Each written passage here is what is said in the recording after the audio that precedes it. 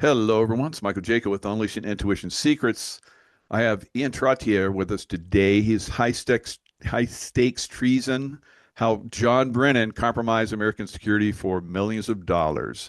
I've been listening to this. I have it on the audio format, Ian, and it is rock solid. You are just crushing it. The information, like I told you before, a lot of us do NDAs, non-disclosure agreements, and we can't really go into a lot of detail about some of the stuff that we've seen and we know about. But you are bringing it out, so I'm very happy about that because it's basically going to bring down this illegal, crazy system. So thanks so much for joining us. Yeah, you're welcome. Thanks. It's a pleasure, Michael. Really appreciate it. Yeah, very very Yeah, good, very good. Roger high Stone, you want me stakes. to read a little bit of what Roger Stone said? Yeah, yeah. Yeah, Let's do it. let me because it's revelatory. Who is John Brennan? This is a four by Roger Stone. Who is John Brennan, and how did an admitted communist become the head of the Central Intelligence Agency? Many of us had that because I was there when John Brennan was there. It was like we knew that he was a former communist, or former, or still is, I think. Former CIA Director John Brennan is more culpable than perhaps anyone in the genesis of Russiagate. Even though he was fired immediately by President Trump upon his initial arrival in the White House, Brennan sowed the seeds for Trump's destruction behind the scenes throughout his campaign and during the presidential transition.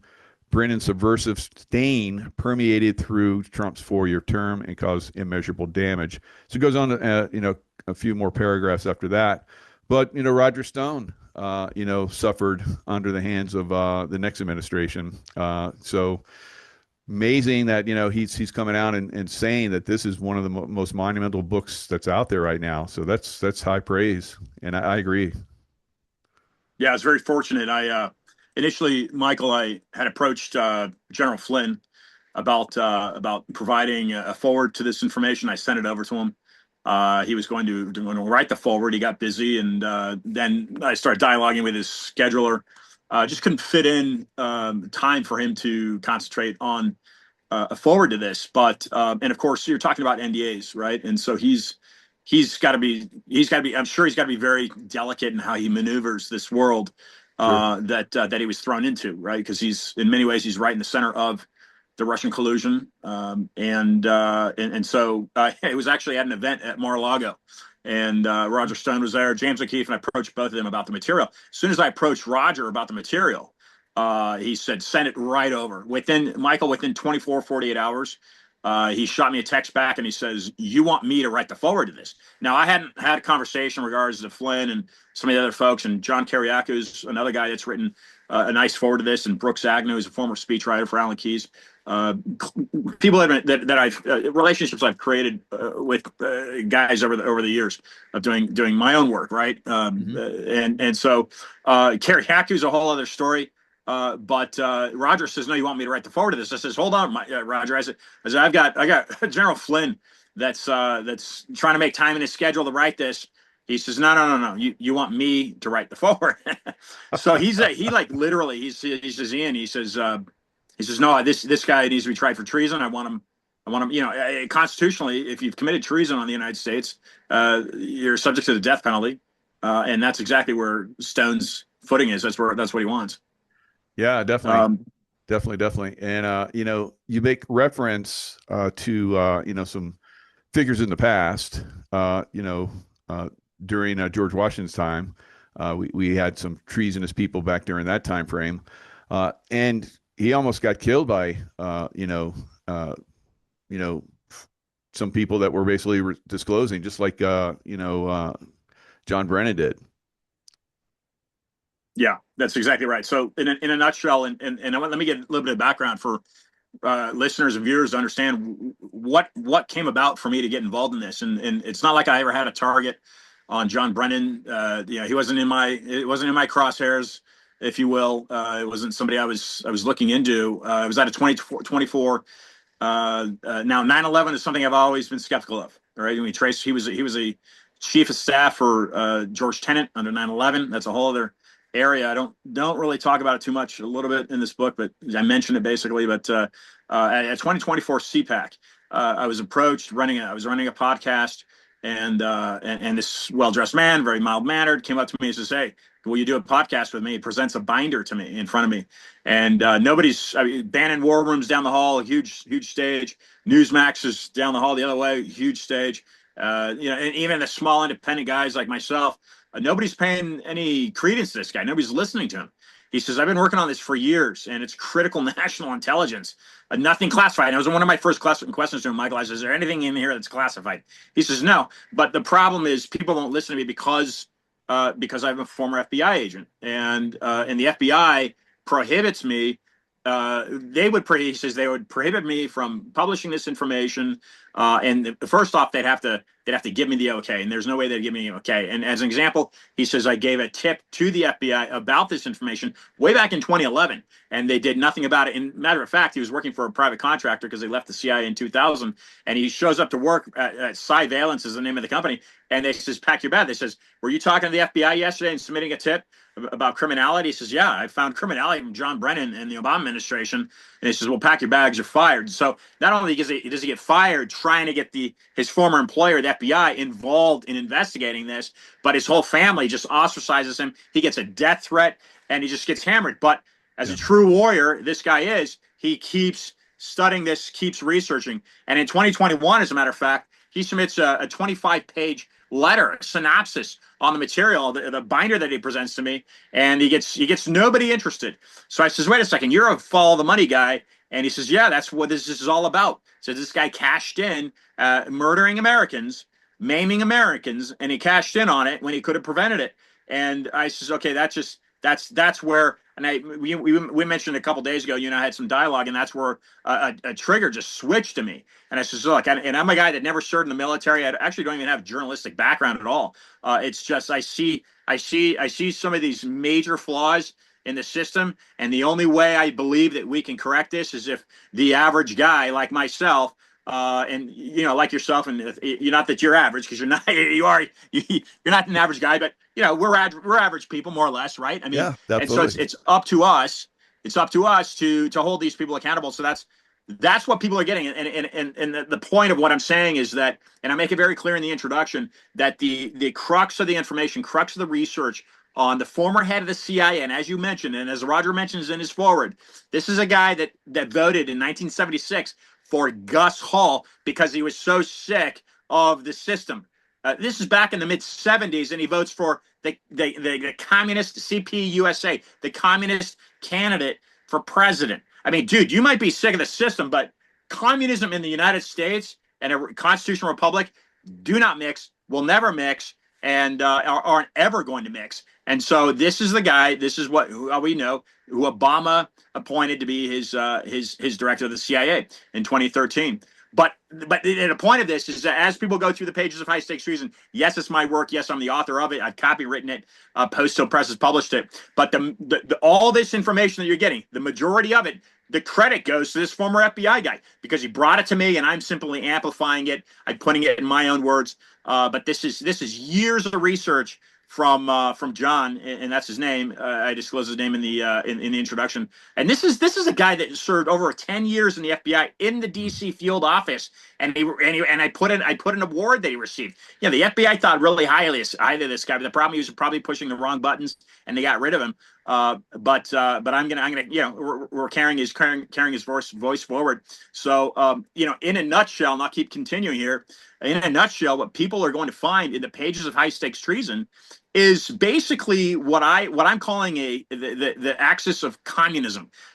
Bush referred to it as axis of evil, and he had these different smoke screens as to why to go in Iraq and why to go in Afghanistan and take out Saddam Hussein. And I'm calling those smoke screens. What it looks like is this Al Qaeda, which was a database, the Mujahideen, when the Soviets were fighting Afghanistan, it looks like the CIA created ISIS, and then of course the American troops go in Afghanistan after that. But this database of terror activity is in 1990 is what the Analysis Corporation creates, and Brennan being the head of counterterrorism in the CIA, and then working up. As a matter of fact, before he gets into the Obama administration, he's the president of the Analysis Corporation. TAC is the acronym that is used frequently in the book. Now, this database is critical because after 9/11, the NCTC is created.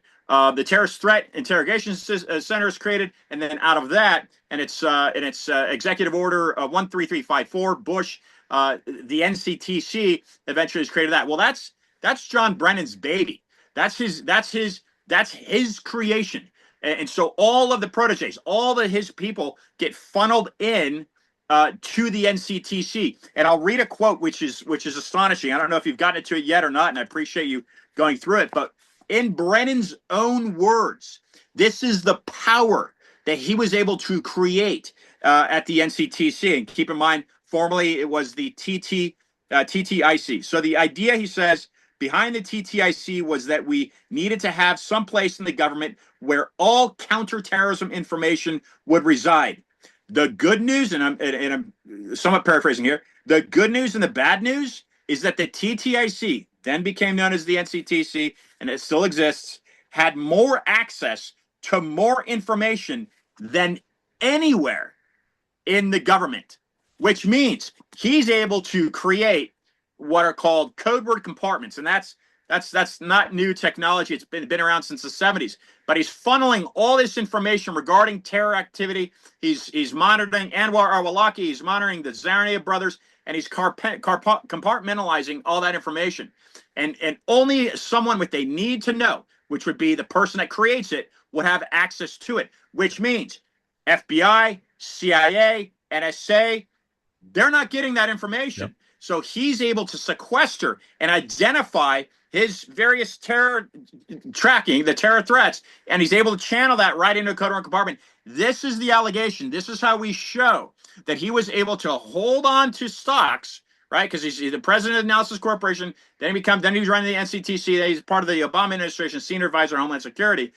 He's able to hold on to these stocks. And that's a direct conflict of interest. And this is the whole premise of the book, is that he's given an ethics waiver to go investigate the Norway bombing, Anders Breivik, and that's what tips off this former FBI agent.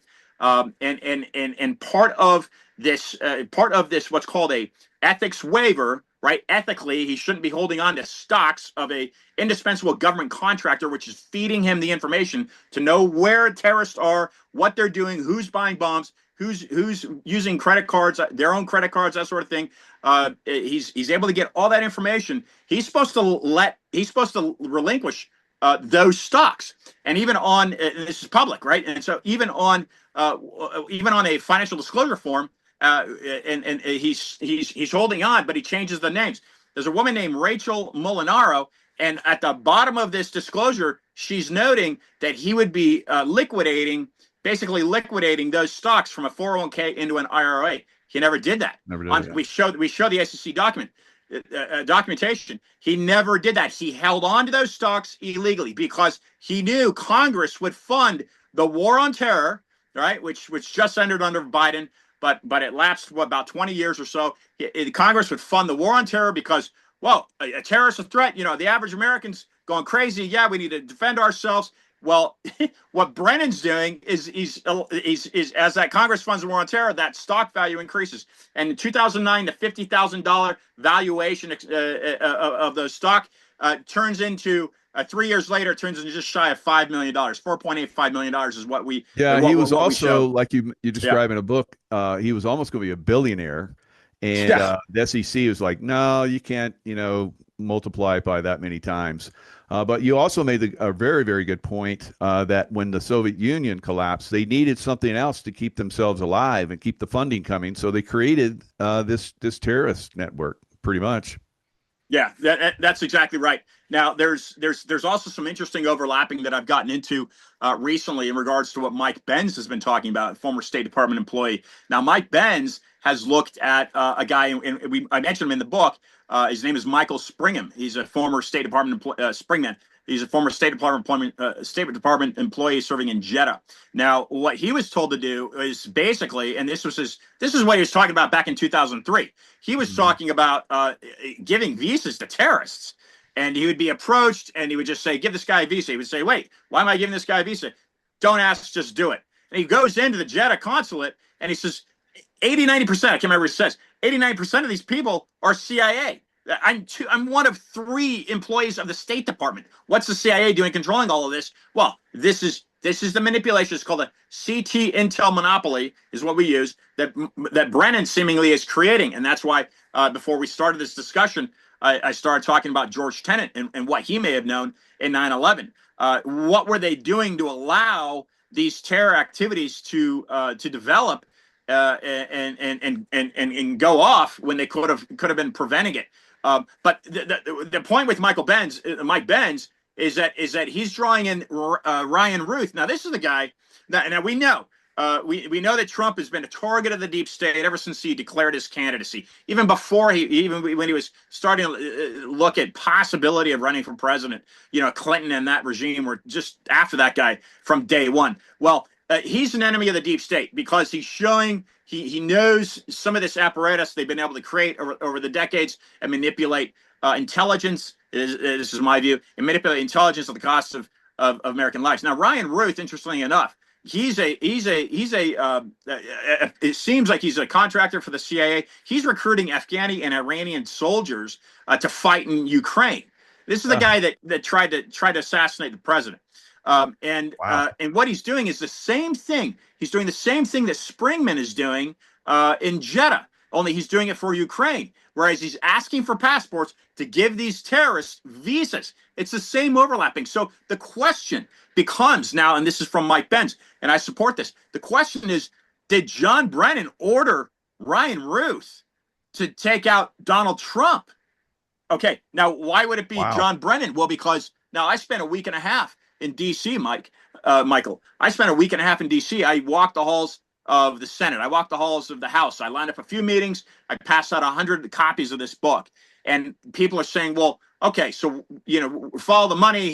This is insider trading. It's happening all the time. It doesn't make it right, but it's happening all the time. So there's got to be a clincher here, right? So why is it that John Brennan is spearheading this movement to target Donald Trump?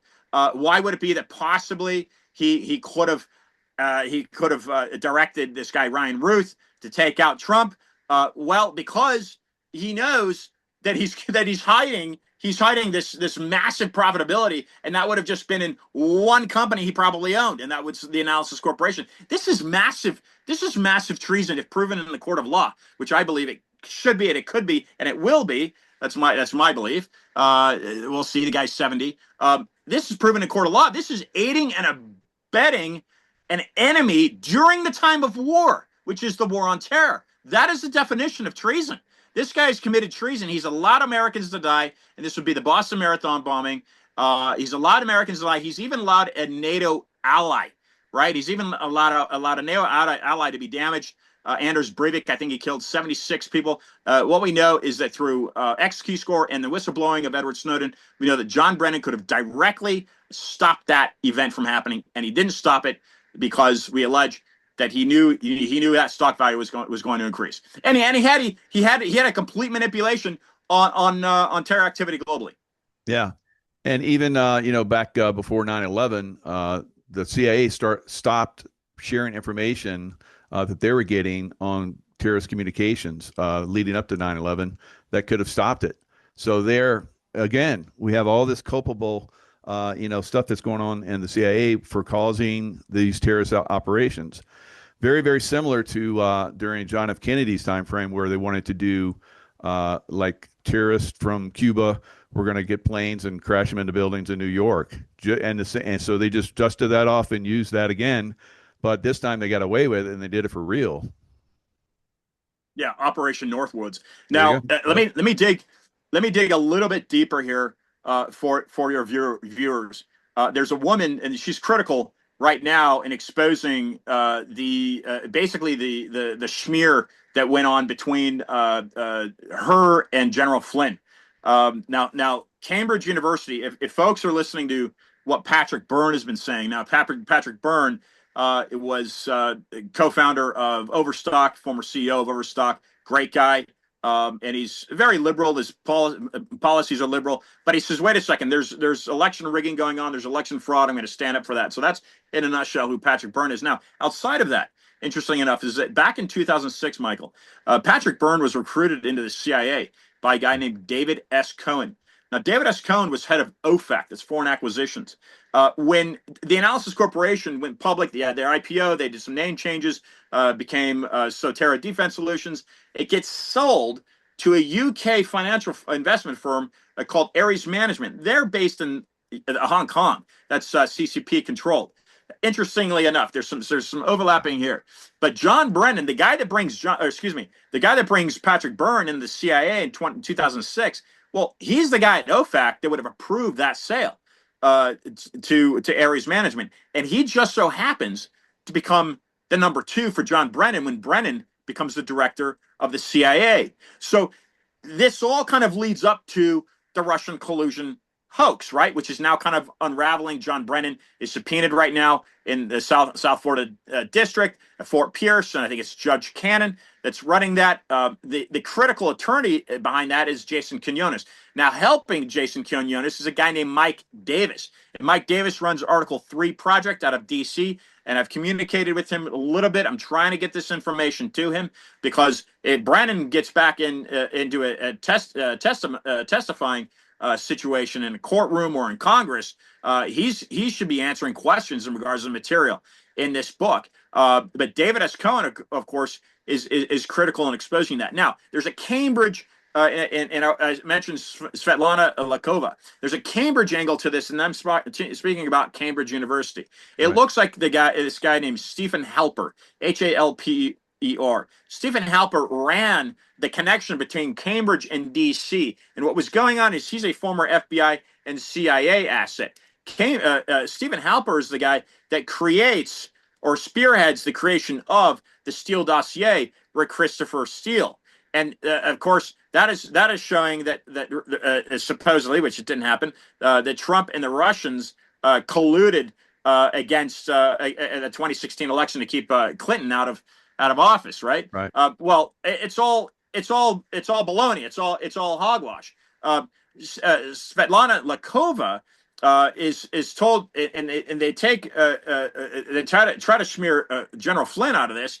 It's saying that they had inappropriate relations, that sort of thing. That was smoke and mirrors. It wasn't true. It wasn't correct. Let me bring it up and dig a little bit deeper for folks to get into this right now. So as of yesterday, there's a guy out of D.C. that says he's very close to a man named Mark Judge. Now, Mark Judge released, and I'll send this to you, Michael. He just released an article on Real Politics, exposing some of these financial connections to this election rigging. And in 2020, that was a flat out stolen election. We know this.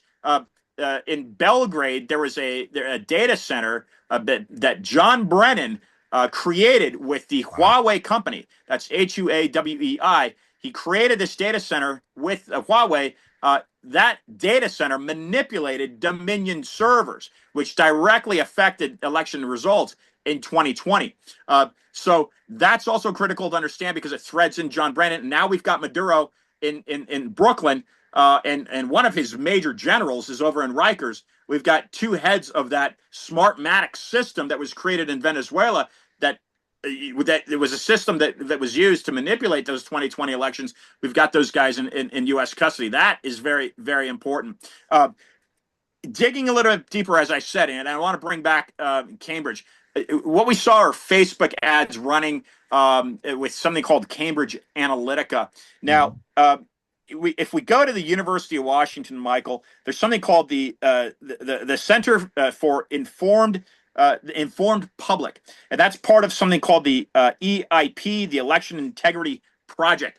It looks like it's that facility in Washington that was the spearhead that worked with Dominion not only to rig the election, but also to create something out of Germany and that's called the Hamilton 68 dashboard. Have you ever heard of that?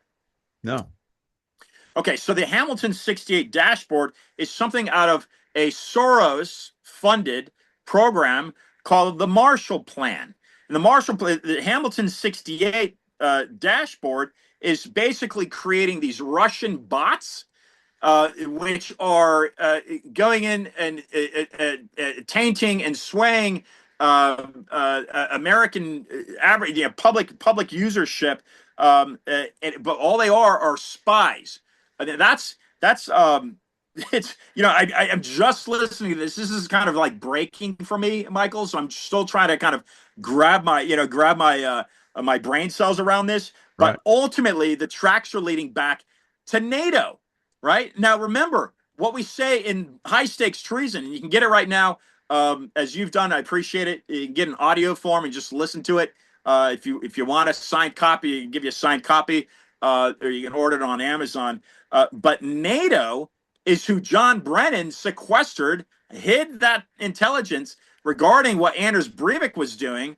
And by the way, Anders Breivik, the guy that carried out that massacre, he's using his, and this is why I mentioned, he's using his own credit card to buy these products, which he used as explosive devices. So he left a massive manifesto and paper trail that we're showing through the programs called PRISM and X Keyscore, through Edward Snowden at the NSA. We know allegedly that Brennan had control over this intel, this information, and he purposely hid it so that the attacks could happen.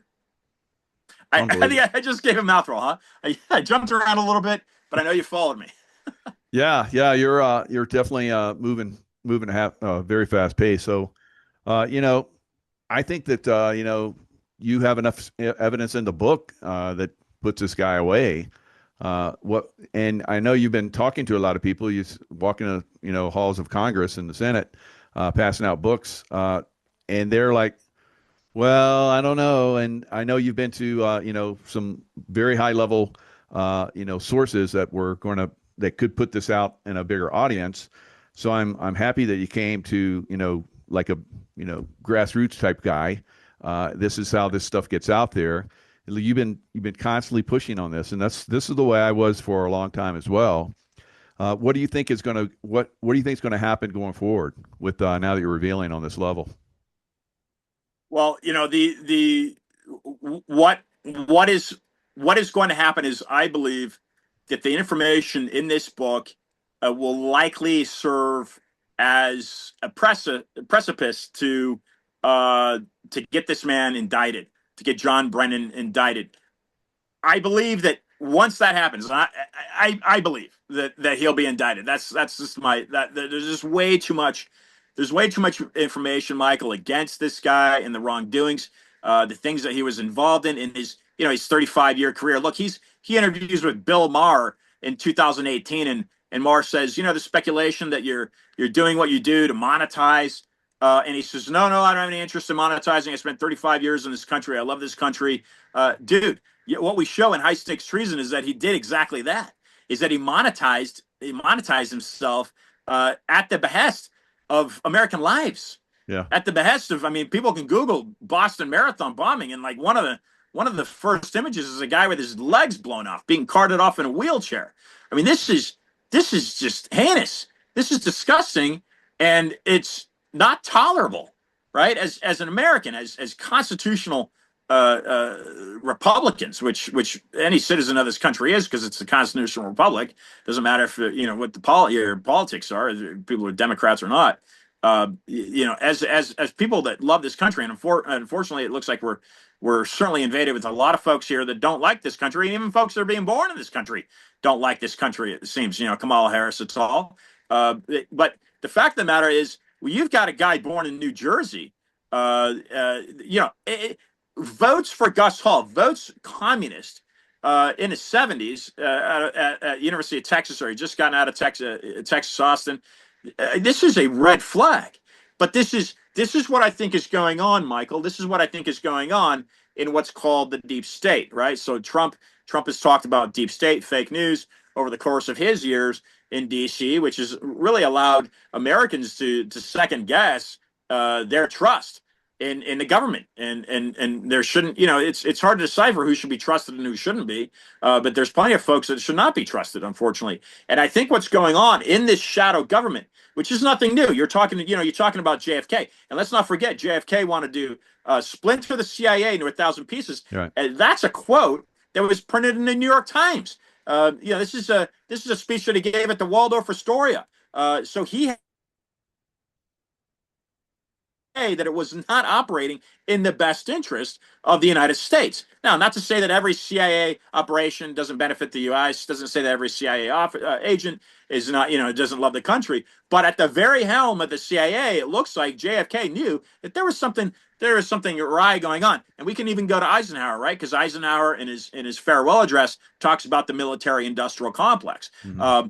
Now, and let me just mention this, because a lot of people critique Trump for going into Venezuela, and thank goodness we've got Delta Force. I mean, who would want to mess with if you're in China and you're Russia? I don't think there'd be a country on this planet that would want to mess around with Delta Force or anyone in the upper echelons like yourself. We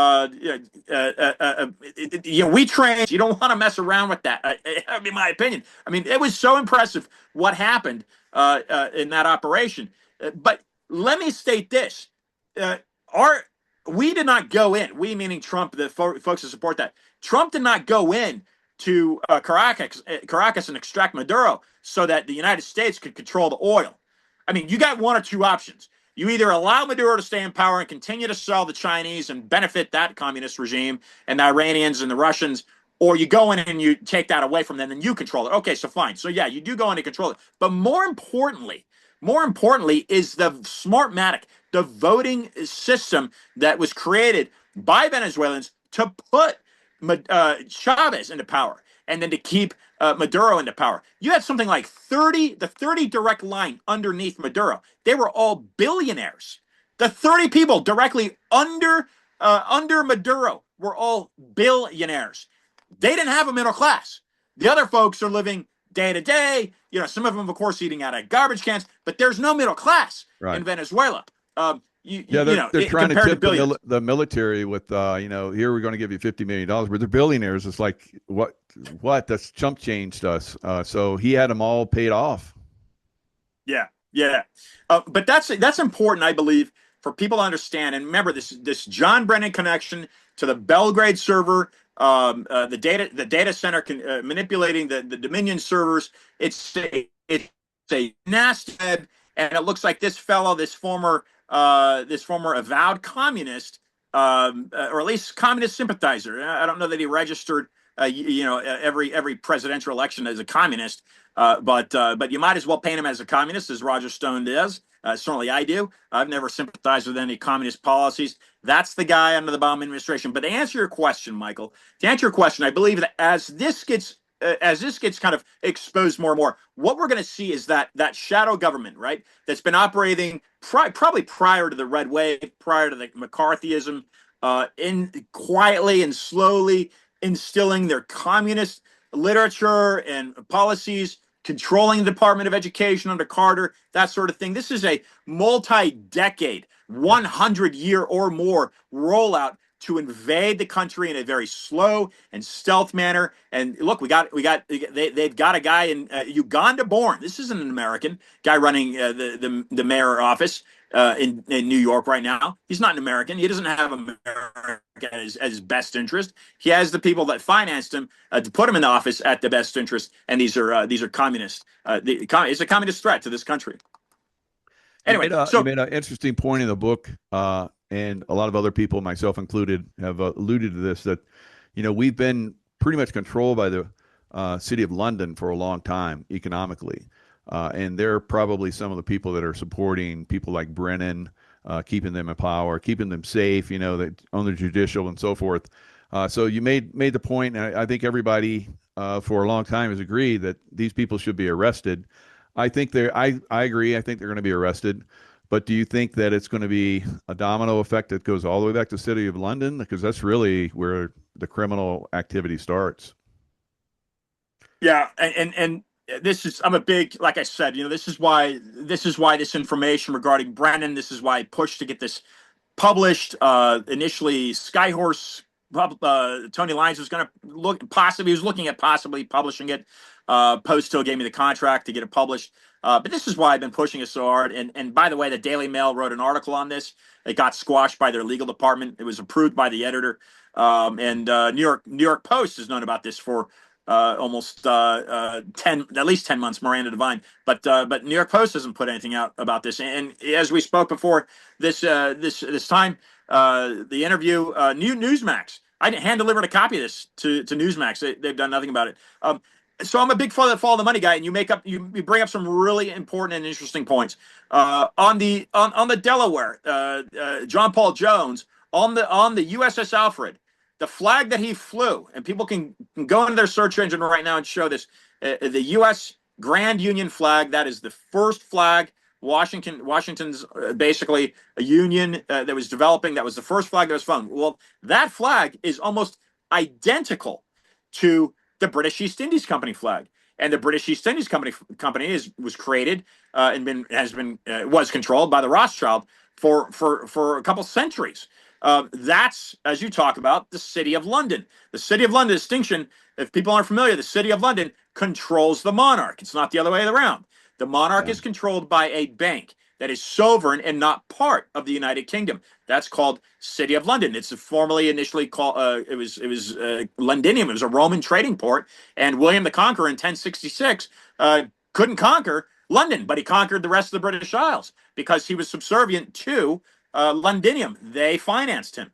It's remained that way, and that's why they have a monarch. That's why the British have a monarch today, because they're subservient to this Roman system, which is of course City of London. Now, how does that tie into the U.S. Grand Union flag? Yeah, and if yeah. if the monarchy gets out of hand, like Charles the First did, they'll behead him.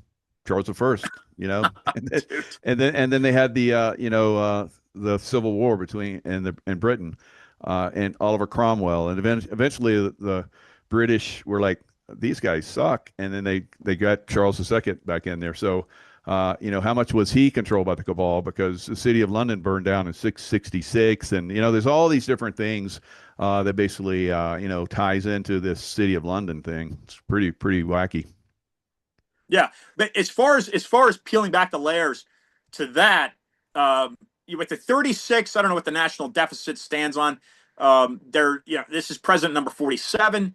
We had one president that left office without a deficit. 1 out of 47. Most people have no clue. And that was Andrew Jackson. And Andrew Jackson ran on the platform and the re-election platform to kill the bank. George Washington, as a matter of fact, he owned shares of the British East Indies Company with his wife. So he was receiving financing. The City of London will stay, it's like a Hegelian dialectic. They'll stay neutral. They'll fund both sides of a conflict. So arguably, King George and George Washington were being funded in large part, and I know some money was coming in to fund the Continental Army by a Polish guy, but in large part, it sounds like they were funded by the same entity, this sovereign entity called the City of London. So it's gone on. It's something that took out Lincoln. If you ask me, it's the reason Lincoln, because Lincoln did the same thing as JFK. He inserted the silver-backed certificates, and they've been so. Trump, and I don't know how much Trump knows. I crossed his paths very briefly. I never exchanged any dialogue with him, but I don't know how much he knows, but it looks like he's targeting the Federal Reserve. The Federal Reserve, people want to talk about constitutionalism. I mean, that's completely unconstitutional in itself. 1913, Woodrow Wilson, right? So if we begin to peel back, and let's say this guy Brennan is held accountable, he's convicted of treason. That would be that'd be my desire. He's a traitor. He's, as I mentioned, I compare it to Benedict Arnold in the book. Benedict Arnold, yeah. That is the beginning of Americans to really understand that 12 years in public education hasn't educated us all. It's just basically given us information we need to be good cogs in a wheel.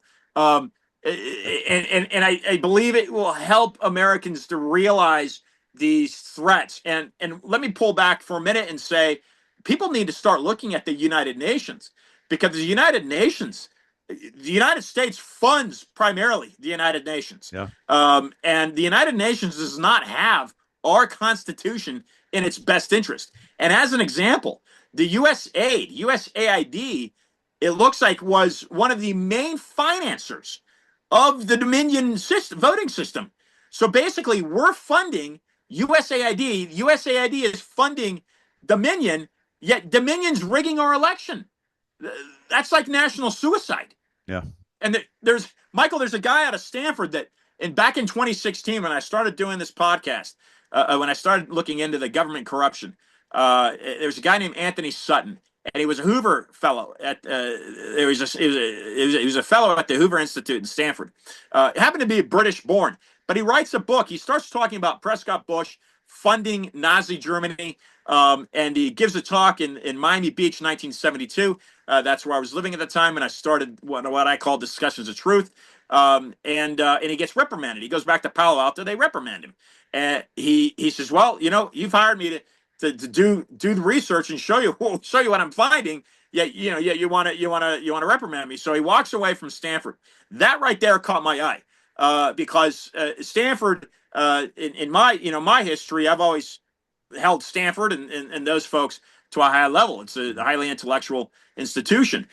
Yet this guy's walking away from that lucrative position, and he writes a book that caught my interest. It's called Federal Reserve Conspiracy, and it goes into this historical lineup of how, like you just said, how the United States and the corporation that was set up to fund the government, it's linked back to London.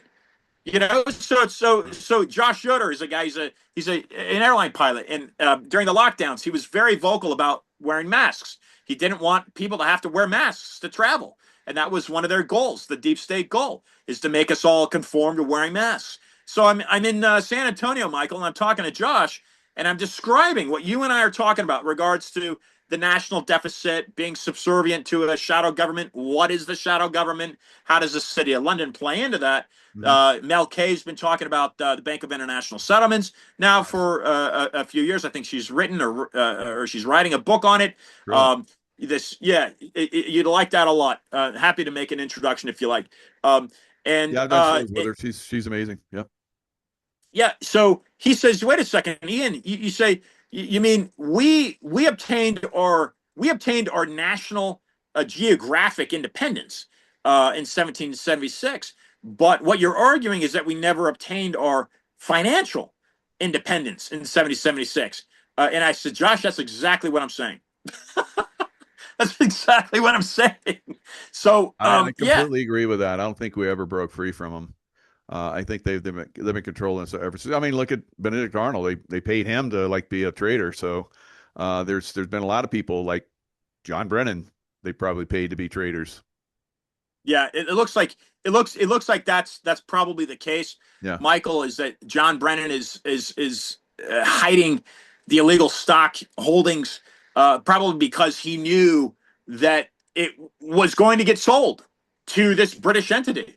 But my question is this: my question is, if you historically you're looking at, and if you look at the British currency compared to ours, I don't know if it still is, but the pound was the most valuable currency on the planet. sure. And if we are still subservient to the City of London, as you and I would both argue, I suspect, the question then becomes, what intelligence? And remember, I made that connection back to Cambridge University.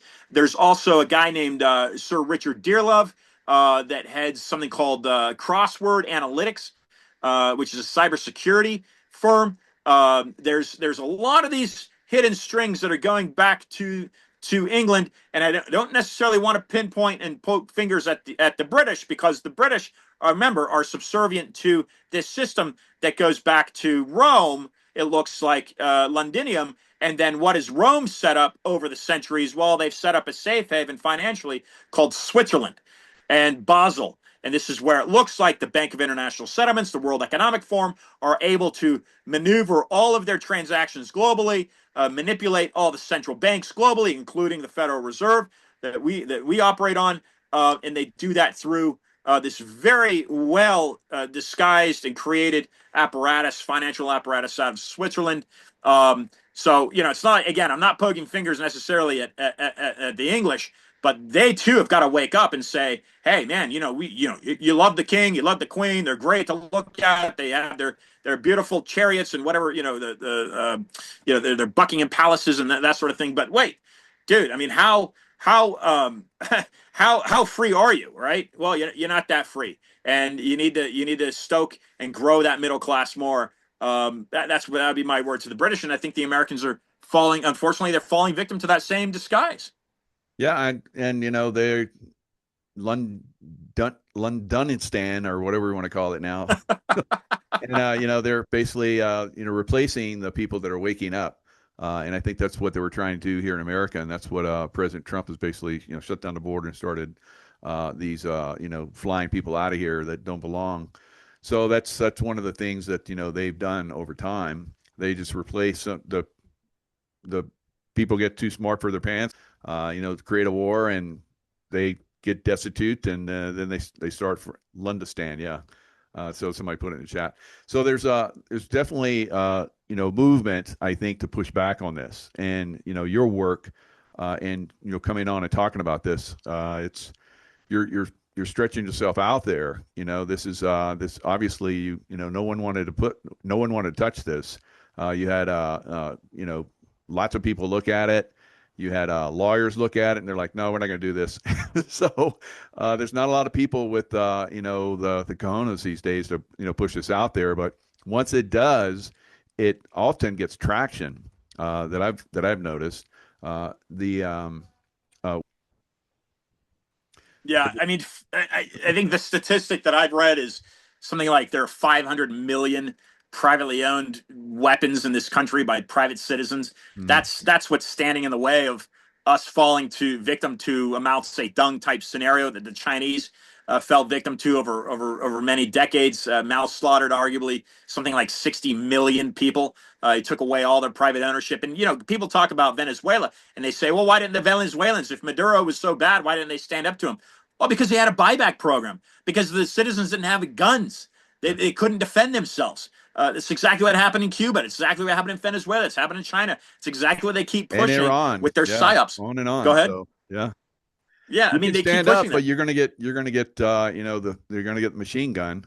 They think that 20,000 people died in Tiananmen Square Wow. because they stood up. So it's you're not going to go against some of these people. They'll give you a little. We're going to do this, and everything's going to be okay. And then everybody's like, "Oh, that's good." And then to find out later, decades later, like there are in China now, that it's just as bad, if not worse. Then they shouldn't have given up. They should have all just pushed back and taken down the government. You notice that for your safety, I'm standing 6 feet back, 6 feet away from you. Well, that's very kind of you. Thank you. What have you got? She says, I'd like to take your temperature before I hand this pamphlet to you. I says, get off this property right now. Get out of here. Good man. I mean, dude, you're talking about, yeah, you're going to get a bullet. And so I says, if we allow this crap to keep building, that person, that census worker is going to show up with an armed Absolutely. enforcer. Yeah. So it's who's going to get the bullet first, me or them, right? And that's where it's coming to, and that's exactly what you said. They don't want to face us. So how many years away are we from their ultimate goal of disarming our republic? Hopefully they're a couple centuries because our voices will echo and people will get what's going on and reverse this what looks like the tyrannic UN. Pull the UN out of New York. Let them go somewhere else. Let them go over to Amsterdam or something. Go into Europe. We should have nothing to do with the United Nations. We have the most massive military. Nobody's going to mess with us. That's just my view. It would take the Russians, the Chinese, it would take an entire gang of those commie countries to gang up and fight us. And nobody's look. At the end of the day, it's guys like you and me that are standing verbally right in their way. And I don't think, Michael, that this John Brennan ever saw. I don't know if he knows about the book. He hasn't responded to me. He hasn't responded to the Daily Mail. I don't know if he had any clue that there was an FBI former FBI guy whittling away at his desk that was trying to get that message out. And John certainly never thought he'd run into a guy like me. So, and I'm just trying to push you. I'm just being a megaphone. That's all I'm doing is I'm pushing the information out there, and I'm exposing the fraud that has been conducted under Barack Obama. And more importantly, is Zygmunt Brzezinski.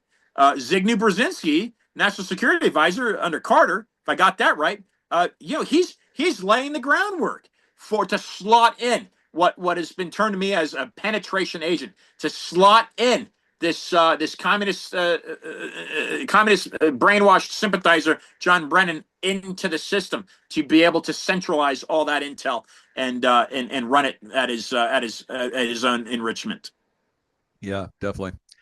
Now, we talk about weapons, and so Second Amendment. In Virginia, they're going to ban the sale of assault weapons and high capacity magazines. It's one of the laws they're pushing right now.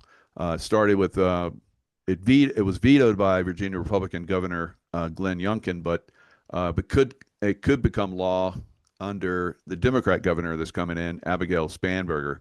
So it's one of those things they're slipping in. They slip these things in. I remember in New York they were talking about doing. Obviously, John Brennan has been doing some illicit things that basically probably some of the people that I work with over time. And when I was in the CIA and John Brennan was there, I wasn't very happy with him. But it's it's one of those things that sometimes you got good people and sometimes you don't, and sometimes you get people like a lot of us knew that this guy was a really, really bad character.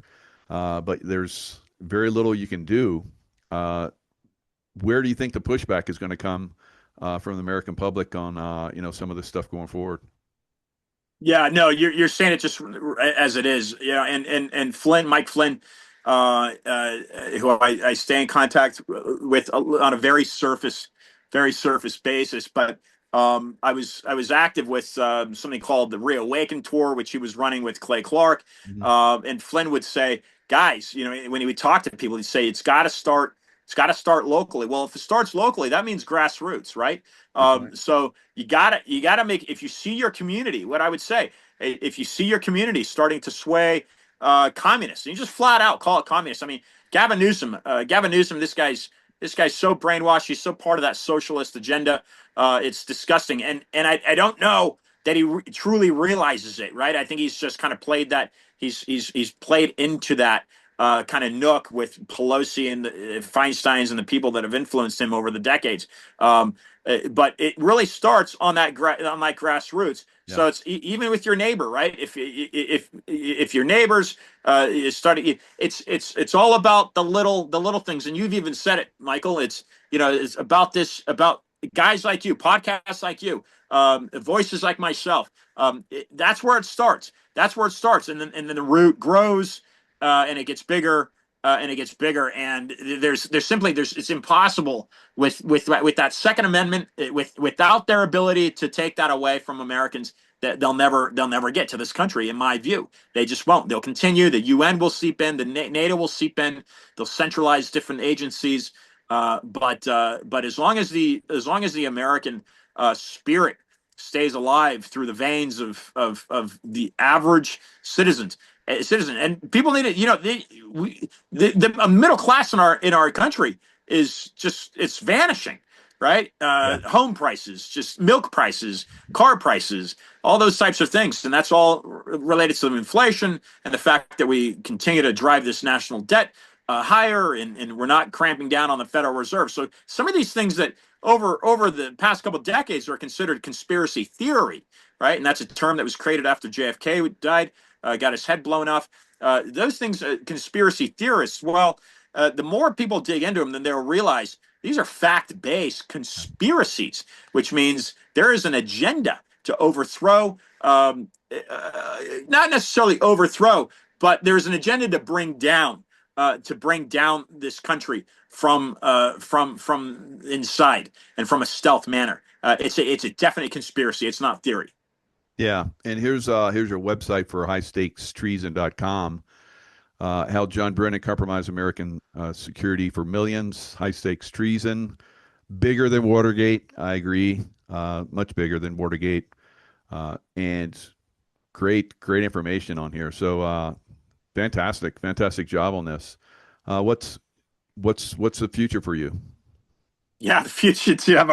Thanks for asking. I've already started on a second edition of this. Nice. There's just so much information that's rolling out and developing, and as soon as we start hearing Brennan's name again in the mainstream with the subpoenas, I've already started a second edition. So my goal, the book came out July 22nd. I let Steve Bannon know that I was working on it. As soon as I got the message from the publisher that it was live, Bannon had me on in 3 hours. It's Natalie Winters, one of his anchors that hosts me. He's out in the field. He calls in. He says, "This is the most exquisitely timed release of a book in the history of publishing." No That's what doubt. Steve Bannon said about that, because Trump had the president of the Philippines in the Oval Office that day, and he called Obama out for treason. Dude, Obama likely was born in Kenya. I mean, Absolutely this was. whole notion of this guy being born in Hawaii, give me a break. I don't buy it. He's a deep state plant, and he's a nice person. I suspect he seems cordial, diplomatic. He's got a nice tone to him, but he's a plant. He's a plant for this communist agenda. He's not an American. I don't believe it. I don't buy it. I mean, I don't. So what's next is the second edition, and I'd like to have that second edition out for June Oh, good. 22nd, which was when this one was released. Fantastic. Yeah, that'd be great. So yeah, I highly recommend everybody, get this book, High Stakes Treason. It's going to give you a lot of insights. Man, I could, like we talked about before the show, I could go in a lot of depth, a lot of stuff that you shared that I know in the background is absolutely true. So it's going to be something that's going to change, I think, mankind going forward. Your book, so it's going to be very helpful. And this video, this show, everyone share this like crazy. Talk about it. Get it out there, because this is how we take them down. This is the grassroots level, and you're going to work your way up, and you're going to get bigger, better shows as this gets exposed. That's the way this works. So fantastic. Congratulations. Michael, I appreciate it. And what people will get from the way that this book is written is they will understand the institutionalization of the way that the government has been intruded upon and invaded. It's systematic. It's highly intelligent. It's highly sophisticated. It's meticulous. These people are standing in the background. They're not urgent, right? They're not running an urgent. This is a multi-decade effort, and unfortunately for John Brennan, from the allegations that I present, he's left a paper trail. So there's absolutely no reason that he's not caught red-handed. Um, Fantastic. and and and yeah, so that's the only other thing I would stress people to start questioning the UN. Yeah. Oh, definitely. Yeah. I mean, you start to question that when President Trump went there with Melania, and they started, they turned the escalator off, and all kind of Right. crazy stuff. So he wasn't welcome there, even though it's like you said, the United States basically funds the UN. So let's just cut them off. It's built on very unsacred ground. There used to be a slaughterhouse where the UN is. So Oh, I didn't know that. yeah, For it's built cows? on cows and whatever. It's an old slaughterhouse site.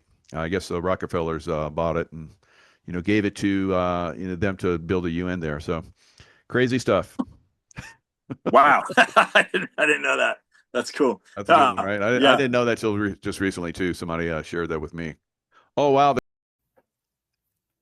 Hello everyone. It's Michael Jacob with Unleashing Intuition Secrets. Joined once again by Derek Johnson. Derek and I have done several shows over the last several months, military roundtables and all kind of crazy stuff. I really enjoy Derek's insights. He's got a wide range of information that he shares. He's got a great website. If you've never been to it, the 1776. What's the name of that? The documents.info.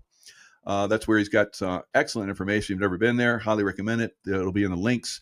So Derek, I mean, you've been really exposing a lot of stuff throughout a long time. I mean, I just saw a picture where you're hanging out with President Trump, and you're speaking, and President Trump, is listening to you talk to him.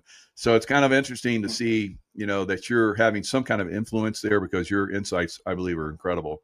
What do you think is going on right now as far as like the military, coming after the deep state? What do you think is happening? Well, I keep telling people, I know that they think that some of us are, dragging this out, and I'm like, I mean, as long as the law shows we're in a continuity of government, which it does, we're in a partial continuity of government, then there's still some moves on the chessboard that they're still moving about.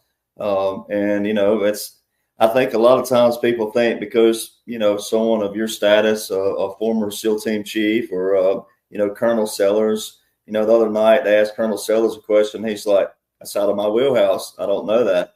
And I mean, here we're talking about a full bird colonel, right? And I think so many people get caught up in titles the wrong way as well. It's great because you need them, but then you get caught up the wrong way thinking that just because you're a SEAL team, SITS or CIA or that you have all the answers. And I'm like, no, there's no way to know that. If we did, we would never have any conflicts because we'd always have the answers, ahead of time, and we could nip a lot of things in the bud a lot easier. So, but right now it's genius to me what they're still doing, because the end goal, I know some people out there just cannot comprehend that liberals or anything polar opposite than you should want to be brought onto the team. But that is exactly what the end goal is. It's never supposed to look like this. I hate the term politics because it was never supposed to be politics. It was supposed to be representatives working for us, the people, if you didn't want to be a representative. And they're supposed to do what we want them to do and what we need them for. And so as population grew, well, we needed representatives. We needed more representatives. And so, I don't like using names, but there's been a few examples out there of some people that I might as well just use one, but look at Marjorie Taylor Greene, who is someone that says a lot of MAGA stuff, says a lot of your key terms, but actually said something that contradicts everything. Now, some could still be playing roles in a different manner, but at this point in the game, saying that, not our war is not what you want to hear from any kind of patriot or MAGA or, whatever you want to title it, Republican conservative. So when Mark Levine called her a nimwit, I'm like, Mark Levine, he's in a role like you and I. He's not a congressman or woman, or a senator or anything like that. So he's just a guy who's sitting back here going, well, the Constitution says this, and the Declaration of Independence says this, and he's a foundational character. And he could, anybody can have a skeleton in their closet as far as like he could be being puppeted out there on Fox News, but he's still not a representative. So her saying that, and then you saw Ted Cruz get annihilated by Tucker Carlson for not knowing anything about Iran. And so there's another thing right there. So if you go back to the 2016 campaign, President Trump said that he said it this way, and he pointed at him. He said, this guy right here is the biggest liar out of all of these on the stage. And he was pointing to Ted Cruz. And then he called him Robin Hood. He had a nickname for him back then, called him Robin Hood. He said, this guy borrowed from Citibank and Goldman and Sachs and didn't report it in his reports. So, Goldman Sachs was one of there's a 385-page report on, and maybe more than that, but that's one of them that shows how Goldman Sachs was the key component of the 2008 financial recession. So, that's not someone you want to be borrowing money from and then that be on your record. So, all this stuff is still a takedown. And it's teaching people still, though, that like you and I have been talking about this for going on 3 years that I've known you, and teaching people consistency. And then what information you provide them, what kind of information is it? Is it something you can sink your teeth into that's, it's credible? And a lot of these people they just talk. Now, sometimes talks are productive, perspective, but I've always said if perspective don't lead to a solution, then it's just a bunch of hot air. And so a lot of these people are doing that, and a lot of patriots, conservatives, Republicans are learning firsthand to keep your friends close and your enemies closer. And the enemies closer are the ones who talk more like you and replicate you. A friend's going to be honest with you. Hey, Jaco, I don't think that shirt looks good on you, or but can do it in a way that don't hurt your feelings, but still be honest with you. Your enemies who are trying to replicate you, they're not doing that. They're brown nosers and posers, and they're saying everything they can to look the part, and they're pretty good, some of them. So that's what a lot of people are seeing right now with that play out.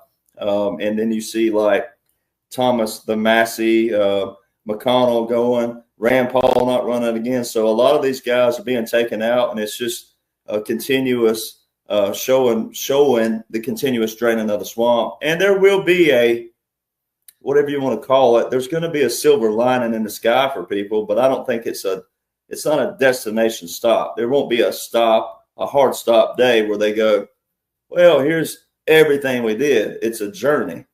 And it's just getting people to see that. Yeah, that's.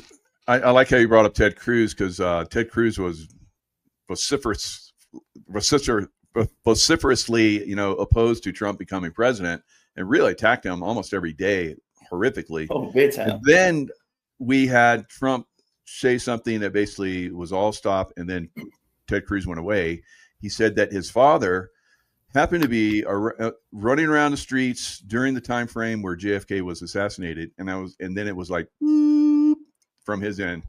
So we know that a lot of this stuff is basically military protocols and so forth that Trump understands on a very high level. That's why I think he likes to have you around, and you understand this on a very high level as well. The military symbolism, military operations, military law, military optics. You are a master at this. I have never heard of anyone talk in any. I mean, because you even said you saw Colonel Sellers, kind of outside my realm, but for you have eaten a lot of this stuff up and give us really good insights. I think one of the best ones that I liked was during the when Biden came in and they did a military funeral for him, and you basically lined it all out. And I was like, wow, that is absolute. And then I did my own research and I dug deeper myself, and it's like, you absolutely scored 100% on that one. So good job. So we're seeing more of that. A lot of people ask us some very in-depth questions. One of those the other night is like, do you see President Trump as a good president? And I said, I don't see him as just a good president. I see him as the best president in history, and he will probably go down as the best president in history. So, many of us are looking at this as, an incredible opportunity to see this our America transform in a good way. What are your thoughts? Oh yeah, and I feel the same way. I mean, he's the Cyrus the Great of our era. People don't realize what Cyrus the Great did. Taking out the Babylonians. There's no way. And I mean this with all due respect to, President Reagan and even Gerald Ford and different people in history. That's why I tell people all the time, quit going by Google research on, Digital Warriors was meant to be like true secret military, true military. Now I'm not telling people not to read and research, but you got to be careful with that. Because it can send you down a spiral and you end up on some wrong people. But it's bringing up President Reagan and President Ford. There's been good people throughout history. They haven't all been bad just because the swamp that surrounded them. It just was more infiltrated with that, and then they created their own system. But there were some good patriots along the way that thought that they could, rally the troops, as the saying is. And when Reagan got too charismatic and Ford did, they fired shots at him. And so, and even like George Wallace, who I bring this up all the time to show people, since now we're kind of getting a fundamental reset. It's not a change, but it's a fundamental reset. But George Wallace was the governor of Alabama, and he made a presidential run. And he was controversial to a lot of people because they didn't pay attention to context and detail and what mattered. He's the one who stood on the front of the University of Alabama and wouldn't let the black student into the building. But what he was saying back then as governor, he said, I'm the governor. I don't write the law. I don't pass the law, right? I'm to enforce the law. And as the law sits right now, the law says this. And he said, what kind of governor would I look like if I went against the law? See, he didn't stand in front of the building because the female was black or a female, and so a lot of people don't understand that terminology. And if we don't have a basis that we all stand on and the principle that we stand on and the foundation that we stand on, then you can always grasp for straws at any one moment, any one time. It'd be like being in the military and then all of a sudden, some young buck private telling a full bird colonel, what he's not going to do and this, that, and other.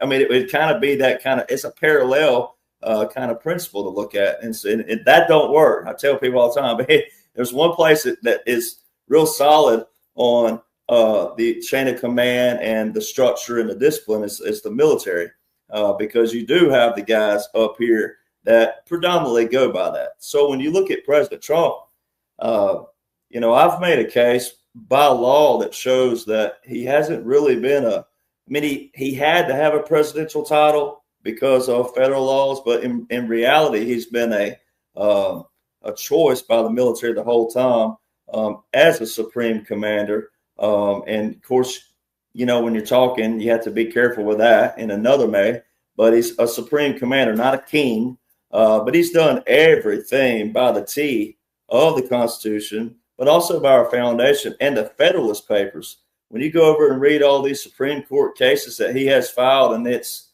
numerous petitions, but like the one that when I was in South Dakota and I texted your wife and I said, hey, you got to get Jacko on. Like, we got to do this one about this case that President Trump has filed about SEAL Team 6 specifically.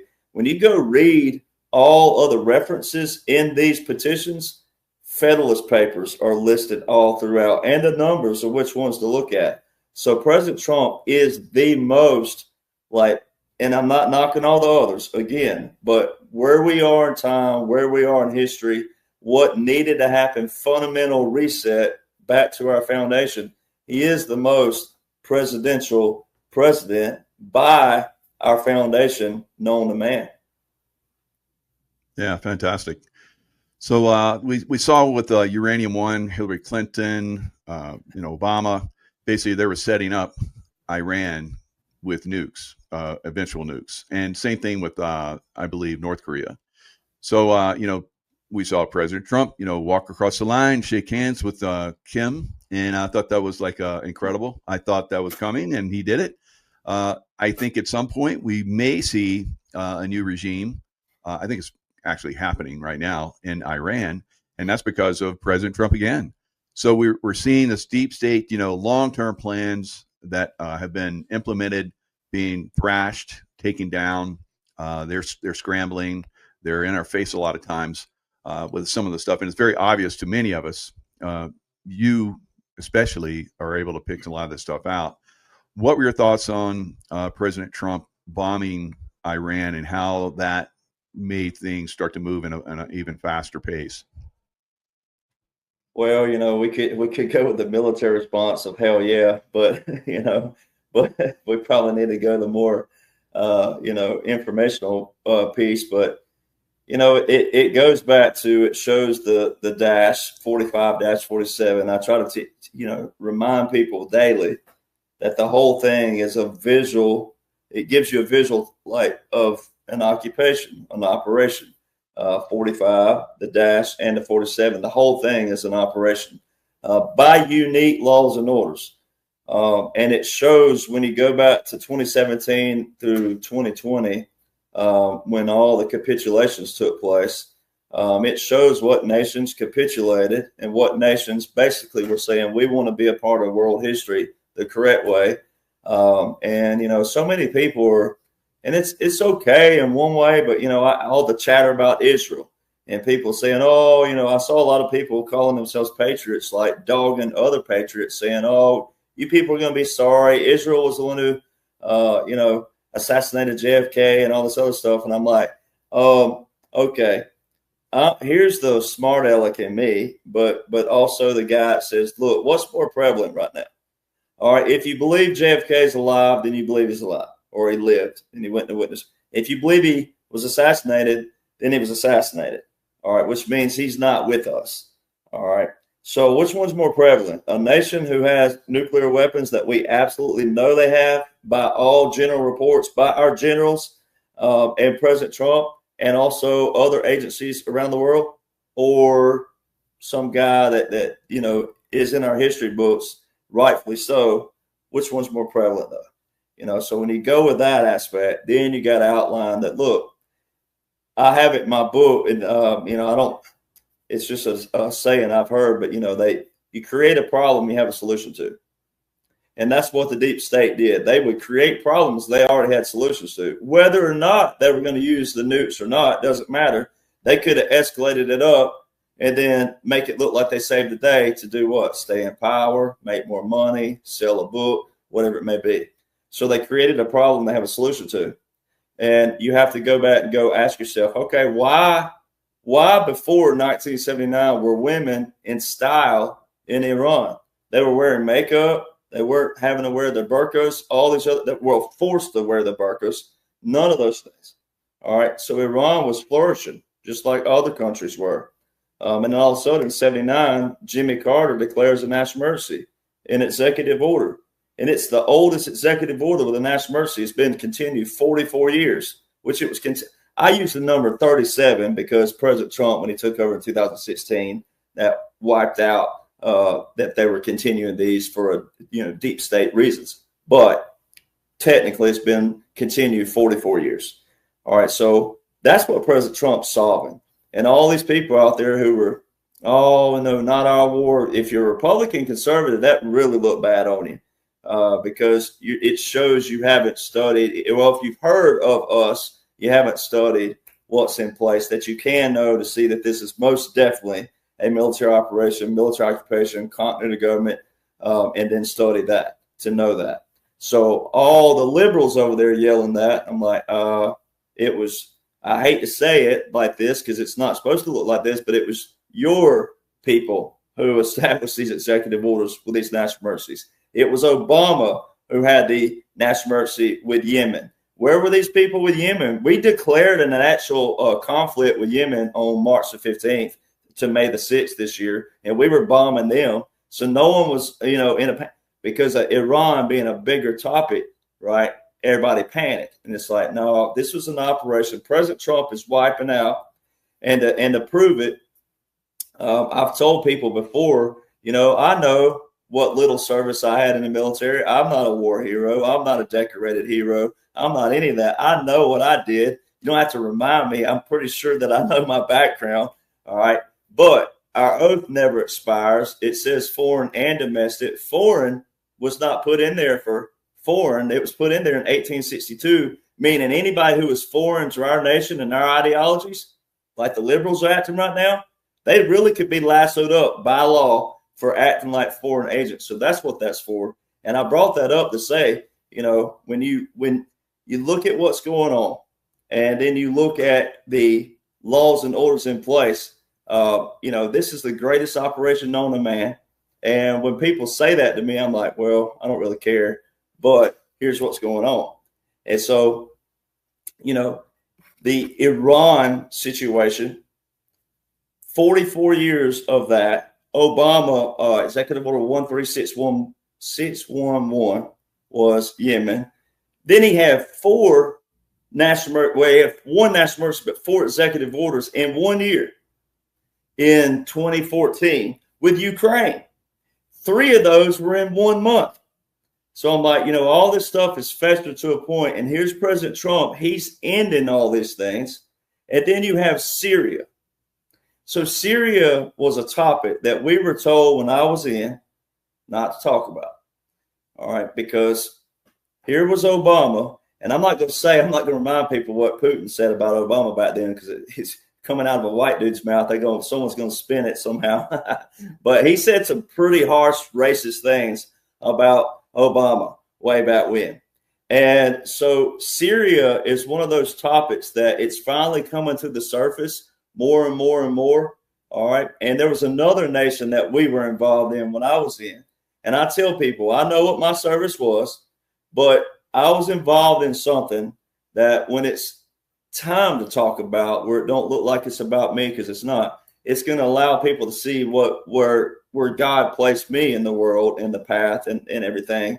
While I started studying and figuring this stuff out and whatnot. And then I have some key connections to something that also ties in, and they also watch us as certain people, and they'll be unveiled in the future. But that whole thing to do with Syria, President Trump literally just this past week ended all these executive orders with national emergencies with Syria and opened up their market for the U.S. to enter their market. The same thing he just did with Vietnam. When you really think about what's going on, that opens up all of the questions for veterans of Vietnam era who were treated the worst ever. Out of all veterans, they were horribly mistreated. Doesn't matter if they were draftees or they signed up or not. They were all mistreated.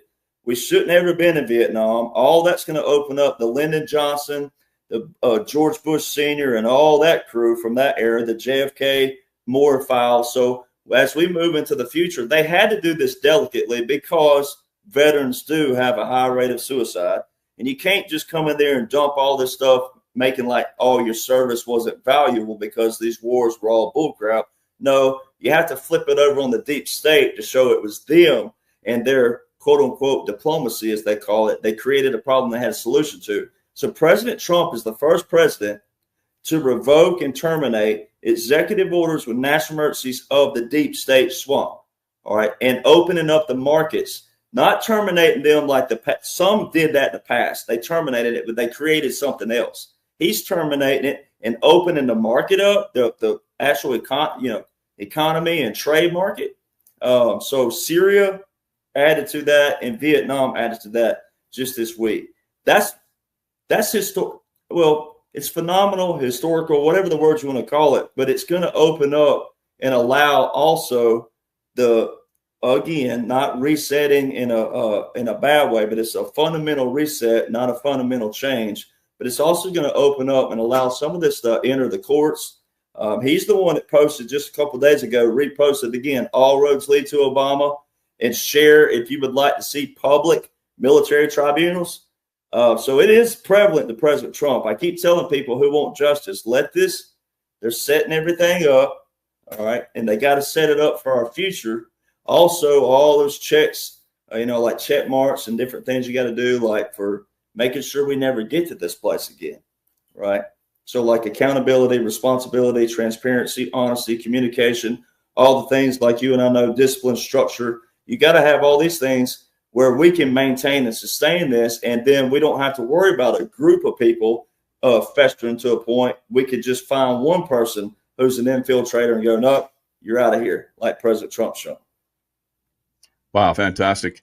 So, Vietnam, the Vietnamese now love Trump. They make statues of him. I've talked to some of these people. It's incredible. They love Trump. You look at Syria. Some people are posting that the Syrians are dancing in the streets for President Trump. So something's up. President Trump obviously is making a difference. Now, when I left the military, it was still under Bush. And then a little while later, I started working for the CIA, and it was under Obama. And I went to all these countries that we're having problems with now. And I can tell you that Iran was the problem. And we know that the people of Iran were about, during that Arab Spring, they're ready to, like all these countries are going down. We're gonna go off too. We're gonna get rid of our, evil group. And Obama didn't back them. They needed someone to back them because they have Hamas and Hezbollah will come in, and two other Iranian, groups that, I've had to deal with those people in Afghanistan, Iranians, all these. Iran, it's every place I went. Iraq, Afghanistan, Pakistan, Yemen, Lebanon, all of those, Libya, all of those places, you could see the mark of Obama's, screwing everything up. Obama and Clinton, right? They were screwing up the whole Middle East, and now Trump's cleaning it up, and the liberals are fighting him the whole way. It's crazy to me.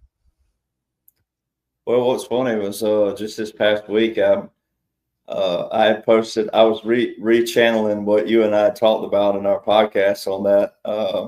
And I put up this post, and you can only put 4 photos up on True Social, just same thing as X. And so I was trying to get it all in one. And I saw a message come through on my Facebook. It just so happened to see a notification that says your True Social's not showing up. I was like, uh-oh, because it had nothing to do with location and if you had service or not. So I looked on there, and sure enough, they had deleted it, my profile. And so I text Siggy really fast, and I said, hey, and I shot her the screenshot, and she's like, I'm on it. And so she loops me in, and I haven't told who it is yet, but she looped me in on a group text, and he's like, all right. He right to Devin Nunes, and it wasn't.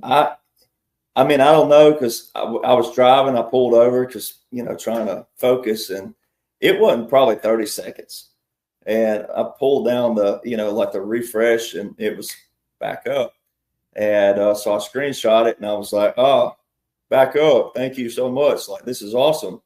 And he goes, I'm just repeating. He was like, holy shit, that was quick. Like it was quicker than what he thought was going to happen.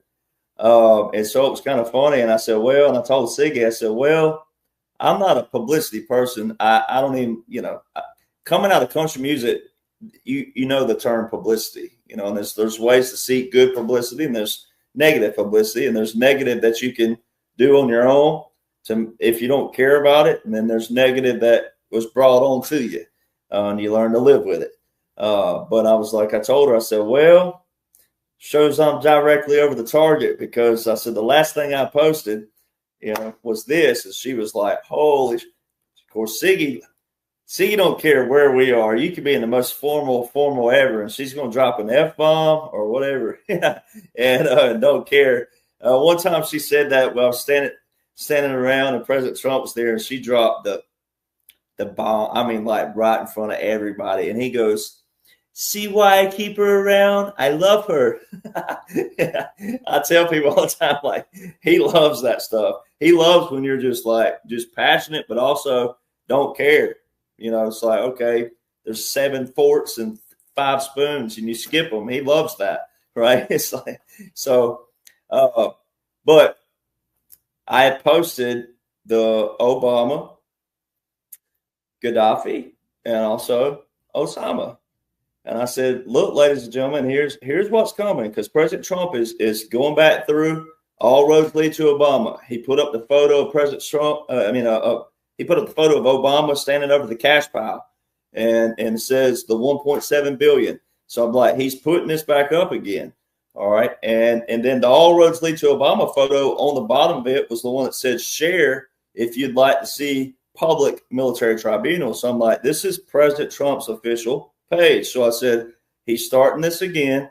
And with the Iran situation, that's your executive order 12170 by Carter. So he's finishing that, and talk about regime change. Well, they're getting that stirred up out there. So when you see what comes in the future, and the Abraham Accords, Syria doing what they're doing, Qatar and all the other different countries who are working right now on everything, I said there's a lot more Abraham Accords countries coming in, and you'll start seeing that. But you're also going to see the justice part, because in that March 19, 2024, it was 4 months before the quote unquote assassination, which we all know, anybody that knows it, can study it, saw special operations in the 2016 unconventional warfare. And so that case is, that's going to be of the future. When I don't know when they're going to show it, but that case, when it says, can a president order SEAL Team 6, and that's the one that I text Jaco's sweet wife, and I said, hey, you got to get him on ASAP. And let's do a show on this before anybody else gets it, because this man right here is the one that needs to be talking about it, because SEAL Team 6, the last time SEAL Team 6 that I know of was involved with anything with the president, public, was Osama. And that was May the 2nd, 2011. And 5 months later, Gaddafi. And if you go to Wikipedia, which I don't highly recommend sometimes, but sometimes they're pretty accurate, and the term with Gaddafi is assassinated. Well, that's going to open a massive can of worms with this, because one of the key, it's like 3 amici curiae, which are friends of the court. One of them is General Keith Kellogg in this petition, which gives me chills every time I think about that, because President Trump has highlighted him all along the way. He's also the author of the 2017 National Security Strategy, which is the most recent and last one posted on the Department of Defense. They don't have Biden's 2022 up, and let's be honest, it's 2025. There's plenty of time for them to put a little emoji picture up on that site if Biden was real and president, and also recognized by the DOD and the military. So that case specifically says not only there's a 3 amici curiae, but it also says multiple leaders and senior executives astounding no. So that's going to open a massive case for not only Obama, but Hillary Rodham Clinton with Benghazi, Libya, because of Gaddafi. And he's the one that stood there in front of all those leaders. It's all recorded. And he was mocked and laughed. And he said, the United States is going to do, and he was talking about the old United States. He was talking about the 2016, ladies and gentlemen, and prior. He said, the United States, it will do the same thing to you that they did to Saddam Hussein. All right. And if you don't get chills over that, and he stood there and told him that, and the former leader of Syria that fled, he was the one they showed laughing at him. So this was a massive military operation, and there's no way President Trump did this as a regular president. And it required multiple strategic layers of plans by the likes of Jaco and different people on that caliber, with the mindsets and the history that Colonel Sellers and Lieutenant Colonel Bosey and Major Jim O'Connor's. I mean, this was a strategic plan that had every checkpoint, A, B, C, D, E, F, G, all kinds of flanks. If something happens here, we can do this. If this happens, we can do that. I don't know, man. It's hard to describe what we're living through. It really is. Yeah, it's fantastic. You're doing a good job of describing it. So I appreciate your insights. One of the things that I like to look at is long term, what this looks like in the future.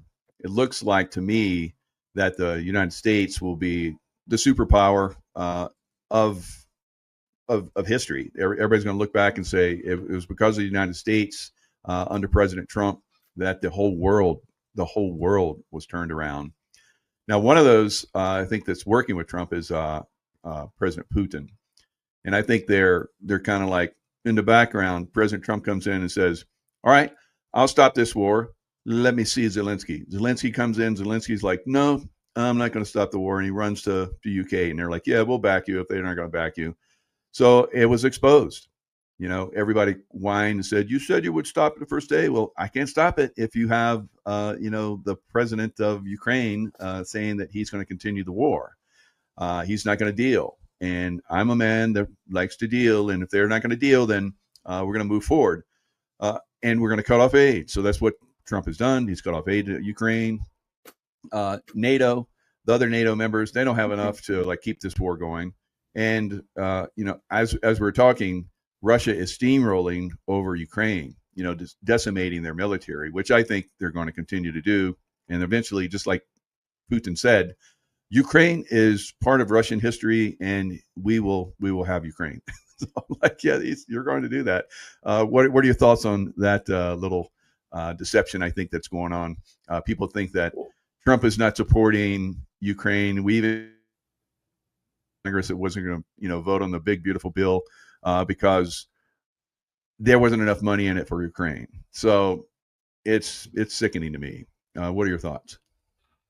Well, it's the whole operation, the whole going back to the July 16th, 2018 soccer ball.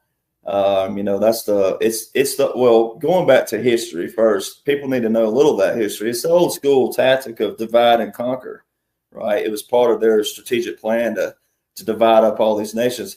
Who gave them the right? Who gave all these people, and of course, a lot of them are dead and gone now, but who gave them the right to go in there and divide up the Soviet Union? So there's that straight up, and it's the old divide and conquer. And then they say, well, you can be this kind of nation with this kind of government. You can be this one and that. So they all set this up, all the swamp. So a lot of people need to go back to that.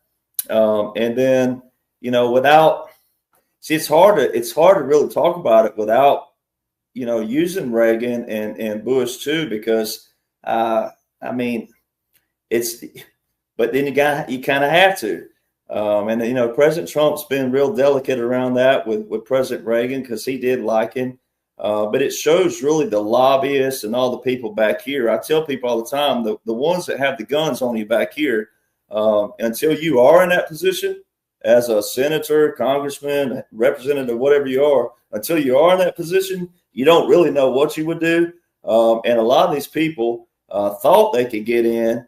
And it would be one or two here and there that had the strong voices, and then they would get quelled really quick, and then the swamp just kept going.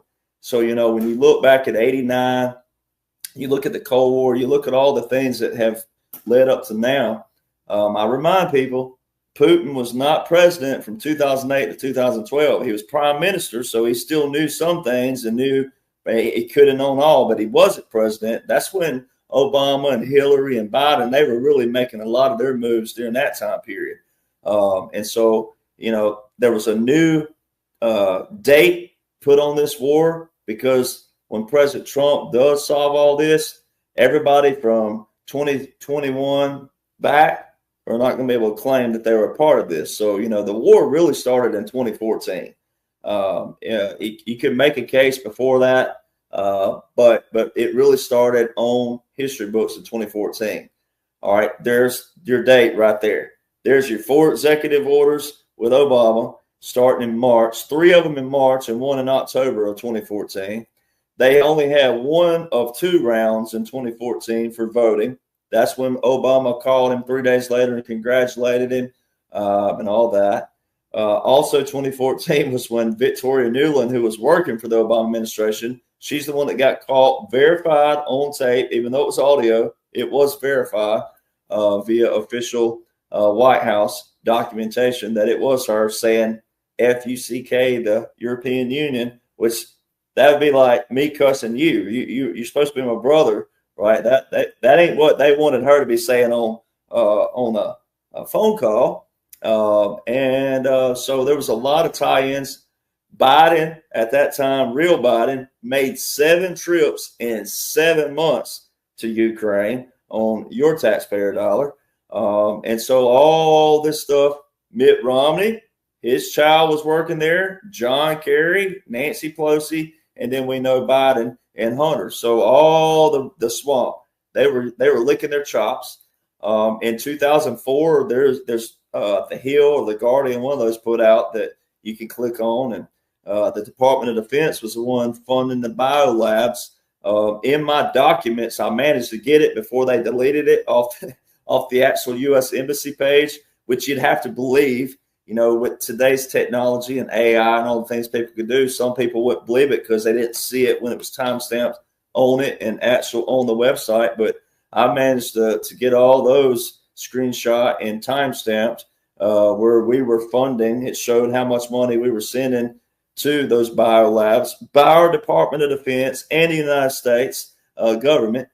So, this was, and then it ties back into Uranium One, which President Trump said was the greatest scandal of all time, which it really is, $145 million deal. And so all this ties in.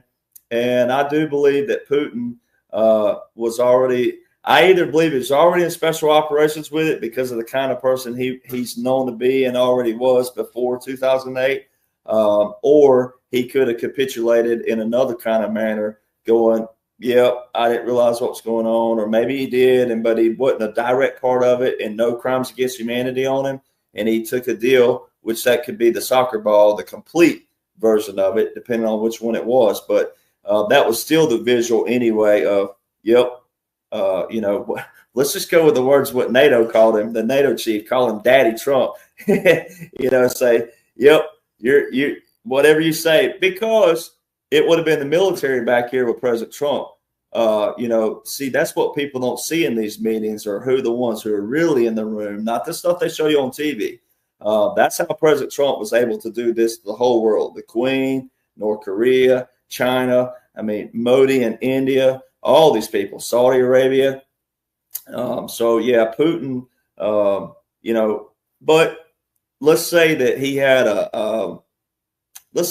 had some bite out of that uranium deal, but it still wasn't something crazy significant. What President Trump, it's just an idea. I tell people to think outside the box, but this is what a special operation would kind of look like. He could say, all right, you were doing this and you were doing this. So what you're going to do is you're going to go into Ukraine. You're going to take out these biolabs, but the media is going to smear you. That will be your part of the deal, is that you have to take the smear on what's going to take place to you. And then on the flip side, when it's all said and done, here's what it'll look like. And here's how we will all come together. And then, as we move into the future. So that's just an idea for people. But that soccer ball was clear, and what brings it all in is when you do the timeline. So 2014, all that stuff we just mentioned. 2018 was a soccer ball. Shortly after that, in October, President Trump announced that we were leaving the Intermediate Range Nuclear Forces Treaty. All right. So that actually sounds scary to some people if you go read it, but it's not. It actually promotes the polar opposite. It's called a MAD doctrine, mutually assured destruction. All right. So it would be to where, okay, you won't react if someone's going to, until someone bombs you, right? You won't do it to them first. It will be more like a self-defense mode if that was going to happen. But because you have nuclear power and they might have nuclear power, it'll come to a standoff, in which results in basically nuclear peace when you go read that. All right, so that was 2018. And so when you go to 2022, when the new declared war took place, it was Victoria Nuland all throughout 2021. See, all these people from the past, they brought into the quote-unquote Biden administration. All right, showing that cohesiveness of the swamp. All right, so Victoria Nuland was the undersecretary for quote-unquote Biden.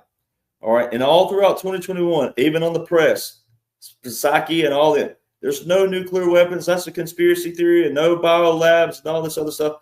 It's a conspiracy theory. They're making this stuff up. Tulsi Gabbard, this was when she was making a name as a Democrat, but swapping over. Tulsi Gabbard, Mitt Romney called her a conspiracy theorist, and it was all false. All right. And so the same week, Victoria Nuland's under oath, under congressional oath. And it was Marco Rubio, who also President Trump annihilated on the 2016 campaign trail. Annihilated him too. So Marco Rubio was asking her, are there biolabs in Ukraine? And after all throughout 2021 of no, there aren't, and that's a conspiracy and all that, under oath, she goes, yes, but we were afraid the Russians are going to get them. And it's like, oh, they got them all right. That soccer ball got them. And so what ties that all in and makes this so awesome was when you do the optic of the soccer ball. So Zelensky wanted to run an ad for the FIFA World Cup, and the FIFA World Cup said, no bueno, not happening. All right, so there's that. But also the bigger key with the soccer ball is there was one nation who didn't play in the FIFA World Cup.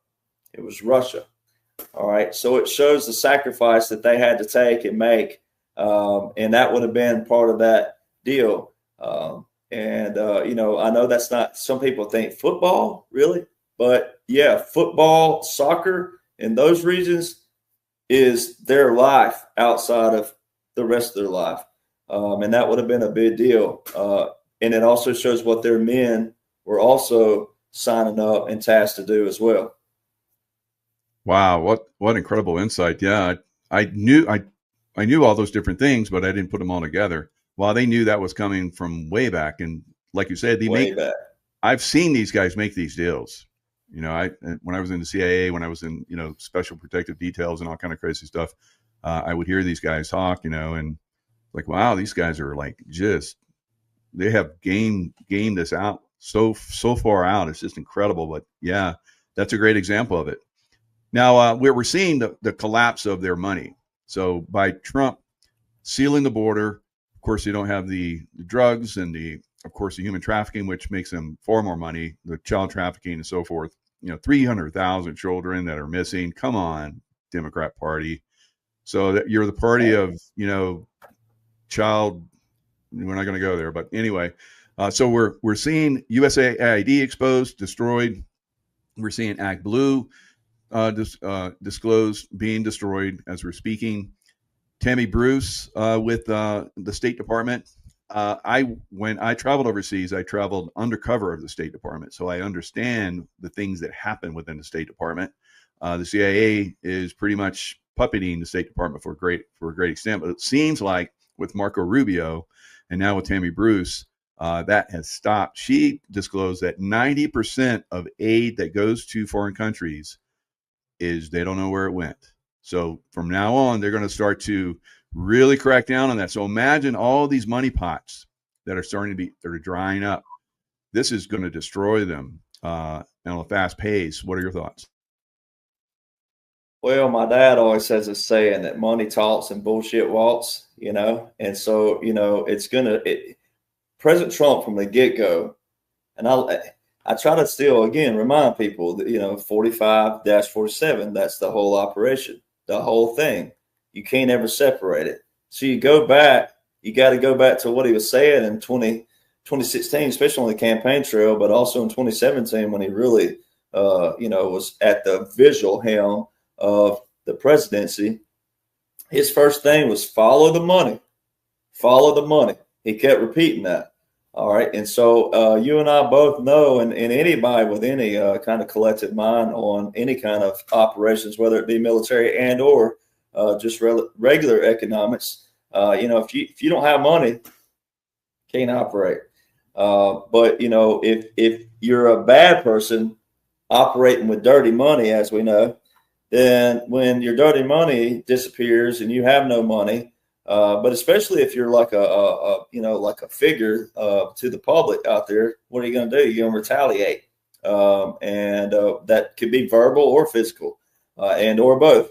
So everybody's seen that. So that's why I always tell people, well, if you're a good person from the start, you don't have anything to worry about. And so all these people are showing their colors, and that's why they'll say things about President Trump along the way. But what people need to know is that as President Trump, especially when he gives them a nickname or he focuses in on them, like, I wish I'm gonna wait till the time I can actually say this, but when he said something one day to us, I was like, I had chills instant. But he was basically saying that he reiterated basically, I know everything on everybody. And one day I'll wait and do it on your show.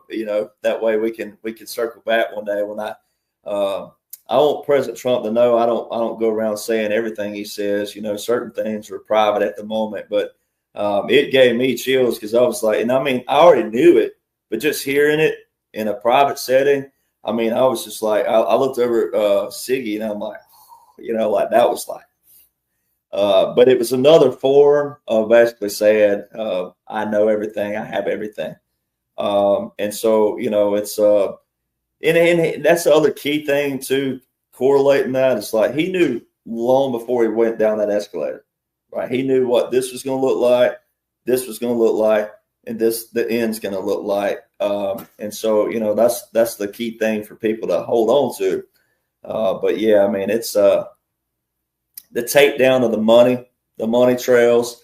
And we've had this is another thing that it's hard to, it's not hard to separate, but it's hard to get people to see. But there's been drug trafficking busts before, sure, but they didn't put a full-fledged joint partners. We're going to wipe this out in massive droves and go after their full rings and their full operations. So, yeah, under Obama and every other president, you'd see a headline here and there that, drug trafficking was busted here, or this ship was going here, but President Trump established a full-on war on April the 1st, and I think he did that strategically on April the 1st, 2020, being April Fool's Day, being like, nah, this ain't no joke. But Southern Command, 22 joint partners, they launched a full-out war on trafficking, and they have been annihilating them. I mean, it's been all you got to do is spend time on coastguard.mil and a few other sites out there. And I mean, they've been just knocking them out all over the world. And our Coast Guard is all over the world more than they are on our coast, with the Navy and Royal Navy and all the other different Saudi Arabia, different navies. And they have been knocking them out left and right. So, and of course, you and I both know that drug trafficking does fund a lot of the other trafficking. It's all connected. It's interwebs. And so President Trump was the first to establish the subterranean warfare strategic tactics publications. We've always had tunnel rats, and I know you've known them your whole life, and Colonel Sellers, different people, but there's a full-fledged strategic operation that was geared around, taking out these bunkers and taking out the underground facilities, and those all tie in as well to trafficking. So it's just been it's a world takedown, man. It's like, I don't know. Again, it's hard to describe. Yeah, definitely. And, the underground systems they're real. We saw like 3 of them hit, I believe, in Iran. And then right across the border where we used to deal with terrorists that would come across the border in those same locations in Afghanistan and in Pakistan where we used to deal with terrorists. There were other, 10K, that seems to be the level that a lot of the DUMs around the world were, earthquakes at that level too. But the earthquakes are different. They're not like, those ringing earthquakes that you get. It's like a sharp wham, and then it's just an energy that goes out from that shock wave. So yeah, there's a lot of stuff that's going on underground too. The war, it's pretty secretive. What's being taken down on the surface. Underground, it's not secretive. All those guys are really doing some amazing jobs. From what I've heard, and it's pretty dramatic down there. All right, so getting close to an hour. Any last words, and give us some insights? How people can reach you, your 3 books, and so forth. Well, I mean, I just tell people just hang on. I mean, it's a journey, not a destination. It's all going to have a silver lining, I do believe, from that standpoint, because there will be justice. People will see it when the time is right. I just think President Trump, what they're doing on the bigger levels is one, the financial system that had to be reset, the trade, the world trade, the tariffs, making sure all other nations are operating on their own as well. I mean, the Indo-Pacific Agreement 2019 specifies that all nations be sovereign on their own, not dependent on others. There will be reciprocal trade, as President Trump titled it, which will be fair for both. And then, like you said, and not all tariffs are bad either. I mean, there's certain things that can balance out depending on what it is and how much they have of it. So sometimes the tariff's not a bad thing either. But there's a way to balance it out. You say, okay, if you put a 40% on us, we'll put a 20% here on you on this, and it'll balance out. So all that's having to take place outside of your military. So you have your economic that's taking place. All the nations that dump the dollar, that's a good sign showing you that, okay, that's being reset. That's another thing that the deep state did. They print more money. They never would account for ours. I mean, you got to pull out a dollar bill and look at it, ladies and gentlemen. It's got 2 numbers on there that are key to what? Accounting. and we never accounted for all this stuff. So what did the deep state do when they couldn't account for it? They just printed more money, and then they taxed you for it. So all those things had to be sorted out. The gold, Fort Knox, all the jokes about Fort Knox and the gold. Now you have the gold-backed digital separate from central banks. So you had all those things taking place. So my thing is like getting the discipline, the structure back, the transparency, the honesty, the responsibility with everybody. President Trump's approval rating, 62%. It's the highest any president ever. All right. But when we get that, maybe around 75, 80%, I think that's when they bring in the justice. Maybe. I could be wrong. But, the more people that you have that are seeing all the corruption in every aspect of what they have been living under in the past, everybody sitting here walking, living, breathing has lived under that corruption. There'd be no one here that would be worthy of listening if they were born in 2015. So let's be honest. Everybody here lived in some form of the deep state system. So when all these people that are your friends and family who are negative or Debbie Downers or just can't see it or whatever it is, when they start seeing the light and they start seeing the corruption, when they start demanding justice, then it's like President Trump said, we're going to win so much, you're going to get tired of winning. Well, when you get majority of your opposite actually going, I want to see justice, then that's how we have a true fundamental reset, and we can also move forward in the future and it not be this dog eat dog that we've all been accustomed to, and it shouldn't look like that. So many people need to focus on that aspect, not so much of Democrat versus Republican still. And so even though you do have to focus on some of them, but there's a lot of Republicans who are bad too. So other than that, I mean, it's still laws over in a continuity government, a partial. And until that is completely revoked, when you see that, it will happen. And when that happens, then you'll be able to see a lot more visuals around to see that, wow, the golden age, as President Trump calls it. Tonight, I highly recommend his speech tonight. He's been saying for 2 and 3 years, Memorial Day 2025, July 3rd, the World Fair, and July the 4th were big markers. So I highly recommend listening to his speech tonight. I have a friend that's front row tonight in Iowa. So, I highly recommend that. There's probably going to be the comms dropped in there. I'll be listening. And if I hear him say anything that sounds like it gets, lost in the shuffle, then I'll pick it out and tie it in where it is with the law, depending on what he says. Tomorrow's going to be a big day.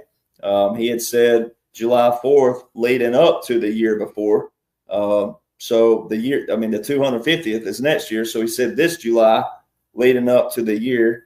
So there's going to be some stuff there. So yeah, my books are on rattletrap1776.com. If you want them signed by me, if you're international and or like if you have a birthday or you need it quick, sometimes we're not, we don't have inventory on hand. I have to order every so often. Then the best way to do it is Amazon. Amazon's been cleaned out, by the way. President Trump has a store on Amazon now. So Bezos was one of those that was affected by Executive Order 13959 with a National Mercy, still going. But Amazon's been cleaned out, so they are safe. President Trump hammered them. So either way is fine with me. That's the way you can get it. Wow, Derek, fantastic show. And thanks for coming on. 4th of July is tomorrow. I was just kind of down in my town running some errands here in North Lake Tahoe. Everybody's out there having a great time. Families are out there. So enjoy your 4th of July weekend. Get some good food, and we're going to see some good things coming in the future. Thanks a lot, sir. Thank you. Definitely so. Happy 4th to you, and can't believe you told me you're in Tahoe. I love that place. I'm jealous. But anyway, and happy the 4th. north side in the I'm in the Nevada side. So California, Nevada, good. Yeah, I know. I've been all through there, man. That is so. Yeah. Yep. Very, very close to the end game for the Zionists, and they are right now very desperate and dangerous, cornered rats. What's happening is that the BRICS alliance, which is like 85% of humanity, is asking that the Khazarian mafia or the uh, Chabad death cult and the people who own the central banks uh, pay with real stuff. And they have run out of gold, they've run out of silver, they've run out of oil. They're basically bankrupt, and they're going to lose control of their magic money machine. And when that happens, they lose power. So what we're seeing now is some very, very desperate attempts to start World War III. So, for example, in this clip, you can watch the blackmailed pedophile president of France and Prime Minister of UK basically sign a declaration of war against Russia. This declaration of war is just one thing they're doing. They illegally seized a Russian oil tanker, which is also an attempt to try to provoke World War III. And they attacked the Russian nuclear headquarters, the so-called President Putin's residence. And this is all designed in a desperate attempt to start World War III. And the reason why they're doing this is because they know that if they do not succeed in starting World War III, they're going to face war crimes charges.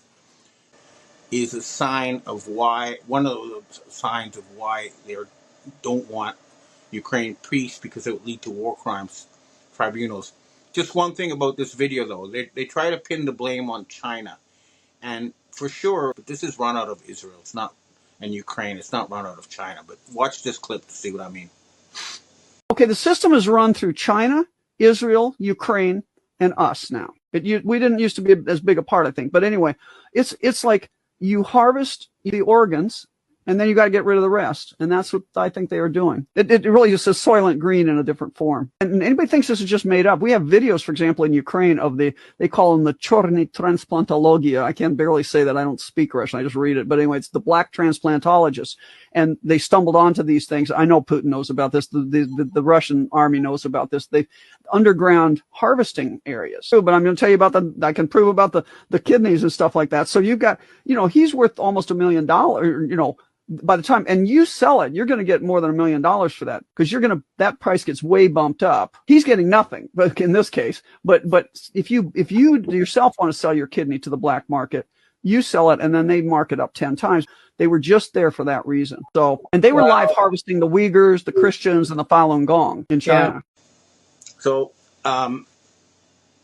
this is not all. The attempts to start World War III, and get Russia to invade is just part of it. And by the way, I would like to recommend to the Russian military that they actually do move into Germany and France and arrest the Rothschild criminals there, because the U.S. military will not fight to protect them, and they will not allow this to be an excuse to trigger all of nuclear war. So please go ahead and arrest Brigitte Macron, aka Jean-Michel de Rothschild, and all those other people. And also, please go into Switzerland and cut off the head of the beast. I make the same recommendation to U.S. Special Forces. Now, the other thing we need to talk about, of course, is the fake Donald Trump operating out of Mar-a-Lago. This imposter is openly corrupt, and they are now they're trying to start a civil war in the United States. They're trying to make this man an absolute dictator, because if they do not, they know that they're headed themselves for war crimes tribunals. So, as an example, what they do, first of all, okay, now here's an example of what they're doing. So they're actually deploying Israeli death squads in the United States right now. They're pretending that they're ICE agents deporting illegal immigrants, but they're not. They're going after anybody who is influential and against Israel. And this shooting in Minneapolis, which it should be all over the news, but anyway, so they shot an unarmed woman without any real excuse. They murdered a dissident in public. They refused to let doctors come and help her. And then you have this Kristi Noem, the head of the Israeli-based Homeland Security Department, saying that this is what they were trained to do. I say that he doesn't know what he's talking about. It's very clear that this individual was harassing and impeding law enforcement operations. Our officer followed his training, did exactly what he's been taught to do in that situation, and took actions to defend himself and defend his fellow law enforcement officers. Secretary, can you expand too on the agent's injuries? The president said that he thought he would be alive. The officer was hit by the vehicle. She hit him. He has been released, but he's going to spend some time with his family. Okay, so you have foreign troops to try to impose a dictatorship on the American people. If you see any of these ICE agents, politely ask them to show their ID. If they refuse, walk away, call the police, call the National Guard, and tell them that there are foreign mercenaries and operating in the United States, and tell them where to go. We need to shoot these people down. And I have heard from my U.S. Space Force sources that they are going to go after the fake Trump and that whole sort of fake studio pretending to be a U.S. government in Mar-a-Lago and shut it down. And they really need to do that, because otherwise the United States is going to go to hell in a handcart. And the U.S. military, too, has been presented evidence that there is a group trying to start World War III. This clip here from Russia tells you exactly what you need to know. Добрый день, Кевин. Я начальник Главного разведного управления Генерального штаба Вооруженных сил Российской Федерации адмирал Костюков. Я пригласил вас по важному вопросу, хотим вас проинформировать. Мы нашли обломки беспилотных летательных аппаратов, осуществлявших данную атаку. В ряде этих беспилотных летательных аппаратов хорошо сохранились навигационные системы, они являются технически исправными. Расшифровка, произведенная специалистами спецслужб Российской Федерации, контента памяти навигационных контроллеров данных беспилотных летательных аппаратов безапелляционно точно подтвердила, что целью атаки был комплекс зданий резиденции президента Российской Федерации в Новгородской области. Мы хотим вам передать контроллер, и описание этого контроллера сделано нашими специалистами. Полагаем, что данный шаг позволит снять все вопросы и будет способствовать установлению истины.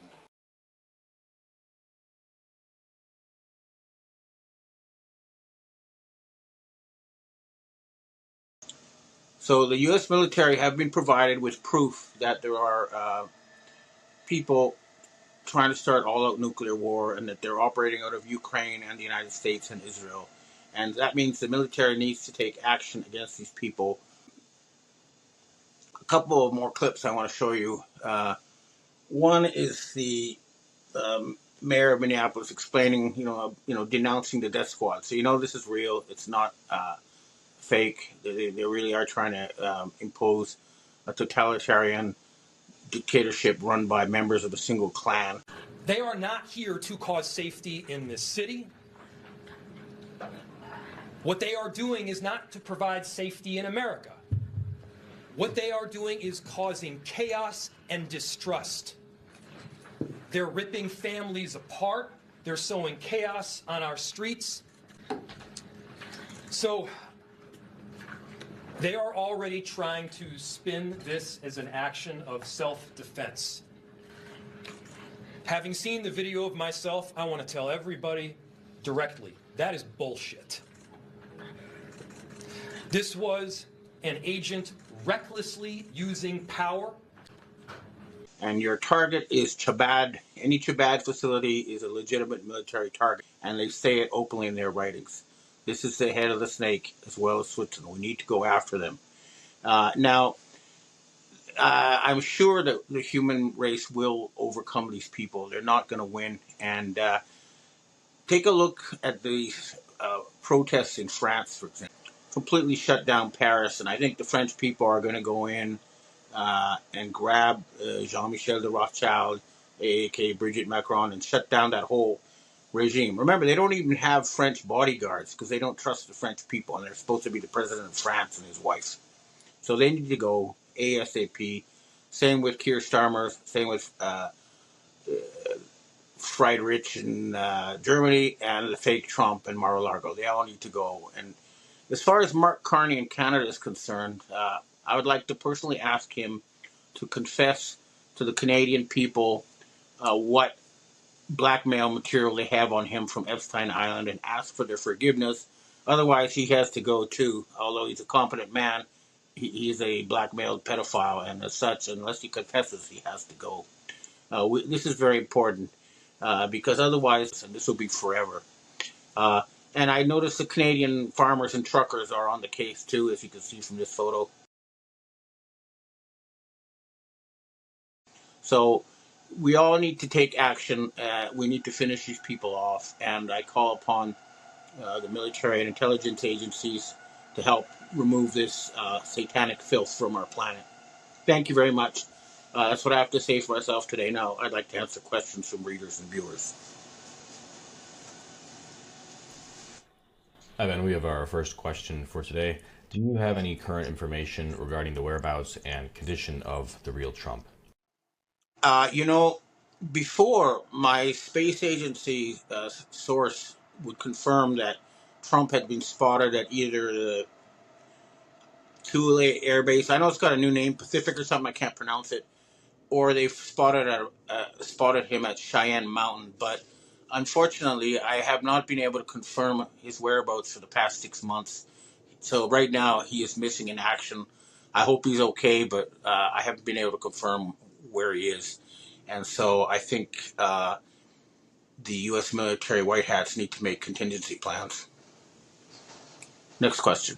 Hi, Ben. As a Canadian myself, what is your take on the 51st state or the Albertans or West Can who want to separate from Canada and then maybe join the USA? What about Quebec and Greenland, and why Alberta is promoting digital ID? What could North America look like in 10 years from now, in your opinion? Well, what we don't want is for the United States to take over Canada, because the United States is a dystopian nightmare. But I have proposed that Canada take over the United States and restore democracy and rule by the people and good government, which is what Canada is supposed to stand for. But I'm not in favor of that fake Trump, turning Canada into part of their Khazarian dictatorship. So my view is that Canada needs to move into the United States and clean out the filth and liberate the people there. And as far as Quebec is concerned, le Québec serait toujours français. They will always be French. Greenland can choose for itself. Next question. Hi, Ben. Looking forward to your comments on the Venezuelan raid. It appears to be good news for the deep state to take over all of these oil fields. However, will it actually benefit the real Trump in the long run? Thank you for any insight you can provide on this.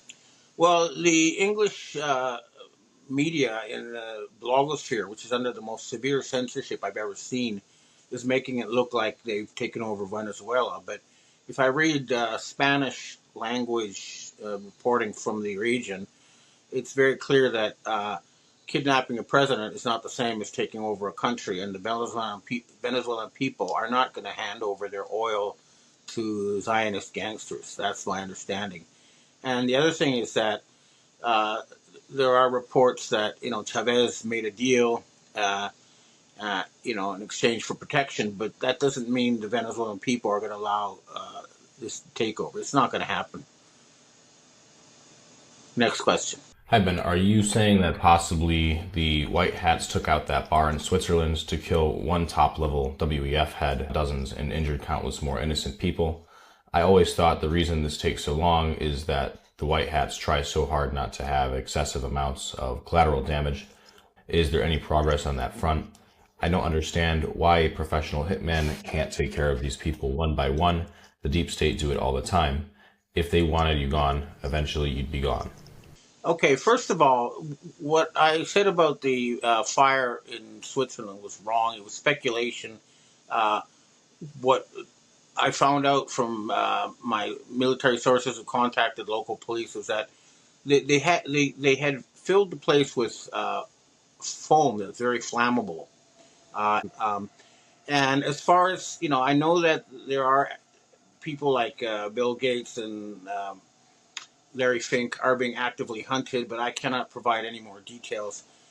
When you see them lose control of the mega corporations and you see the end of the fake Trump show, then you'll know that this war is over. But for reasons of operational security, I can't tell you much more. But, they are being hunted, that's for sure. Next question. Evan, we have our last question for today. Could you please elaborate some more on the EU happenings? We feel pretty much in the dark as to the developments there. Ursula was exposed by Viktor Orban about her her 4 billion euro theft through the company of her husband. This must release her from her royalties, I would hope. Nigel Farage has exposed Keith Starmer's many secret visits to immigration, almost proving the current absurd UK immigration policies. I hope Nigel can push this forward. Since MSN isn't reporting on any of this, I'm hoping you can shed some light. They still control the mega corporations and places like Google and stuff, so a lot of what appears on our screens is still controlled by the bad guys, unfortunately. Although the fact that I'm able to carry out this broadcast is a sign that we do have white hats supporting us within the NSA that let us get the real truth out there. As far as the EU is concerned, they are bankrupt. They're about to make they have payments that are due that they won't be able to make, and most of the top former officials have been arrested. So the military police and the police are on the case, but they don't control the media, which is why we're not hearing about it. But yeah, a lot of senior people have been arrested, and the dragnet is closing on Ursula von der Leyen and all those people. But until you see them off your screens, you know the battle is not over, because these are very rich, very powerful people, and they have a lot of armed guards. So it's not going to be an easy fight, but humanity will prevail. We'll end this satanic nightmare. Okay, well, that's what I have to say for myself today, and I hope to see you again next week. Hello, everyone. It's Michael Jacob with Unleashing Intuition Secrets. So the Democrat Party tried to start another civil war, another one, all right? And I'm going to take you all the way back to the Revolutionary War, because it's the same mentality, the same group that keeps doing this over and over and over again until we learn our lesson and overcome it. All right, so let's start out with the burning of Atlanta, just so we get in the right frame of mind here.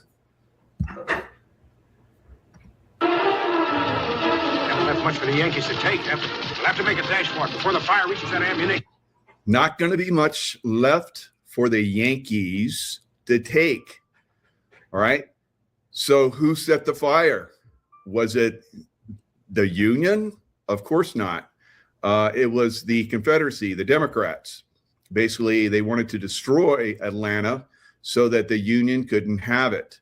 The same thing happened all the way up as Sherman's army marched through the South. I grew up in Columbia, South Carolina, and the story was that they had laid out hose for water mains and so forth to fight fires in case, because there had been some shelling that had been going on of the State House. In the State House there in South Carolina, you can see where they had cannonballs hit, because they made these X's where the cannonballs hit the State House. I remember that as a little boy growing up. But the story was that the firefighters had laid out hoses to fight fires, and the fires grew in Columbia and burned most of Columbia down as well. And why? Because the Confederate Army came through and bayoneted all of the hoses so that the fires could not be put out. All right. So this is the same mentality we're seeing right now in Minneapolis. All right. So the Democrats would rather burn it to the ground than giving it up. Right. And this is what we're seeing right now. We're going to see this again in the big cities. I've said this for years, get out of the big cities. So it's coming. So you can stay if you want, but in some of these locales, you're going to see this, just like we saw it with the George Floyd riots, guys. It's not going to stop until these criminal Democrats are basically driven from office or held accountable put behind bars for the rest of their lives and our lives, and are executed, right? So we're going to have to do this time, right? All the way from Revolutionary War, Civil War, to now, right? And all in between, all right? So all in between, I'm going to talk about all this in this show, how these Democrats have been basically destroying our country over and over and over and over again, and they've been given a pass, all right? This time we cannot let them survive this, right? Are you tired of it? I'm tired of it. I've lived lifetimes through this, trying to fix this shit, right? So let's look at the American Civil War. Why was it caused? All right, the American Civil War, and a lot of people have different opinions about this, but was primarily caused by longstanding tensions over slavery, economic differences between the North and South, and disputes over states' rights versus federal authority, blah, blah, blah. So we're seeing the same thing play out again, like you saw there in Gone with the Wind. There was women, children, blacks, whites, it didn't matter. Everybody's affected by the Democrats, guys. Everybody. Negatively. Always. Always. All right? So let's go deeper. How the Nazis were inspired by Jim Crow. Jim Crow. What is that? Jim Crow laws in the South after the Civil War. Why? Because blacks mostly went with the Republican Party. Hello, the Republican Party saved them from the South. So they started the KKK and they started Jim Crow laws in the South to suppress the blacks, right? They couldn't get votes from them. The Republicans are getting votes from them. Sound familiar, right? So, it's something, and that's why they bring in the immigrants, legal immigrants, right? Because a lot of blacks are waking up. They were basically forced into the Democrat Party for most part. You vote Democrat or we're hanging from the trees, right? So that was the KKK, and that's what they got. It's crazy. So the Nazis, they like the Democrat. They like the Democrat attitude about blacks, right? And they used it against Jews. Crazy, right? Hello, I've been talking about this for decades, right? So does it matter? I guess not. All right. I'm not the only one that's been trying to bring this to everybody's attention for hundreds of years, I guess. So come on, we're gonna fix this, or we're gonna continue to repeat it. Right? It's like the person that has the wife beater, right? So she gets beat by her husbands, and she can't figure out why she keeps getting these husbands that beat her. And everybody's like, well, duh, you keep choosing the same type of guy, right? But she doesn't get it. She keeps getting the same guy over and over again, right? It's like the Democrat Party. We're getting the same beating over and over and over again. We need to figure it out. It's disgusting. In 1935, Nazi Germany passed two radically discriminatory pieces of legislation inspired by American laws. So you know how the Democrats are always like the Republicans and right-wingers are the Nazis? Negative. The Democrats are. All right. The Reich Citizenship Law and the Law for the Protection of German Blood and German Honor. Together, these were known as the Nuremberg Laws, and they laid the legal groundwork for the persecution of Jewish people during the Holocaust and World War II. When the Nazis set out to legally disenfranchise and discriminate against Jewish citizens, they weren't just coming up with ideas out of thin air. They closely studied the laws of another country, according to James Q. Whitman, author of Hitler's American Model. That country was the United States, and of course, that was the Democrat Party. And of course, the Jim Crow laws of the South. All right. So, in particular, Nazis admired the Jim Crow era laws that discriminated against Black Americans and segregated them from white Americans. And they debated whether to introduce similar segregation in Germany. Right. One of the most striking Nazi views was that Jim Crow was a suitable racist program in the United States because American Blacks were already oppressed and poor. Wow. So, like I said, I've been saying this for a long time. And I know a lot of other people have been saying this. Some people just don't get it. They want to be in denial, right? We can no longer be in denial, or we're going to continue to live this bullshit from these disgusting criminals, these Democrat criminals, right? All right. Jim Crow laws were state and local laws enacted in the Southern Democrat United States from the late 19th century until the 1960s that enforced racial segregation. They couldn't control them anymore because the North had won. All right. And there was a lot of people that, were part of that within the administration of Abraham Lincoln. So his protected detail, which would eventually be, the guys that protect the presidents, like we just saw just recently with JFK, and also with Trump. So these guys have been corrupt for a long time.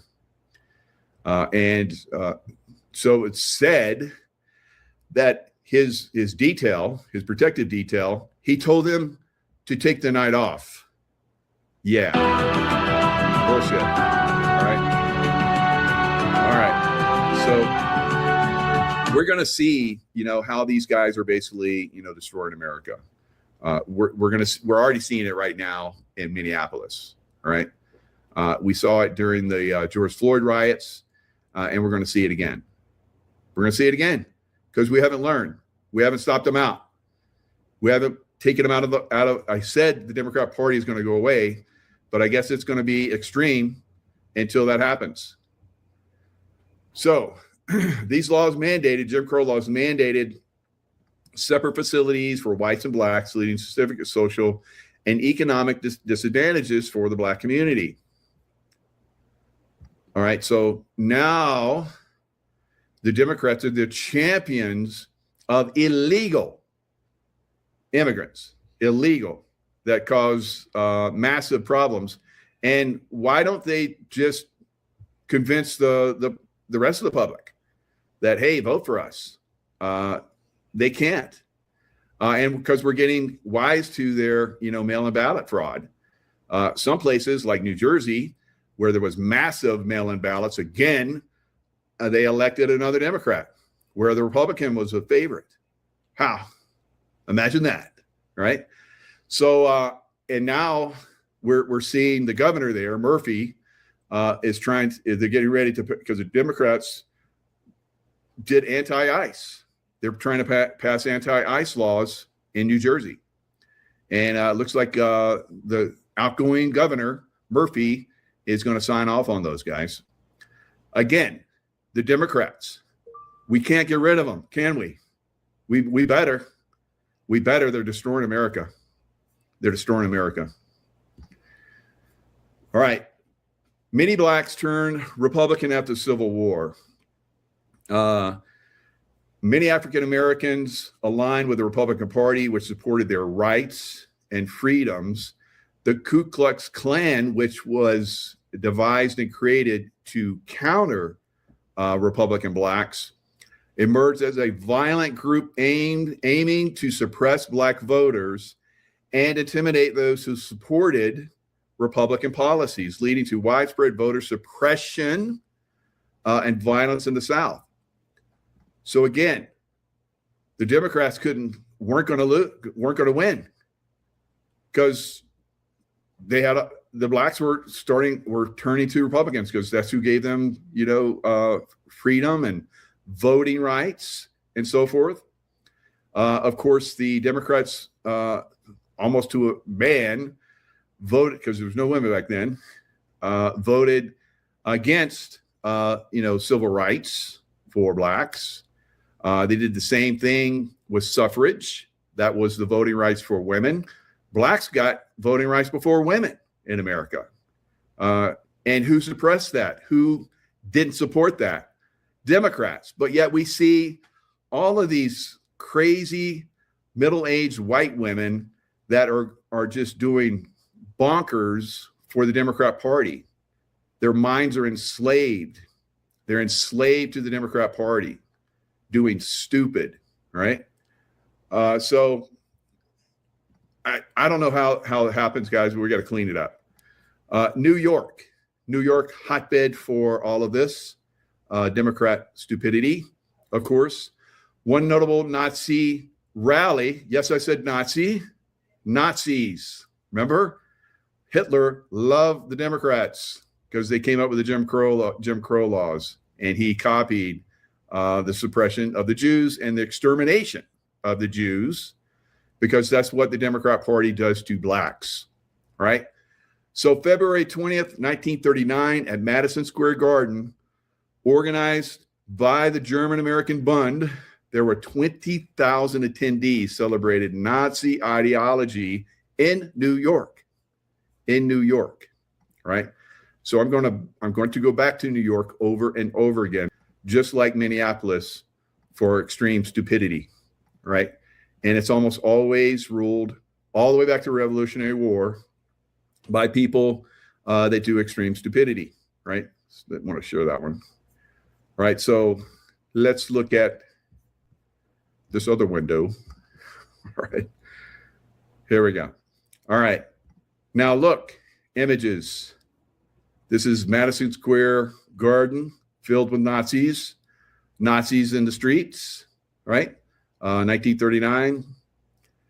I mean, who would support this bullshit, right? Only the Democrats, right? So it's one of those extreme things that we, like I said, we have to look at. We have to understand that we have a party here, the Democrat Party, and I don't know how this is going to go because, a lot of people are brainwashed by the Democrat Party and believe the Democrat Party is just another party, right? No, it is evil, period, right? So I will persist, and I'm not screaming it. I'm just showing you the evidence. Patriots and loyalists in the American Revolution. During the American Revolutionary War, patriots in New York actively opposed loyalists. Loyalist. You're like, that sounds like a very positive name. Who are they? Oh, so many people don't know. The loyalists were on the side of the British, right? So we fought that war against loyalist American citizens and the British, right? Who were trying to tax the hell out of us like Democrats do. Very, very same bullshit, guys. We have the same bullshit all the way from the Revolutionary War with the Democrat Party. That same mindset all the way down. All right, this conflict often led to violence and intimidation as patriots aimed to suppress loyalist activities and maintain control over their communities. 1775, patriots established committees of observation to monitor and suppress loyalist activities. They weren't successful because New York would burn. New York City, that is. I think the patriots burned them, right? So, and then of course, New York. The British came into New York and they ran, the patriots out of there because they had help from the loyalists. and the loyalists were probably giving up a lot of information and so forth. There's been this thing for a long time. So loyalist against the patriot. So I consider myself a patriot. I don't know. The patriots back then were called terrorists, but now we see the tables have flipped because now we have the Democrats are the terrorists in our cities. Now the terrorists aren't in the rest of America. You look at any map, the counties of America, they're red. They're basically patriots, all right, throughout all of America, except for these Democrat-run cities. And we're going to get into the Democrat-run cities. So the patriots gained political power in New York City, in New York, not in New York City, all right? New York City, like I said, has always been a problem all the way back to the Revolutionary War. Because when the British ran the patriots out of New York environs, New York City area, that's what it is today, all the forts and everything were conquered. They ran them out, and then it was the loyalists. The loyalists, they were there in New York City. They stayed in New York City. All right. So I hope you guys are getting history here. I'm making it as simple as I can. All right. I could go deep into this. I've studied this for decades. Draft riot of 1863. So we'll bounce around a little bit here. So Civil War time frame, New York City, African Americans again in the Civil War. Ever heard of a thing called Wall Street? Where did Wall Street come from? Wall Street came from the draft riot of 1863 in New York City. New York City did trade with the Confederates. New York City did trade with the Confederates, and they didn't like to be told not to. And so there was a draft that came in. They resisted the draft, and they had a riot, and they built up a barrier, and they called it, and it was in the area called Wall Street. And the Union Army came in and busted that down and sent those guys packing. Some of them got buried. All right. So this is what we do with the Democrats over and over again. We let them get away with murder, pretty much, and destroying our country. And we allow it to continue over and over and over again and let them gain power like they have over most of our main cities. So New York City also had a significant role in supporting revolutionary movements that contributed to the fall of the Russian monarchy, particularly through its large immigrant communities, including many Russians. Where were they from? Ukraine, right? Ukraine. So they were very politically active. These groups, along with figures like Leon Trotsky, engaged in socialist, like the Democrat Party now. They just, brought in Mamdani, who is a socialist in New York City. It doesn't end until we end it, guys. So it goes on to talk about the Russian Revolution. It was a lot of New Yorkers supported that with their money. A lot of New Yorkers. All right, so that's obviously a problem. It's obviously a problem. Leon Trotsky in New York City. Trotsky, who was a journalist, and a socialist, of course, came to New York City for at least, I think it was around 10 weeks. Yep, 10 weeks. And spent and headed back to Russia with a lot of money from New Yorkers, Ukrainian New Yorkers, because Leon Trotsky was also a Ukrainian. So he went back and he helped head up the Military Revolutionary Committee, which carried out the overthrow of the monarchy. All right.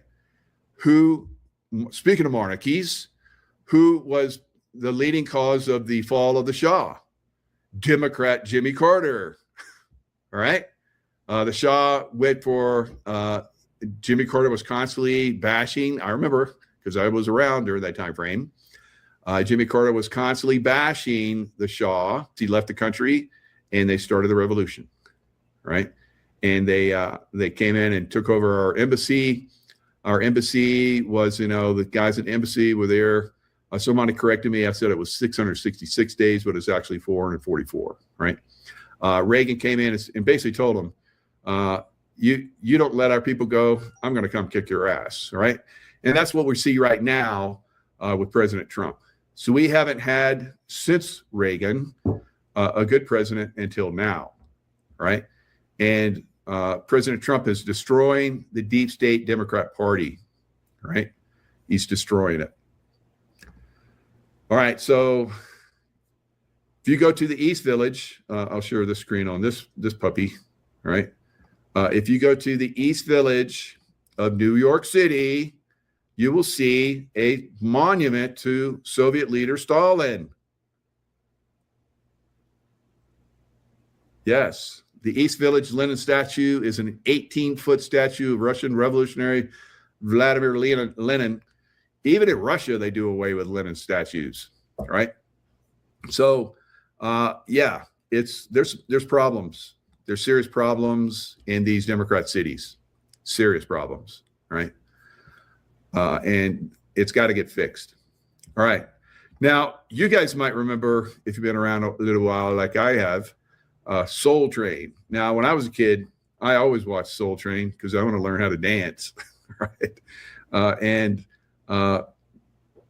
Blacks, they know how to dance. And I remember I always danced at parties because I watched Soul Train and I learned how to dance, right? And I got their rhythm, and I got a little bit of black in me. So I did the DNA test, and yes, I'm a white guy, but I got some black in me.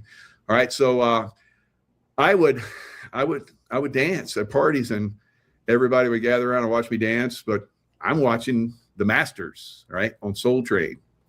Now, during our current time frame, I feel like we're kind of like jungle rules are going on right now. So I thought I would bring up this one song, A Blast from the Past, from Kool and the Gang. You guys might know where I'm going with this. Now, I think back then they were talking about something else, Jungle Boogie type, but we can kind of like move that around and say, yeah, right now we got some jungle rules going on. It's Jungle Boogie time, and we're gonna have to clam down, hammer down on these Democrats, guys. It's time. Their time is over, and I think their big blue cities are going to get destroyed. A lot of them, right? Just like we saw with the in Minneapolis. When CNN reporter was out front and says, yeah, there's some burning going on, but it's mostly peaceful demonstration. Right? So there's like flames and buildings are burning. Yeah, it's out of control. These Dems got to go, man. So, and I'm not talking about all Dems. I'm talking about the Dem leadership. All right, it's got to go. And when the Dem leadership is gone, then the people that they're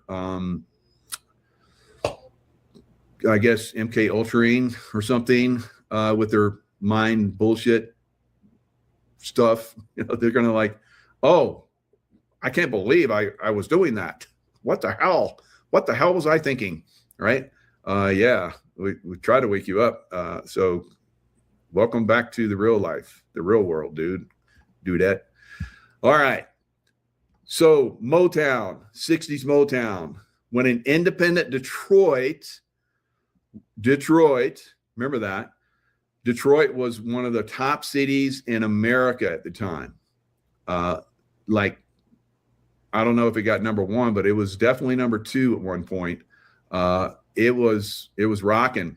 It was a fantastic city. They were building the best cars in the world there. It was an amazing city. So as a new decade dawned, an emerging black middle class had disposable income to spend on records, some of which was refined, smooth, uptown music that record labels began to target.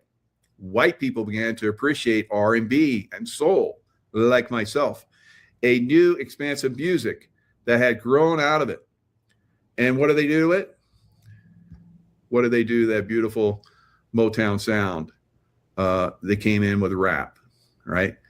Rap created by the CIA so that they could, change the frequency of the music and cause the black community and some white community types to start to get violent so that they could fill up their jails, right? And make money. It's definitely one of the things that, I brought up for quite some time. And it's been recognized as a real thing. How about that? How decades of Democratic rule ruined some of our finest cities. Now, this is from 2016, so 10 years ago. 10 years ago. And it's not something random Mike came up with. This is from Investors Business Daily. All right. All right. So Detroit is a prime example of what happens to a city after decades of Democratic rule. Urban blight. A few days ago, so remember this is back in 2016, January, February, March timeframe, filmmaker Michael Moore tweeted, Flint has voted for Dems for 84 straight years and wanted to know what did it get us. Of course, Flint had, and I don't know if they have fixed it yet, but they have a horrible water supply. All right, so Detroit last elected a Republican. Now remember, this is 10 years ago, so it's still screwed up. Last elected a Republican mayor in 1957. It is now the model of urban failure, right? So Jungle Boogie in Detroit, right? It's recognized more for its poverty, crime, rot, and bankruptcy than the great cars that it turned out into the early 1970s. It is the poorest big city in the nation, with almost 40% of the population living below the poverty line. I'm sure it's much higher now. Detroit is also a pit of political corruption. Just in recent years, one mayor, Kwame Kilpatrick, was convicted of corruption. Sound familiar? And sent to federal prison for 28 years. Who needs to go to prison in a lot of these Democrat cities? A lot of people. Who? A lot of Democrats. While building inspectors have been indicted on federal felony bribery charges, and the former city council member was investigated in a bribery and kickback scandal. Chicago's last GOP mayor was elected in 1927. The nation's third largest city is home to some of the worst inner city violence imaginable. Still is, 10 years later. More than 2,300 people were shot there last year. Geez, what was it, this last year? Probably like 5,000, who knows? And nearly 400, well, I'll look it up. I brought it up before. It's a higher. And nearly 400 lost their lives to homicides. Its finances are just as grim. Chicago is so broke, IBD contributor Stephen Moore explained months ago, that its bonds are junk status. And Mayor Rahm Emanuel had to go hat in hand last week to the state capitol, right? So this is where Obama came from. St. Louis has been electing Democratic mayors since 1949. The gateway to the West has become the gateway for crime. Law Street says that it's the fourth most dangerous city in the country. Forbes says it's the second. It had the sixth highest poverty rate among big cities in 2014. The last GOP mayor for Philadelphia left office in 1952. A few years later, Moore identified it as a favorite to follow Detroit into bankruptcy, which it has. It is a shithole that's almost as bad as Detroit now. Both Baltimore and Oakland had Republican mayors as late as the 1960s, so they weren't as bad until more recently, and now they're complete disasters. In the era of Democratic rule, both are now more well known for their crime and poverty problems than for their charm and character. Newark, New Jersey hasn't had a GOP mayor in more than a century. It was ranked as the fifth worst city to live in 2015. Detroit, of course, was first. So when Democrats are in control, cities tend to go soft on crime. Reward cronies with public funds. Sounds like things haven't changed, does it? Establish hostile business environments, like in California, where everything is collapsing. Everything is collapsing in California. Heavily tax the most productive citizens. Billionaires are leaving California in droves and set up fat pensions for their union friends. Simply put, theirs is a blue state blueprint for disaster. Have we not learned yet? Shall we continue? Yes. All right. But before we do that, we have to look at other problems, right? So one of those problems, like I've been talking about for a long time, because when I was in the CIA, I remember being in Pakistan, and there was a gentleman that got in the car and said that the cricket games were rigged. And then a few days later, so cricket in Pakistan and most of the Middle East, where the British basically ruled with an iron fist for a long time, so they're driven out. So they love cricket, even though the Brits were, not so well admired. They still love their sports. All right. And cricket is the most boring game in the world, but a lot of people love it. Right. So 3 days later, after I heard that from one of our people that tells us things in CIA, right? They put out in the paper, in the news, that the cricket games were rigged. Did Pakistanis, riot or go into an uproar? They didn't care. They didn't care. Just like you guys that, go to the football games. You don't care. I've been saying for, at least a decade that the games are rigged. And I showed you how the games are rigged. I've shown you over and over again. And I'm not going to show you anymore because I'm sick of it. All right. You need to wake up.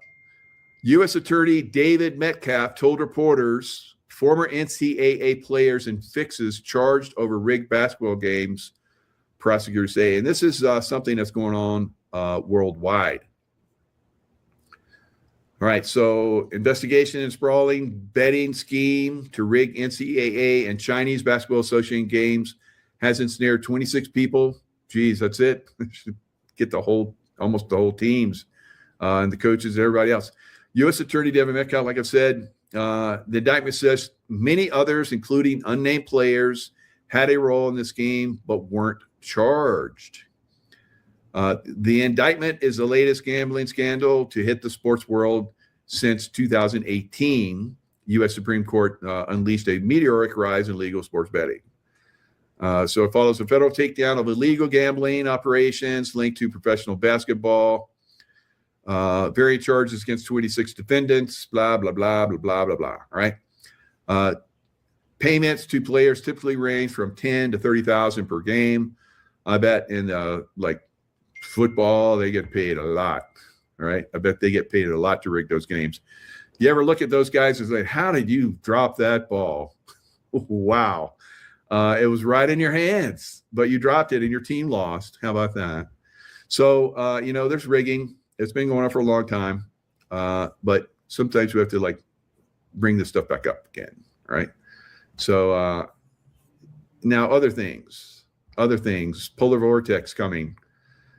And now a lot of you talked about it yesterday.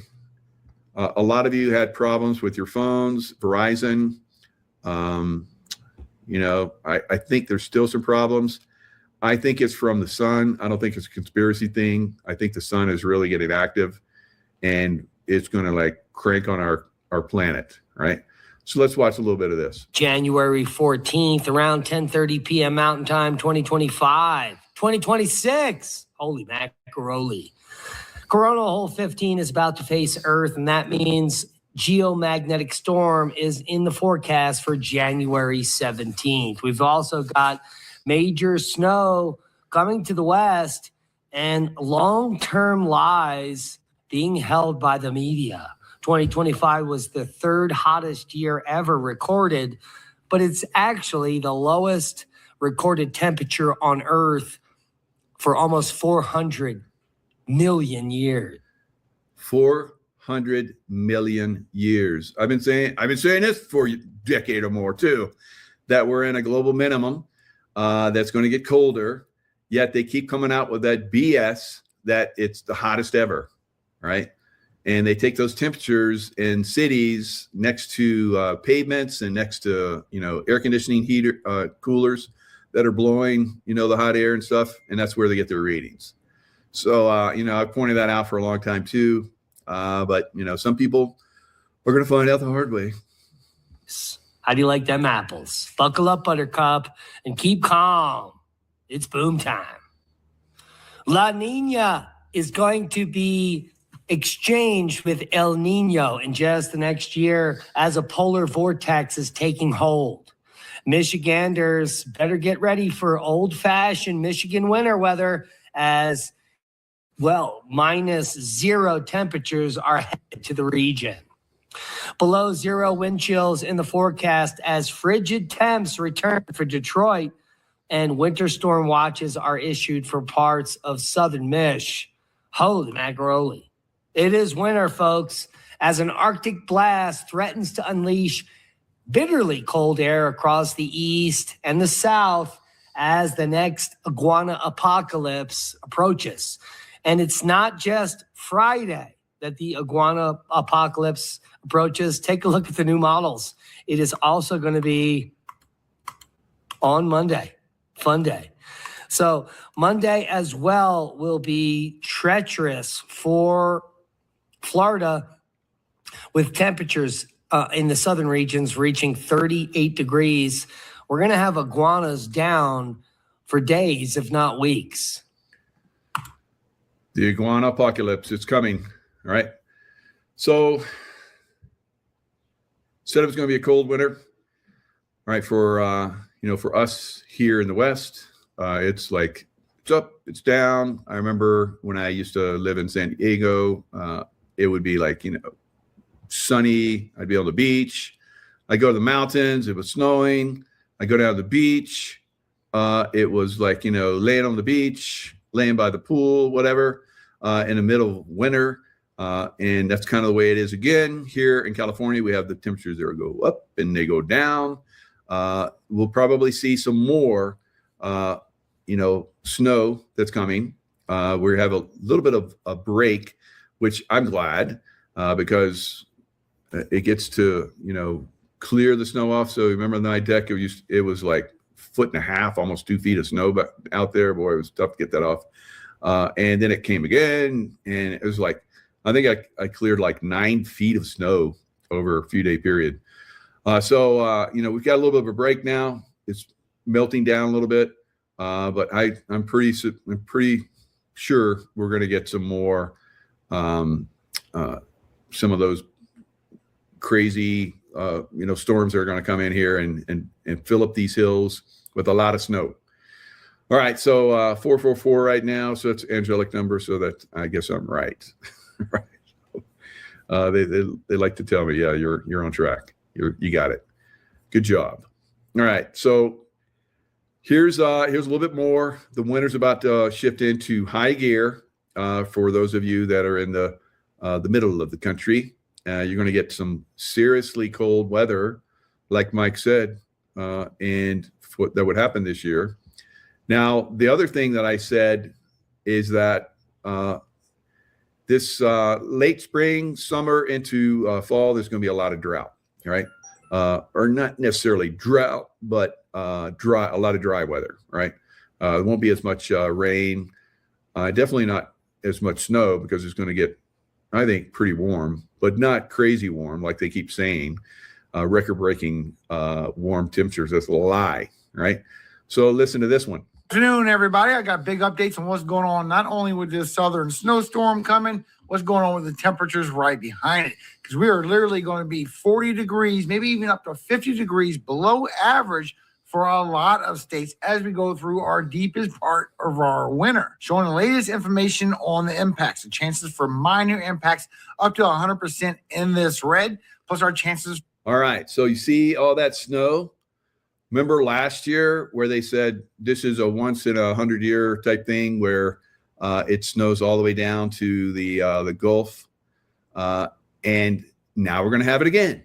How about that? So yeah, it's going to continue, guys, and it's going to go deeper into Florida as well. So we get the Panhandle getting snow like it did last year. A lot of those beach communities going to get snow and ice like they did last year.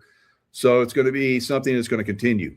It's not a one-off. For moderate impacts going all the way up towards that 40, even that 50% chance in certain areas. We're seeing two different regions now of where we're more likely going to see the moisture meeting up with the cold air. Over here for Alabama going through Georgia. Also another area going through a little bit of South Carolina, but mostly into North Carolina. So let's go through these impacts. Remember, these are minor impacts. These are not major impacts. However, being from the South, an inch of snow would bring major impacts. So please stay off the road. It's going to be about a 12 to a 15-hour period where you could get mixed precipitation and snow on the ground. So be aware. The strongest chance over here now. All right. So that's coming for this weekend for you guys in the South. All right. Southeast. So just be heads up on that. It's tough anywhere to drive when there's snow on the road, but especially in the South. All right, because you don't have front wheel drive. A lot of people don't have 4-wheel drive, and if you got a big old truck, it's probably not 4-wheel drive. And you don't have snow tires, so be careful out there, guys. All right, so just stay off the road. Just hang out during that time frame, right?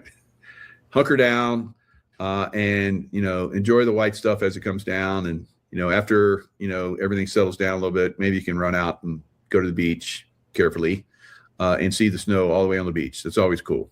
All right. So New Jersey Democrats pushing 3 asinine anti-ICE bills, right?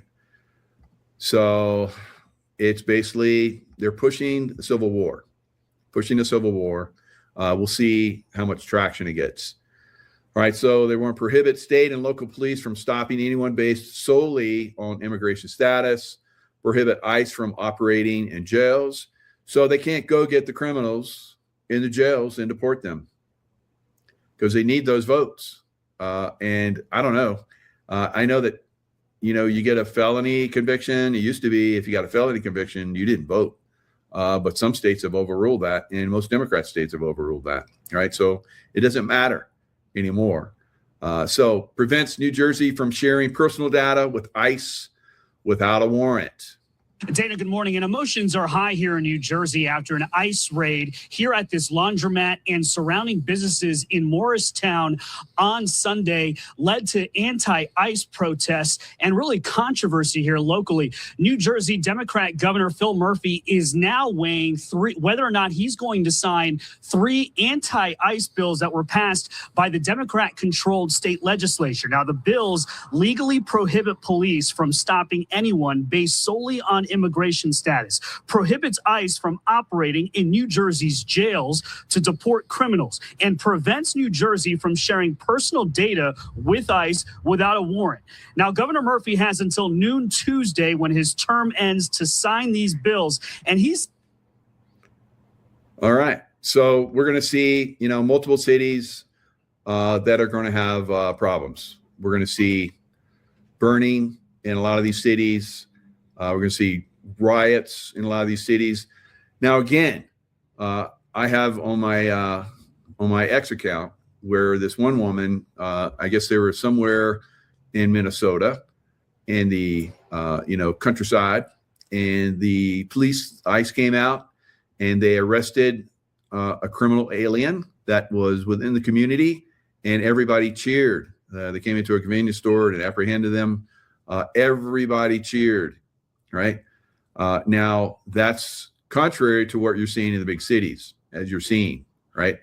We have some serious problems with these radical leftists in the big cities, guys. It's like, I don't know.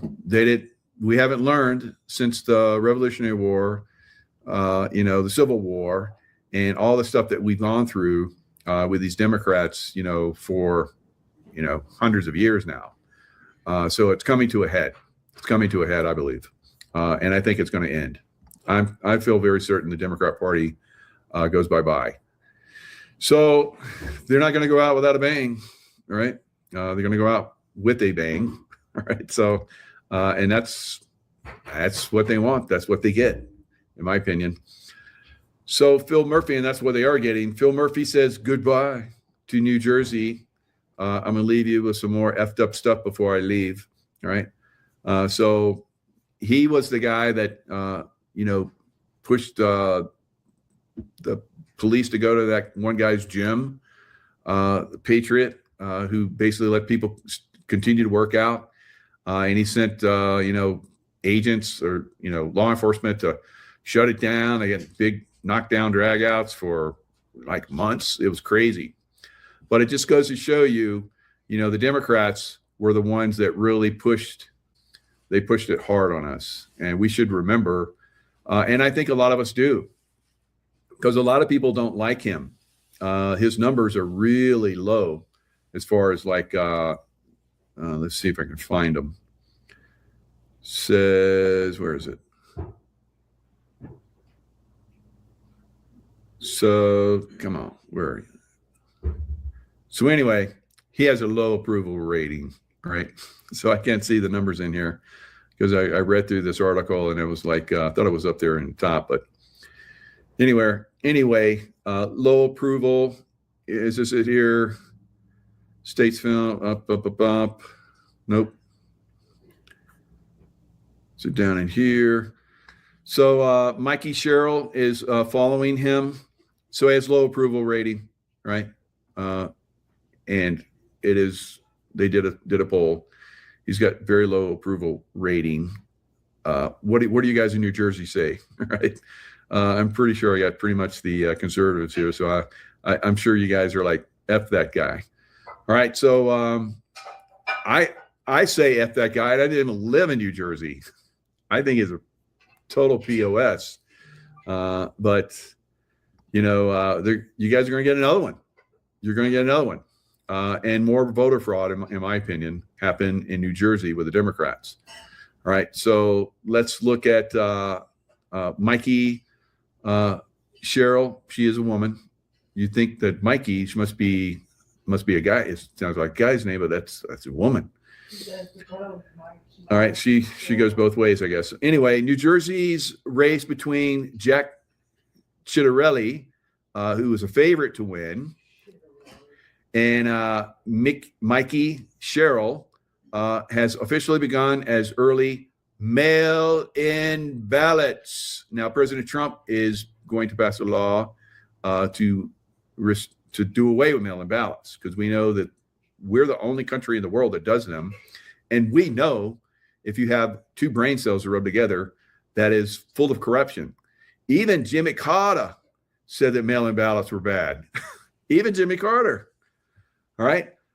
So mail-in ballots were coming in, received across the street. The first absentee ballot report shows 998 requests from Democratic voters, only 173,000 from Republicans. And they had the biggest turnout ever. Sound familiar with all these mail-in ballots in some of these states where, they won against President Trump? Record numbers. There was more voters than there's people in the state in some of these places. All right, so I might be exaggerating, but I've heard that. I don't know. So, yeah, she won with the mail-in ballots. All right, corruption and another Democrat state, New Jersey, very, very bad. All right, I feel for the people of New Jersey because there's a lot of really good people there. I was there for quite a period of time. All right, so we have a lot of other issues that are going on. Minnesota riders break into ICE vehicle locker. Now this was last night. They had a traffic stop where there was a legal Venezuelan, probably a cartel guy, and he ran from the ICE agent, crashed his car and ran. The ICE agent chased him, tackled him, was trying to cuff him, and two people came out of a house with a broom and a ice shovel and started banging on him. So I guess the one guy who was trying to tackle got up. He shot him in the leg because he feared for his life. All these guys attacking him, and that stopped everything. So they all went into the house. Well, I guess probably all lived there, and they brought in a ICE detail, which basically went in and nabbed all these three idiots, and the one guy that was wounded is getting treatment, and I guess the ICE officer was also hurt, and the both of them are still in the hospital. So the Democrats there in Minneapolis, they blew up. The radicals came in. They started smashing the windows of ICE vehicles. They pulled out a box that had a rifle and ammunition in it. They broke it open and stole it. They ruined the cars. They smashed them. They spray painted them, and it's out of control there. So President Trump said, "You guys better figure this out real quick, or we're going to do an insurrection act on you guys." Right? So I think he's going to do the insurrection act. Now, I've talked about this. I saw this coming like almost 5 years ago when we had the George Floyd riots. I said this is the beginning. We're going to have much worse. We're going to have cities that will burn. Big cities, big blue cities will burn in the future. I didn't know how long that would take, but here we are. This is the last holdout of the Democrats, guys, and they're going to do a civil war in their big cities. All right. So it's on. Civil war in the big cities. The Democrats are basically going to push it. All right. So this is where it's going to kick off. It's going to kick off in Minnesota, the Twin Cities, St. Paul, Minnesota. I don't know how St. Paul's doing over there. I don't know. So it's across the river. Maybe they're doing okay there. Anybody in the chat? No? How you guys are doing over there in St. Paul? So we'll see. We'll find out. It'll probably spread. So let's look at this. So obviously some problems there. They've gone extreme. We don't have shootings from their side yet, but I think that's coming. We'll see what happens, because I think the Insurrection Act is going to get slammed on that city, and the Insurrection Act will probably get slammed on other cities going forward. All right, it won't be Insurrection Act across the country. It won't be. It's not needed, because 99% of our country is conservative, good morals, good values, and then you go to the big cities, and it's the corruption. Back to the Civil War, back to the Revolutionary War, KKK. No voting rights for women, no voting rights for blacks.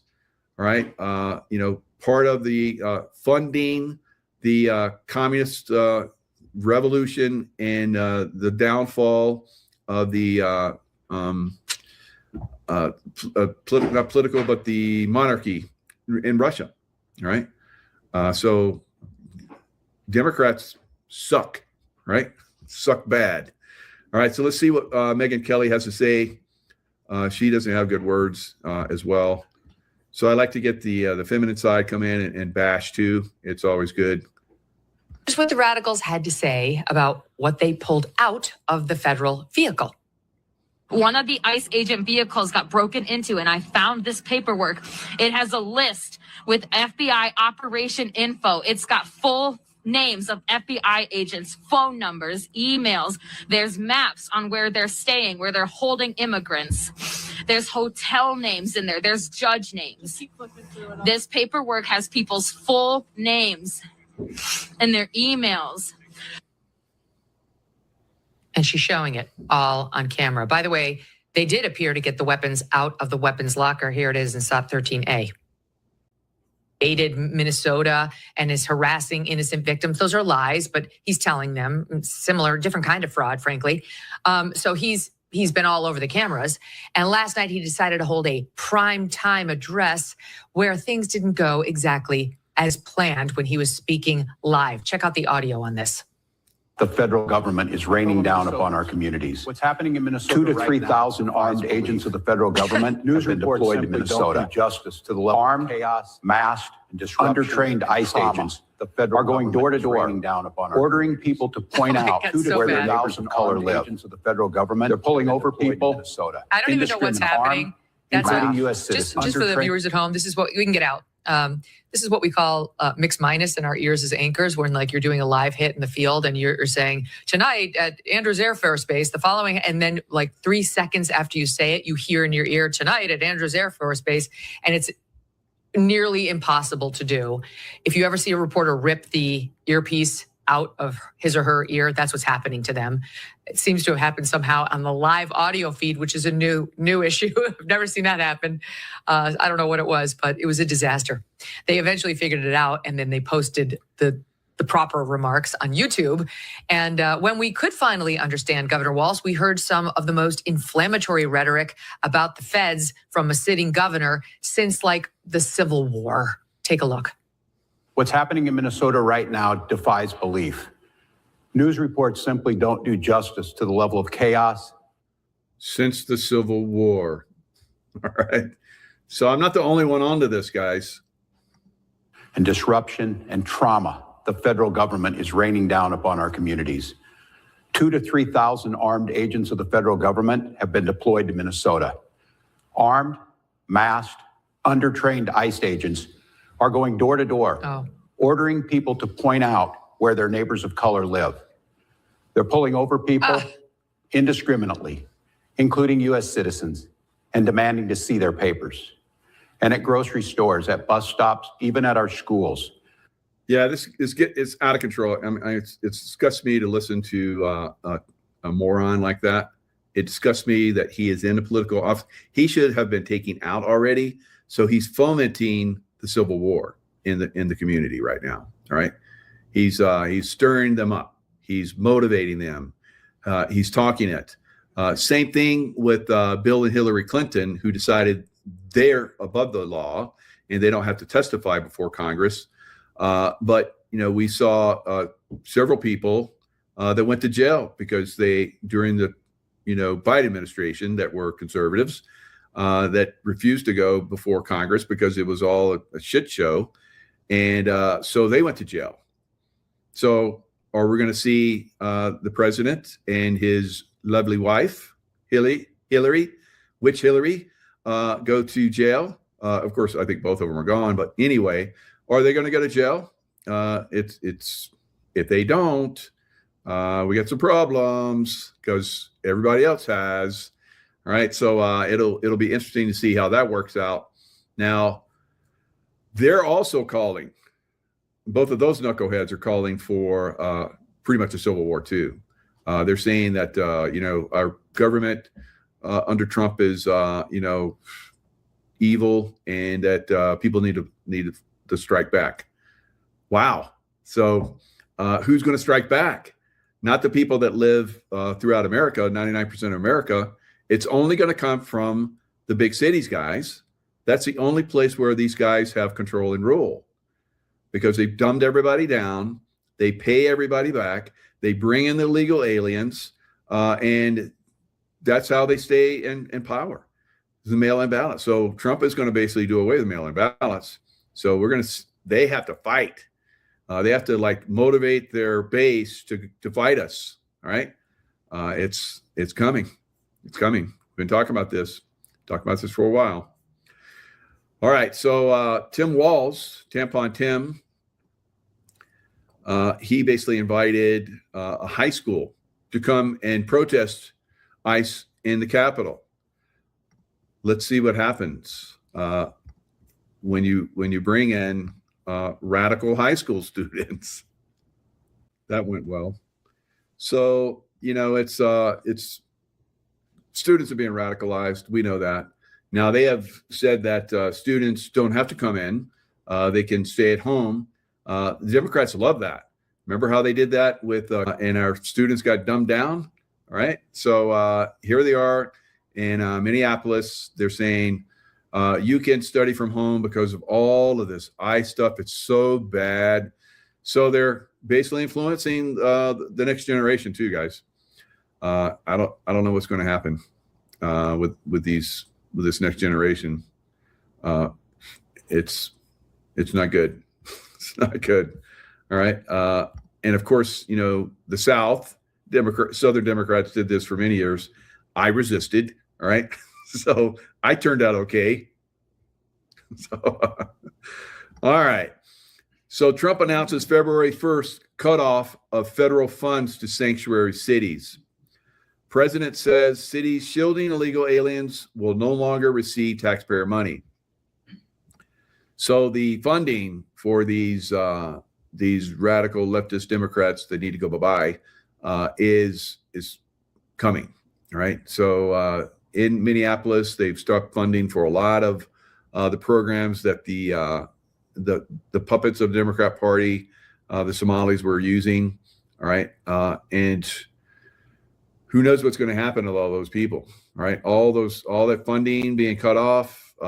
Like I showed, and I think it wasn't the last one, the one before, where President Trump put out basically a graph.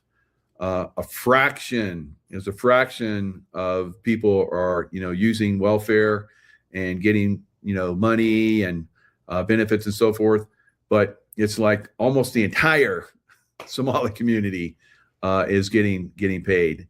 And how much does the Somali community work? Nothing, right? So they're stealing from American taxpayers on a massive scale. We're going to see this in a lot of Democrat cities.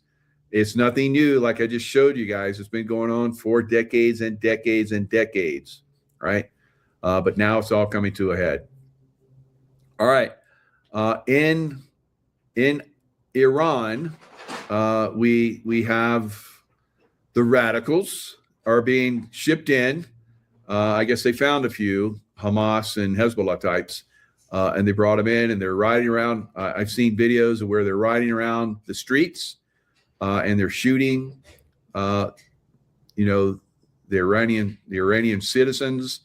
And the leadership that's still there, that's not hiding in bunkers, has come out and said that we have people here that are terrorists.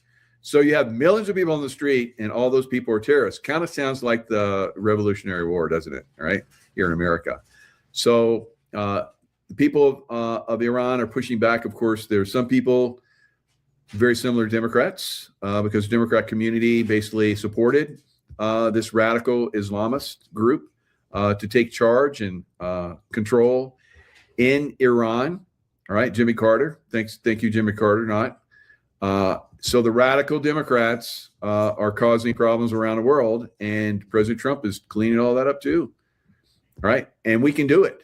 We have the technology, we have the wherewithal, we have the motivated people like myself. All right, that are younger than me now. All right, that are imagine they're trying to decimate the military. Fortunately, we had very few people go into the military during this time frame. But now, when President Trump was elected, from that point on, people started going into the military in a massive level. All right, so a lot of those people have only had like a year of training, but we still have a lot of people. We're bringing back the people that got pushed out because they wouldn't get the shot. So we're having a lot of success, and we'll continue to have success going forward. Now, I know this isn't a popular subject because I can see the numbers. Usually I have like 17 to 2,000 people that are joining me in this time frame. So, that's why, guys that are still listening, that's why we're going to go through these Democrat cities being destroyed, right?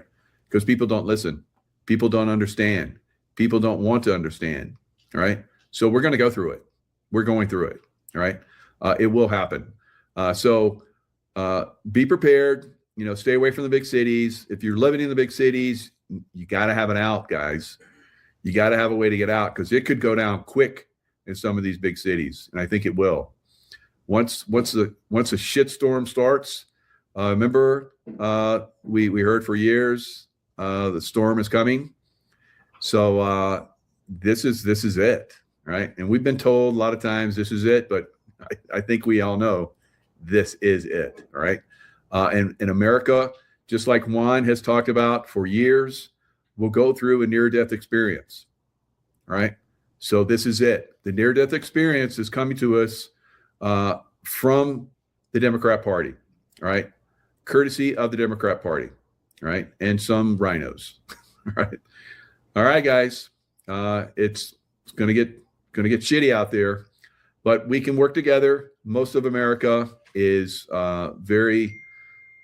beautiful. Most of America will continue. The big cities, that's where they are. They're easily surrounded, and we'll go in and basically, blast the hell out of them in there, just like we see in, I guess the Civil War, where they burn themselves in Atlanta, and South Carolina, Columbia, and multiple other states, capitals. A lot of state capitals during the Revolutionary War were destroyed by the Democrats, right? So they didn't want the Republicans to have them, right?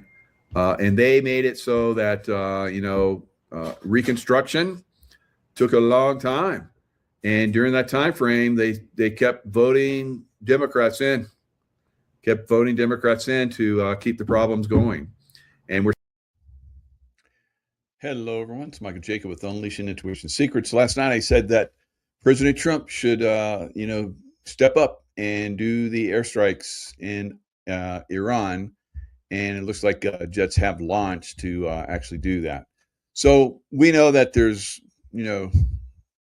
probably disinformation or, counter stuff that might be going on where they launch from like Qatar, which, some people have said, airbase, and they've basically evacuated and locked down the airbase to a great extent because they know once they do strike that Iran, the criminal, murderous Iranian Islamic regime will, send missiles all over the place.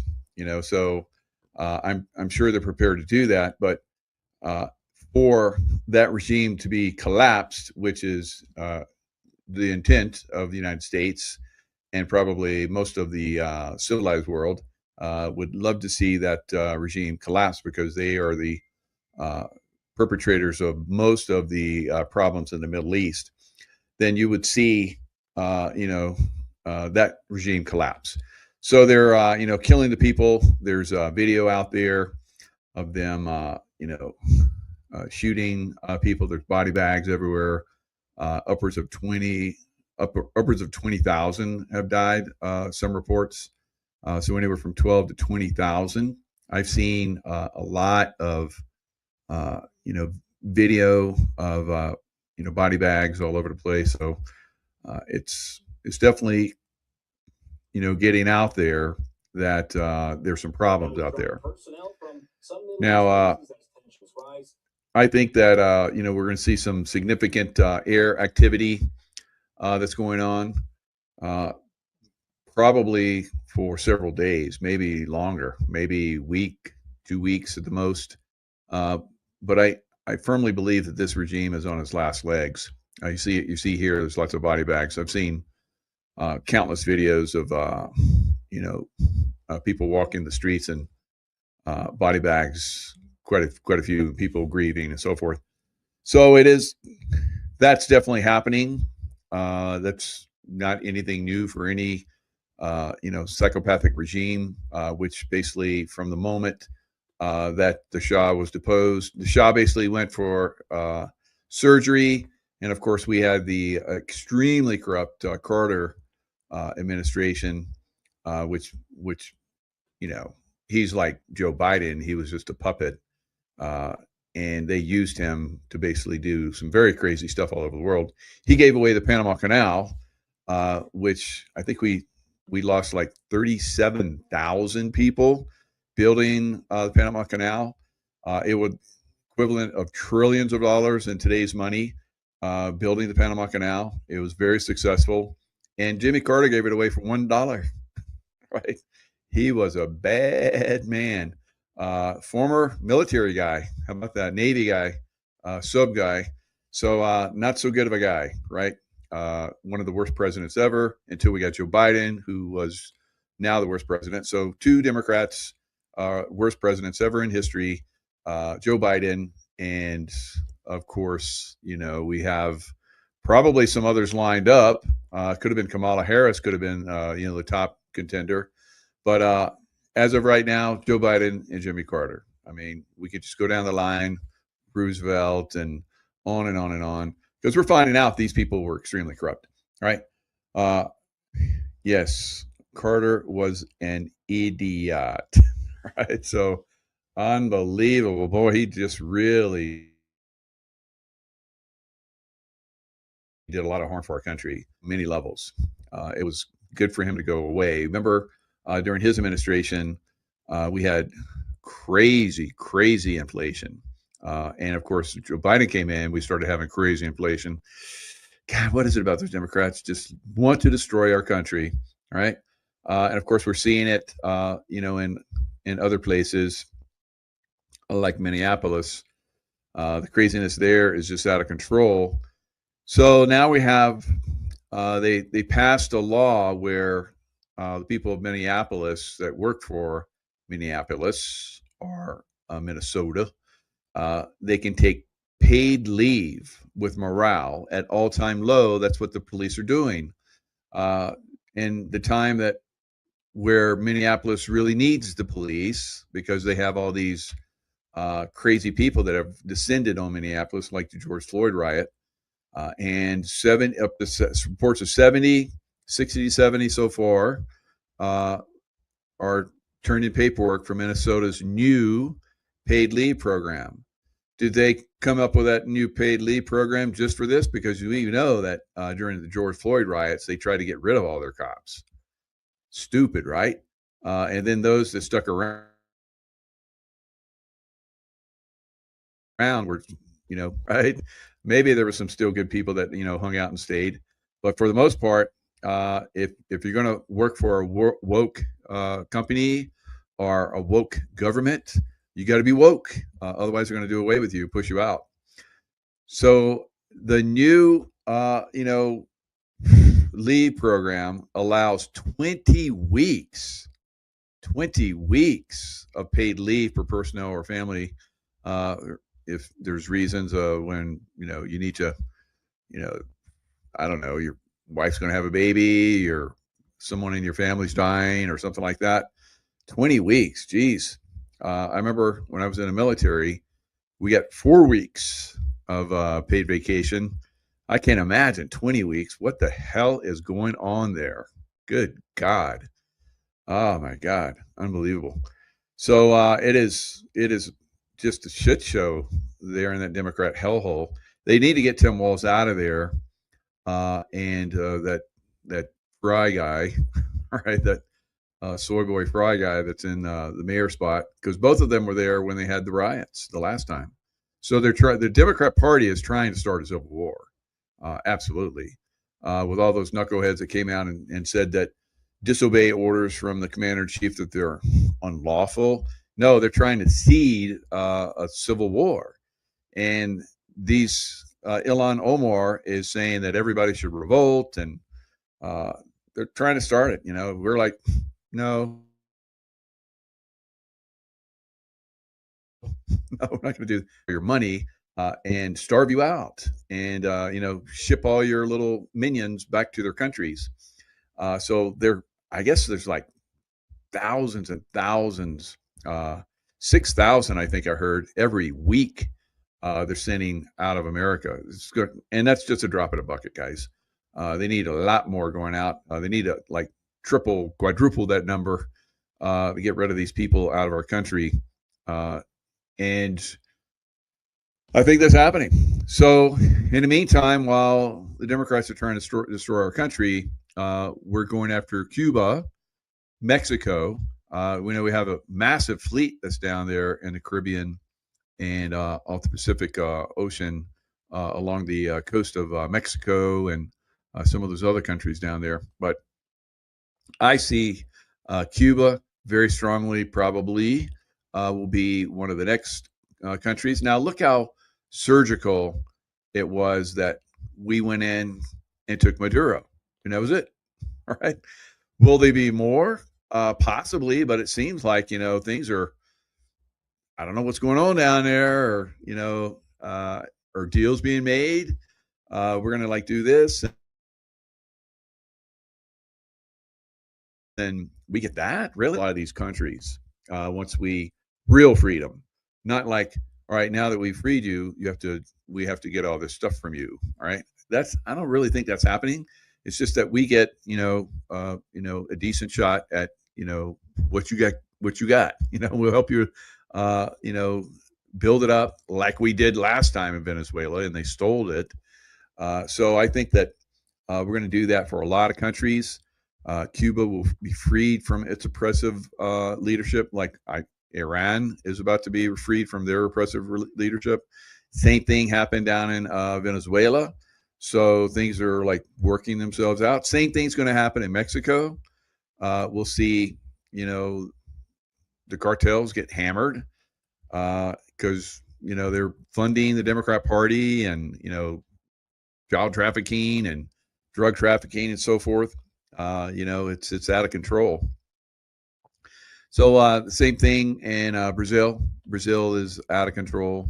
Take away their unelected leadership, Lula, and you're going to get Bolsonaro back probably, and he'll turn that country around. But the people have to, just like the Democrat Party here in America, the people down there in Brazil were subjected to extreme stupidity from their press and their judicial system, just like here.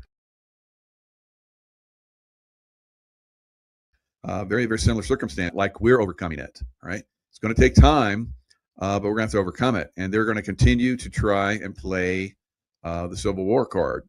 All right. Turn us against each other. It's not going to work out.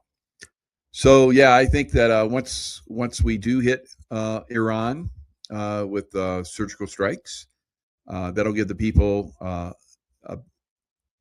and the military that have taken leave, right? My relatives and the people that I love, and the same thing with the police force. They're not going to come in, and they're trying not to come in, and do harm to their people. Is for these people to basically seize those military arms and turn them against the bad guys, right? So it's almost like a civil war to a certain extent, but for us to help them, that's what we need to do. Now, there's been other times that we've done that in Afghanistan. We took out the Taliban, and then for some reason, it didn't stop there. It's like we basically let some evil group take over again in Afghanistan. And for 20 years, we fought in Afghanistan. It's absolute bullshit. They were doing illegal drug trafficking, guys, and also, child trafficking. So there in Afghanistan, it's pretty bad. All right, pedophilia is way off the charts. And of course, they have opium fields. So we had the military was guarding them. The DEA that was supposed to be cleaning all that up was basically kicked out of the country.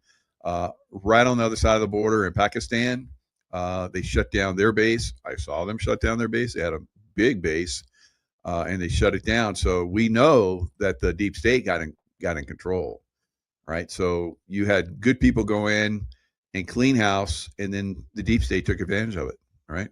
And that's what they normally do. So this time is Greenland. Greenland will be part of the United States. I predict that. So will Canada. And now, will they be like states or territories? That remains to be seen. Kind of like maybe Puerto Rico type thing. And then just be, tied to the United States. So I think that they're having, is it Denmark or one of those countries that is, trying to say that they own Greenland, which is like stupid. And they're independent, but one of those countries over there, Norway, Denmark, one of those countries is bigger and clear, and it's like, no, you're not. No, you're not. So and then you get somebody that's in Greenland is saying, no, we don't. We want to go with Norway or whoever, whatever country. NATO is not going to play if we go in and basically say, all right, we need to take this. We've been trying to do this for like, I don't know, 70 years, something crazy, because it is strategically, Greenland is very important. And I think that once we do, take it into receivership or buy it or whatever President Trump is going to pull out, he's going to pull something out. Then from that point, things will go to a different level. Yeah, it's glitching a little bit. Let me see if I can shift it over to. We'll shift it over to another source. Good. You guys know that not internet, but phone service for Verizon. Over half the country had their Verizon knocked off today. Wonder what's going on with that.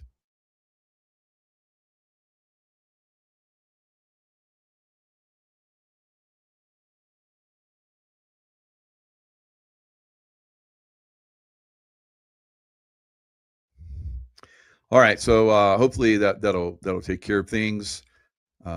So strangely glitchy when I start to reveal good stuff, right? Because it basically goes through NSA.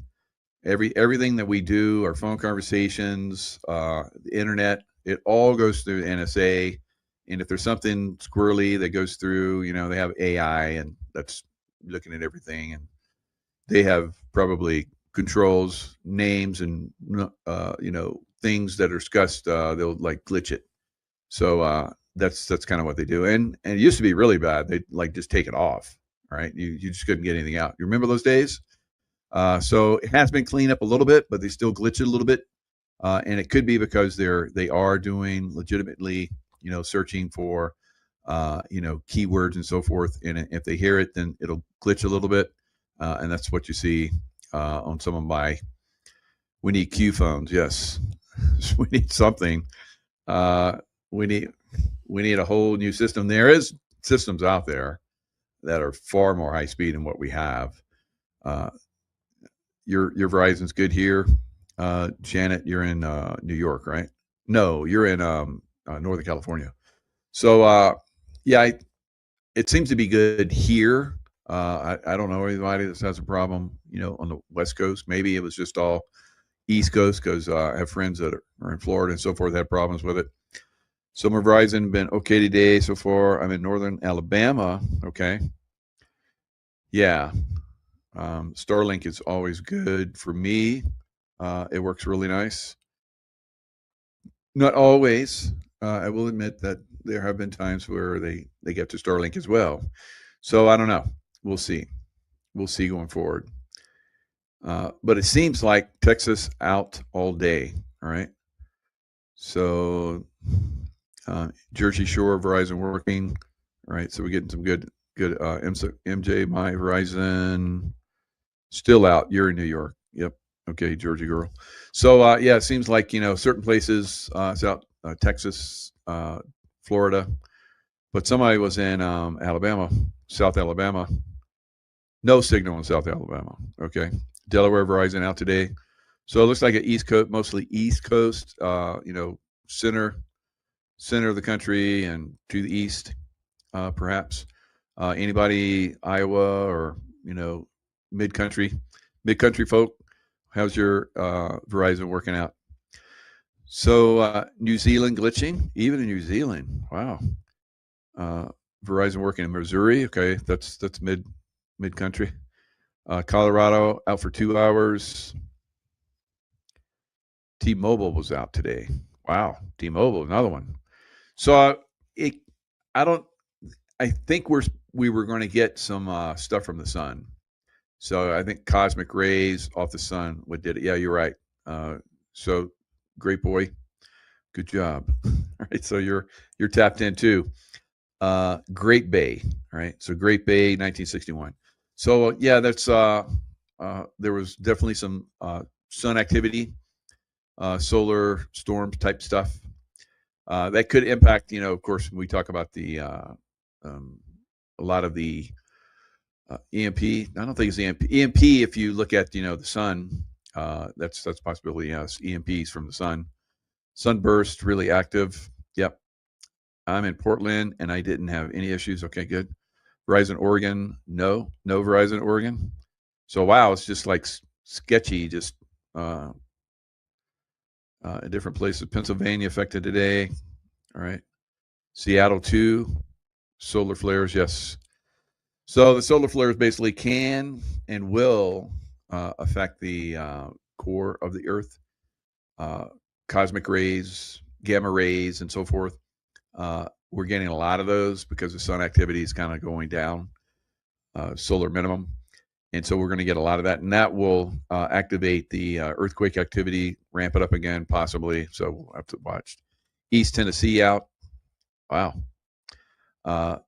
Had issues in Maine all day. So it sounds like the giant coronal hole or whatever, like really impacted the, it was spotty all over the country.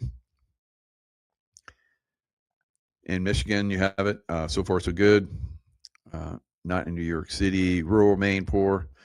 So yeah, it's crazy how that works out. So thanks for everybody that shared all over the country. Wow, that's pretty quick.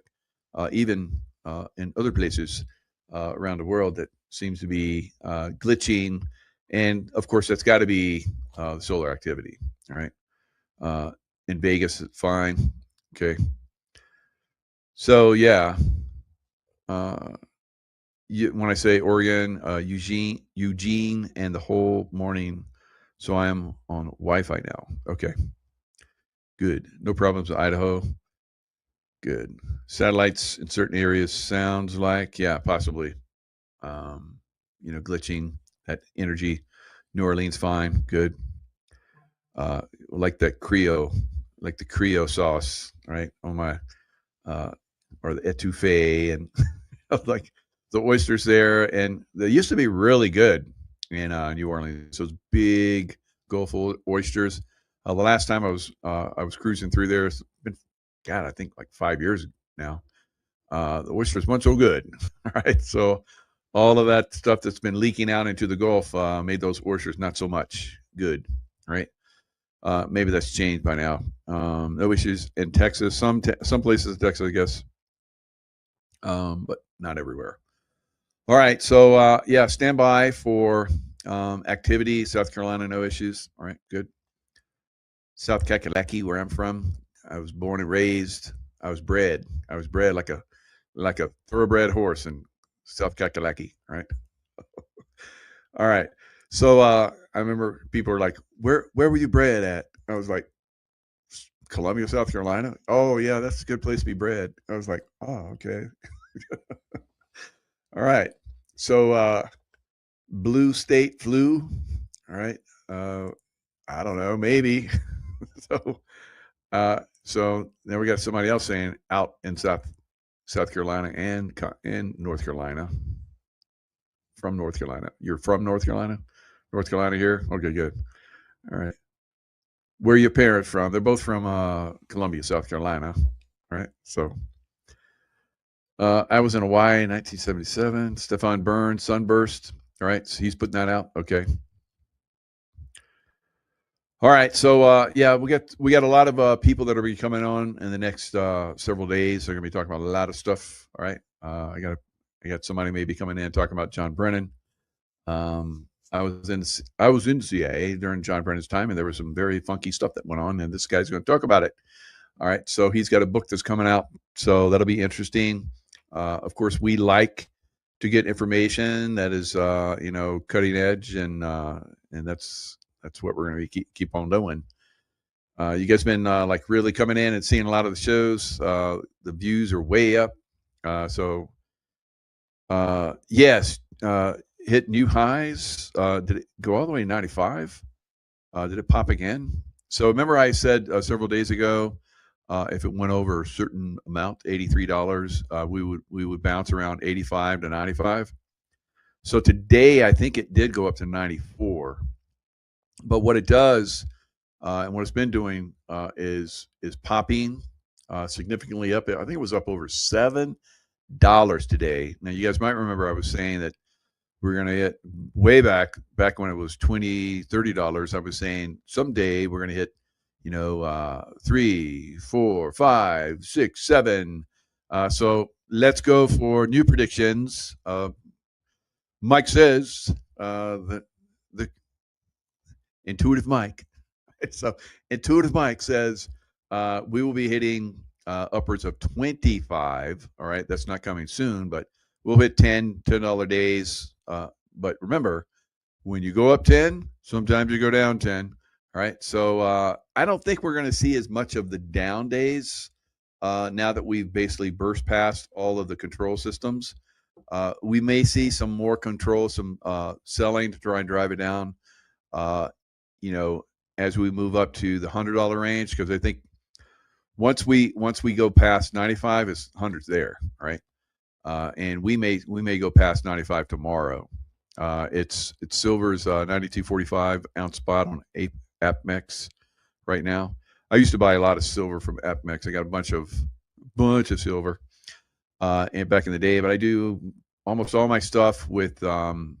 Kirk Elliott and in the someplace with safe, a vault, all right, depository in Texas. So and it's well guarded and insured.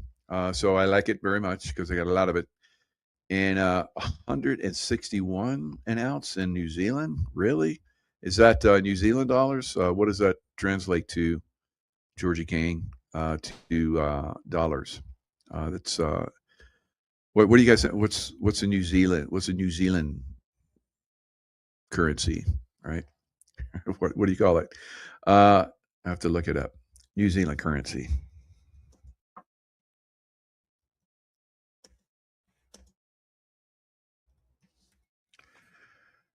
Uh, 0.57 New Zealand dollar. So how much is 100 New Zealand in the U.S.? It's $57. So a little bit of 161 an ounce. It's up there, all right? So in a lot of places like China, it went up to I think 104 or 105 today. So our dollars got to catch up, or our silver's got to catch up. So I think we're going to see probably next week 100, and by the end of the month, I think we're going to hit 112 to 100. I'm really reaching out there, but it's possible to see 125 by the end of this month. So now the other prediction that I have is that we're going to hit way up to 250 by the middle of this year, and 500 by the end of the year. So those are going to be like fluid. I think that we may see 309 by the mid-year, and then a pullback, a little bit of a pullback. That'll you're going to have that. You're going to have crazy ups like we're having right now. Then it's going to go down and sideways, make a flag. That's what gold and silver and platinum and all the other. I see flags, bull flags. And a bull flag basically is it goes down and then up and then down and then up and down, and it gets tighter and tighter and tighter, and then boom, it takes off again. So I think that we're going to see the last time I saw a flag in gold, which I'm seeing, which we basically broken higher. The bull flag has basically been broken in gold. We're probably going to see 5,300 in gold within the next couple months. 5,300, and like I said, $150 silver and 175, I think, in the next couple months, and then it's going to keep going. Now, a lot of this stuff is because there's a lot of stuff going on in the world, and people look for the safety of precious metals. You guys remember when platinum used to be more than gold? The last 2011, platinum was more than gold, worth more than gold, and so I think we're going to see platinum go up another $1,000 from where it's at right now. So it'll hit like the $3,300 level, within the next couple months. It's also got a bull flag. So a lot of these are, online jewelry channels are taking a beating. No one can afford anything. But when they do, they're making a killing. So that's a good thing. I'm getting like whited out, too much light. So I think we're going to see U.S. Mint halted all sales today. That's right. Lil Kali, is that your name? Lil Kali. Right. Lil Kali 77. That's cute. Right. Or if you're a guy, that's a tough name. Whatever.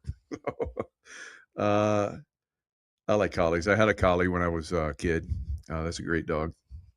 And I don't know that may be your name, so not throwing any shame at you or anything. So U.S. is dead. BRICS will dominate in a multipolar war. Check Simon Dixon for predictions. They're definitely leaning on America hard, no doubt about it. But I think Trump will prevail. Trump and team. It's 110 on AppMex. It says 92, but goes up when you purchase. Yes, exactly. Taxes, maybe. I don't know. Yep.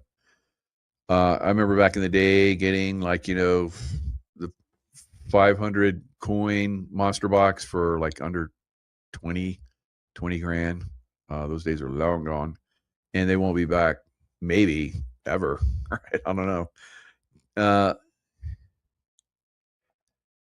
So yeah, well over 100 ounce. I think it's definitely going to be over 100 ounce. Silver Eagle 105 and Silver Maple's 110 now online. Wow.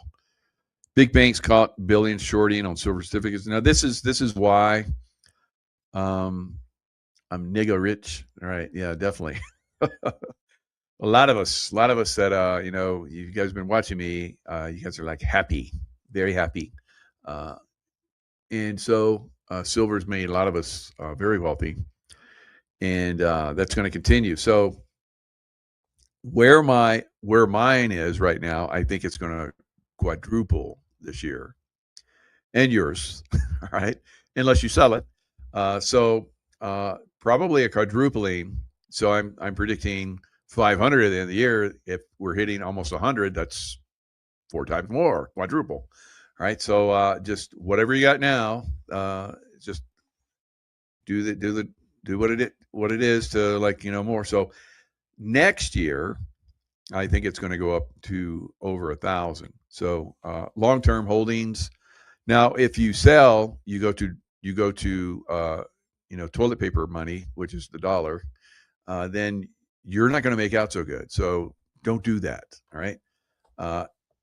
Unless you go into some type of asset, you're buying a car, pay it for cash, get out of debt. That's good. Or buy a house. You're putting it into something that's good. I think that's long term that could work out for you. But you don't want to sell all. It's like I'm gonna buy a Ferrari. I'm gonna sell all my silver, buy a Ferrari. Maybe not that good. Maybe pay cash for something. Like I don't know, Range Rover or something like that. That's good, high end Range Rover. But you get them for like 100 grand. And if the Sport, they're great cars. I've got one fantastic car. I've had it like 4 years. No issues with it whatsoever. So looking to maybe sometime this year, upgrade to something else. It's better for a little bit. So you hold them, they get a little old, they start to get problems, right? But this has been a great car. Range Rovers used to be a pain in the ass, but now the one I've got is like unbelievable. It's the best car I've ever had. So there's a lot of great vehicles out there. It was insane, and now those prices are collapsing. Same thing with housing prices. So hold off towards the end of the year will be a better opportunity. Right now, everywhere, condo prices are collapsing like 50% like they did in the last collapse. They'll collapse. A lot of them will collapse 80%, I believe, and a lot of home prices will collapse 80%. probably into next year. But do you want to wait that long, or do you want to start to put your silver to work? So that's what you want to start looking at. And maybe you're going to buy a business or something like that, So there's a lot of people out there. So another one, of course, to get into is the miners. So I highly recommend the miners at this point. I got into the miners. I started talking about getting into miners to diversify. First, you want to have physical silver, and if that's all you can afford, that's great, on your person. And then if you're going to expand, where it's getting a little bit late in the game to expand, not because of the price level, guys, but because silver is going to become very hard to get. For I think a year and a half, 2 years now, you can't get 1,000 ounce. Maybe some of you can, but I haven't been able to get 1,000 ounce bars of silver. So it's been 100 ounce. You buy 100 ounce at a time, and those are your best deals. You buy the individual coins, that's the highest price you're going to pay. If you buy just bars, that's a little bit better. And then the highest ounce bar that you can buy is your best deal overall. So 1,000 ounce bars have been gone for a long time, and now it's getting to the point it's hard to find 100 ounce bars and monster boxes. And a lot of the coin shops, you walk into them, they're all sold out. So it's going to Dr. Kirk Elliott, because he goes straight to a source that has sources of mining sources that keeps him in silver. He's got I think he told me, he said one time that he has the largest silver holdings of any company. I don't know if that's how true that is. I haven't done the research, or how close he is. Maybe he said he was one of the highest, or he is the highest one. So you still have, how do you buy molybdenum? I don't know, but that's one that's going up too like crazy. That's one of the most expensive, I think. I haven't seen it on anywhere online. I don't want to buy it. I'm sticking to platinum and silver and gold. So they seem to work really well. So I just bought a 10 ounce bar for 900. Ooh, nice, very good. So love Cadillac, that and Mustang. Yeah, so we're all like dreaming, right? So you can dream if you've gotten into the silver early on. So everybody's doing really good with silver, and I believe it's going to go much higher. MJ Kirk has some of my silver in his vault. Should I get them sent to me? No, keep them there. Why would you do that? Unless you want to hold it. I mean, it's up to you. Yeah, he'll send it to you, or he'll send you some. He'll send you what you have, of course, or you can, trade it out. I wouldn't trade it out for cash if you want the silver. He'll send it to you. It probably costs you a little bit, but MJ, yeah. What do you think about buying sterling silver, especially the old silver jewelry? Yeah, I'm not so much into sterling. Yeah, it'll be unobtainium. Yeah, absolutely. Silver will be. So silver, any kind of silver, I guess. Some people are buying the junk silver. So any kind of silver, sterling silver, whatever, it's going to be good going forward. I would buy it. Dump silver rounds and buy coins. No, I would say I would keep your silver rounds. Silver rounds are good. Yeah, all that is silver. So when you in a lot of your silver, it's going to be, even though you got like this. I used to buy all the high speed silver from the U.S. Mint, and that was dumb. I remember like the U.S. Mint over the last several years, you were paying like double and sometimes triple what the price of the metal was. I was like, what? So you're not going to sell it for that much, guys, unless of course it rises to the amount that you bought it. It is not worth it. The best thing is just to buy the actual silver and bars and so forth. That's your best deal. Now, if you like the silver, because I like buy Juan O'Savin's silver because it's very beautiful. I like it, and he does have good deals on it. And all the silver that I bought from him is now worth a lot more. So that's and collecting. I'm not into collecting anymore because I did collecting for most of my life, and then when I went to sell it, it was like, oh, that's what I get for that. So, where you can go online and trade it. That's going to take time, and it was that point where silver had reached its peak and it was going down. I was like, okay, it's time to sell, and so I was selling it, and I was getting a lot of money for what I'd bought it for. So that'll stay that way. 122 in Canadian dollars an ounce. Wow. So a bar that looks like a Wonka bar. So cool. Yeah. I mean, why not? But it's not gonna. It's like a Wonka. You go in. It's like, can I get a little extra for this Wonka bar? No, I'll give you a spot. So if you bought it for like 40, $50, then you go in. You're like, here's an ounce, but it's a Wonka bar. Can I get a little bit more? And it's like, I'll give you the 350 an ounce that an ounce is worth, but I'm not going to give you a little bit more for a Wonka bar. So that's the way it's going to work for you. All right. Should we max out credit card buying? That's up to you. That's speculating, but I think might be something as long as you can pay that off. Otherwise, it's you're paying the interest, and then whatever you're making as the silver rises, is it more? So you gotta look at that. So yeah, if you're buying it with a credit card and you pay it off, when I buy something with credit card, I pay it off. I don't pay interest on anything. Everything I pay cash. All right. So and that's what I would hope all of you. If you're not doing it yet, you should get to that point where everything is you pay it in cash. So when I buy a home, eventually I will pay cash for it. Of course, I'm 65, so I've had condos and houses in the past, but this time I won't be paying that bullshit mortgage, 3 times the amount of what it is.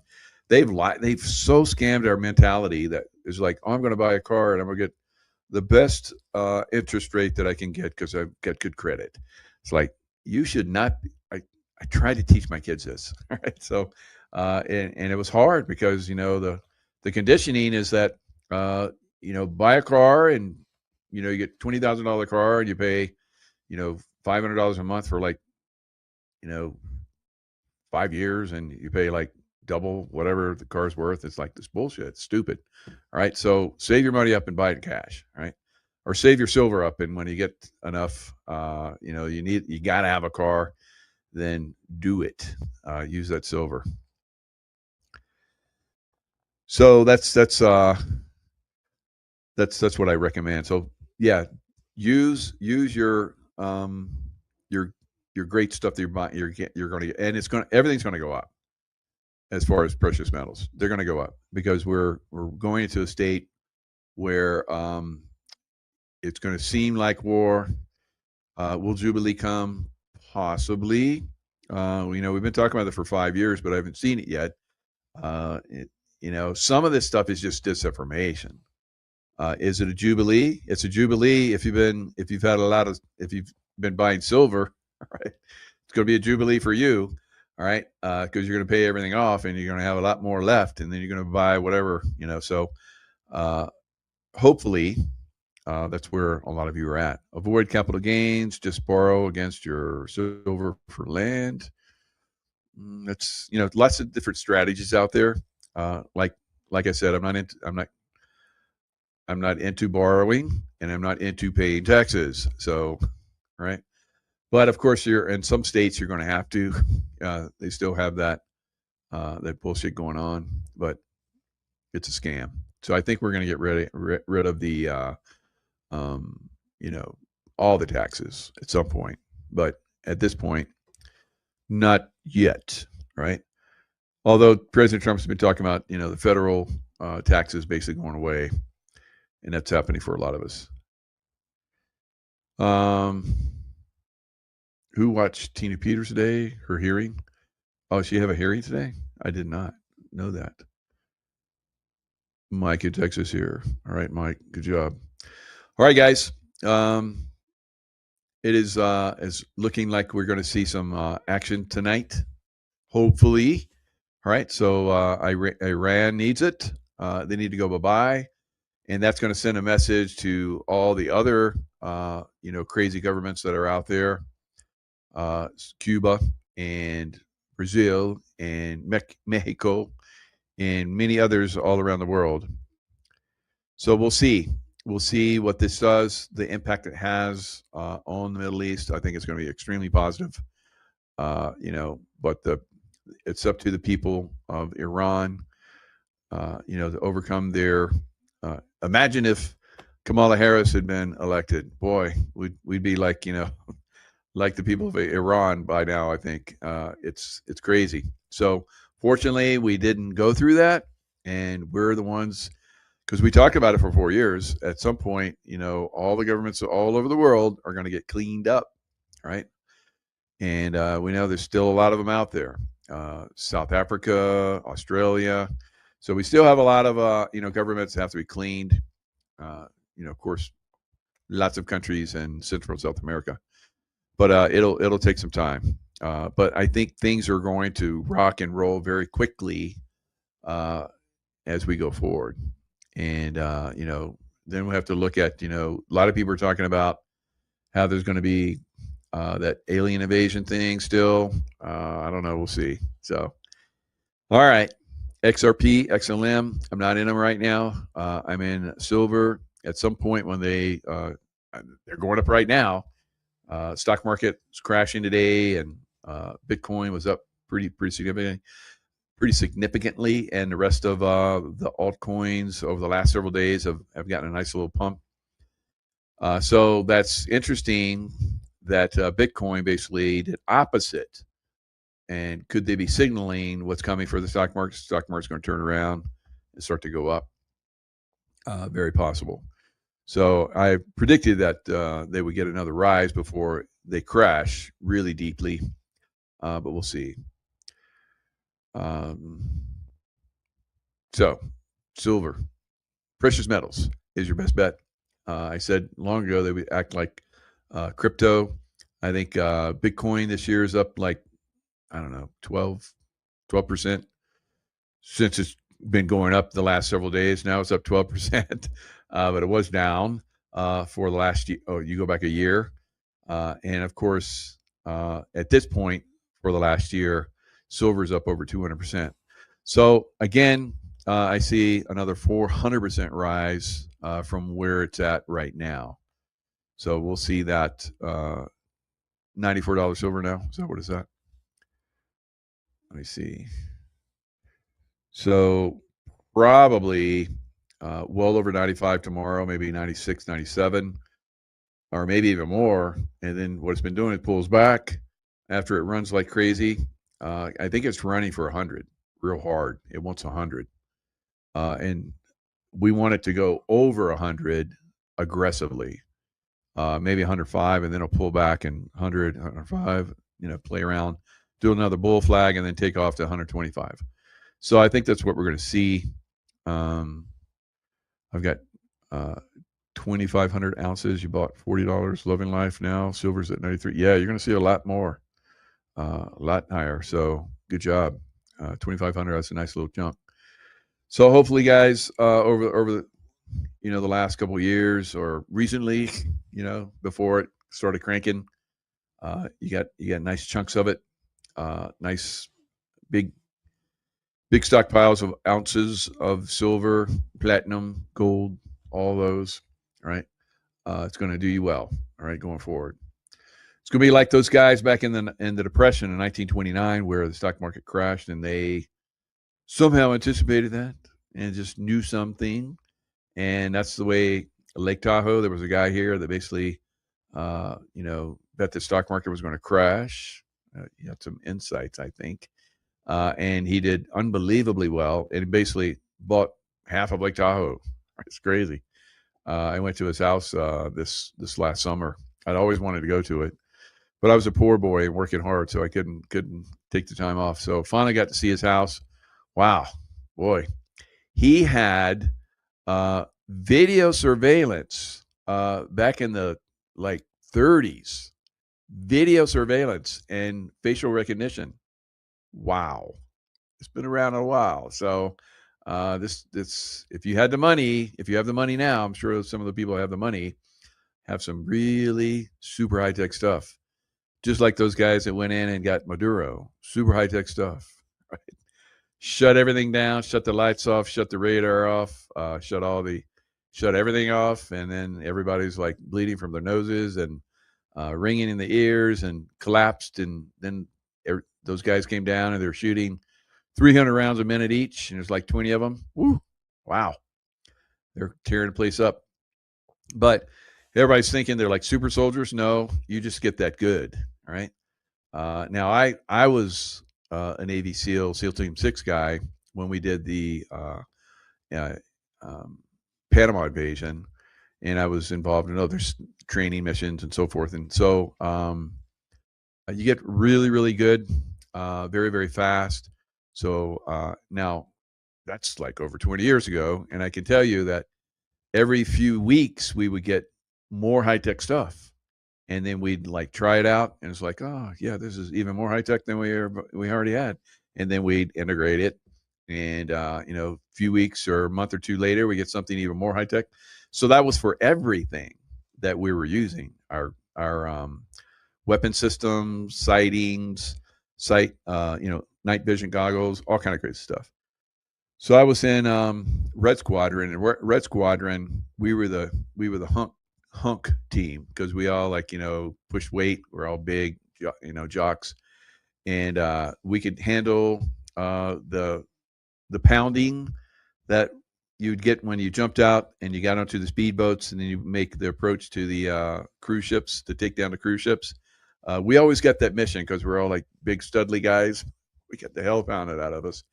And all the other teams are like, take the helos and fast rope in. We're like, we like the tough stuff.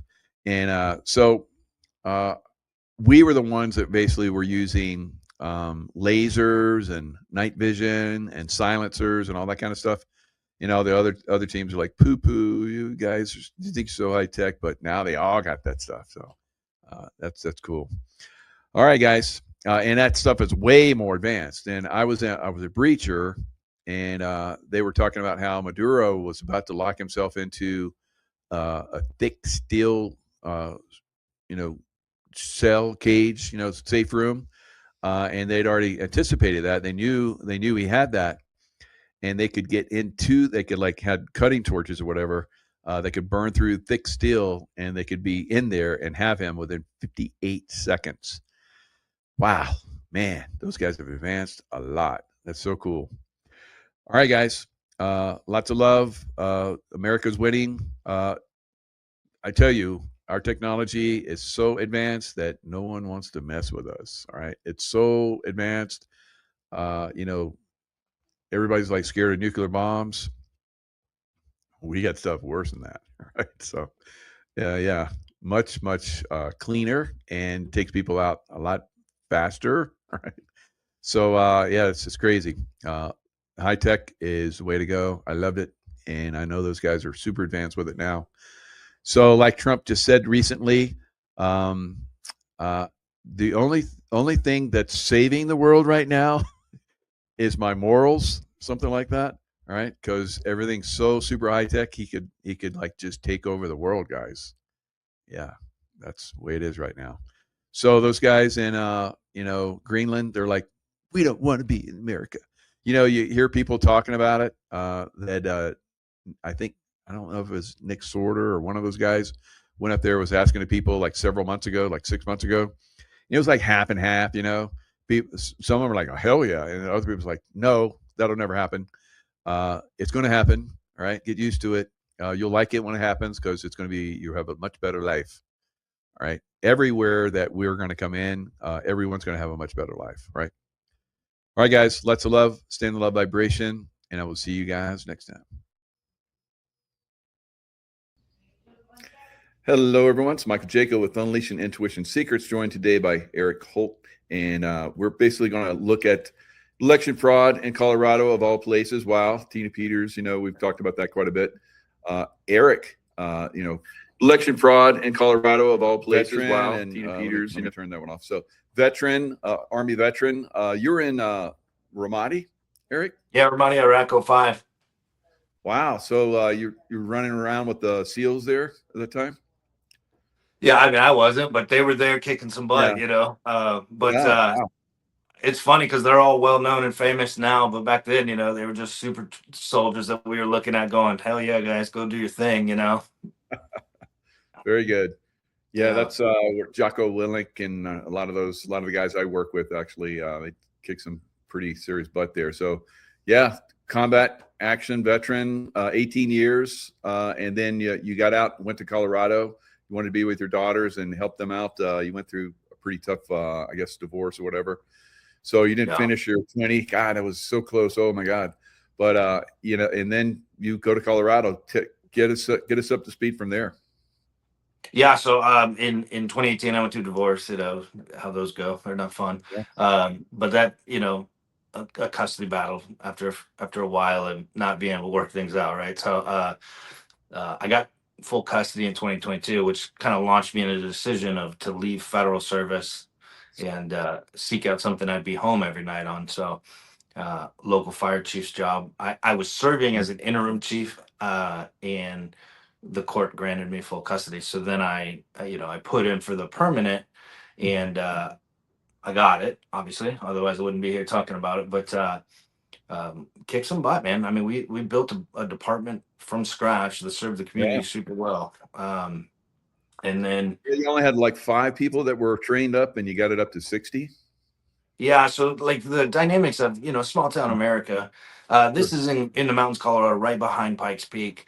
So when I took over, it was very fractured. Like 4 or 5 volunteers, and I always say that you may not get somebody that's certified to do medical care if you call 911 in that. And so when I got hired and put my vision forward, was to professionalize the department, and we went out and recruited hard. We got 60 people. We brought in, like 14 EMTs, and we had put another 7 in the pipeline for school. We took response times down from 19 minutes to 7 minutes in a 6-month stretch of time. Incredible. So if you're a community member or like rely on a fire department, that's what you want to see, I would imagine, right? I want qualified people there that can help me if I dial 911 or my kids, and to get there as fast as they can with those qualified people. So that's what we focused on. Yeah, that's fantastic. So what got you to Colorado? Were you raised there? No. So I in 03 I had joined the Army. I grew up in Northern California in the hill country, where the gold rush was. So not too far from where you're at. But Nice. in 03, they give you your dream sheet where you want to go, and I always put Fort Carson. But I was stationed in Germany, deployed to Iraq, came to Fort Hood. When I got out of the Army, I stayed at the Fort Hood Fire Department as a civilian firefighter. And then, after some time, the Nadal Hassan shooting had happened, and Fort Hood just kind of changed a bit, you know what I mean? And so sought an opportunity to just transfer up to Fort Carson in the mountains, and I loved it. So that's where we lived for a little over a decade out there. Very nice, very nice. So you're working in the fire department, and get us up to speed about how the election fraud happened. You train everybody up. You're doing, your community loves you. You got incredible background. Tell us about how you got into the fire department there, because there was some corruption or something that was going on, or they had some problems, and you came in and fixed all that. Yeah, so when I got the call, I had mentioned I was serving as an interim chief. When I had post-divorce, I had moved a little further out, away from society in the mountains. And in that community, I started working with like the incident management team. So I was known, and that I was a professional fireman. They had all my qualifications. So the fire department that I eventually became the fire chief of called because there was a lot of chaos. Like most of the board, all but one had resigned. The chief was placed on administrative leave. They came in and asked me to stabilize it.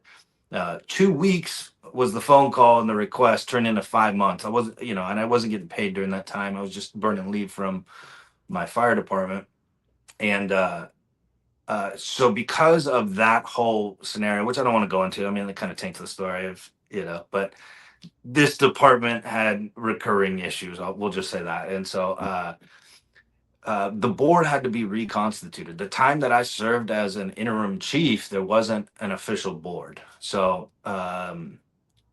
for anybody listening, the board is elected people like at the city or county level that is responsible for how the policies, bylaws, and most importantly, the finances, the fiduciary side of that operates. And so they're the governing body of that.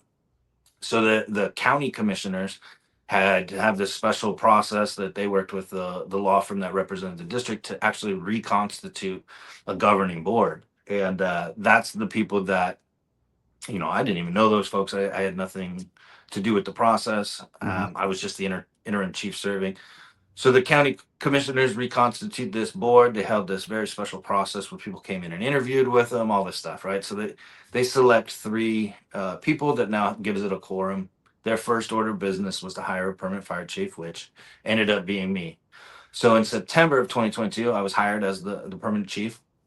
But I'll say that process created an opposing force, man. And anything that you do well, somebody's going to hate on that or say we can do it better, or you don't know what you're doing despite the success, all these things. So that was very prevalent. So because of that special process, May of 2023 was coming up, was the regular scheduled election. And most boards have staggered positions. So you might get 3 on one term and you get 2 on another. That way there's never a full turnover of the board. So despite all the success, January was the mark from September to January where we fixed all of the things. We trained our butts off. We put butts in the seats and recruited. It ended up being 62 people. Response times were down to 7 minutes. This other party kind of comes out campaigning and they call themselves the Slate of Five, and that if you vote for one of them, you vote for all of them. They run as a consortium, basically, which is very weird already to begin this story. And this is interesting because you probably never have been part of the political, process before until you became fire chief, and then you're seeing, that the machinations that they're all up to. And so, what was your feel for Colorado at that time as far as politically? It was a weird time, right? So a part of the reason I moved out to I wanted to get as far away from the city. Yep. So, very conservative county. I lived on 8 acres on a mountaintop in a log cabin. Life was good. Yeah. But we did have, Tina Peters' situation on Mesa County was known. We did know, and we heard about all the 2020 election stuff. I never dug into it personally. I believed there's no way that election result was possible. So I started with that, right? Right. The old spikes in there don't make any sense. And I think everybody now has a pretty good understanding. But remember in 2022, it's a couple years ago where you were shadow banned and you would lose your social profiles if you spoke out and said or questioned anything. So I'm well aware of that. Yeah. So even in that conservative county, like our local county commissioners were like, "Oh, the voting machines are so secure," and there was this mantra always going. But as far as me as an individual, I was a fireman, fire chief. I had voted in probably 3 elections in my life for president. Yeah. And it's kind of like the craziness of this story and this path that I've been on is now I'm like embroiled in it, and it's so obvious to see. How can people not, right? And as we get into the story, like I'm a little bit unique in that I have high definition video of what took place, and people still call me a liar, So it's still out there. It's insane. Yeah, I mean, you're looking at free speech.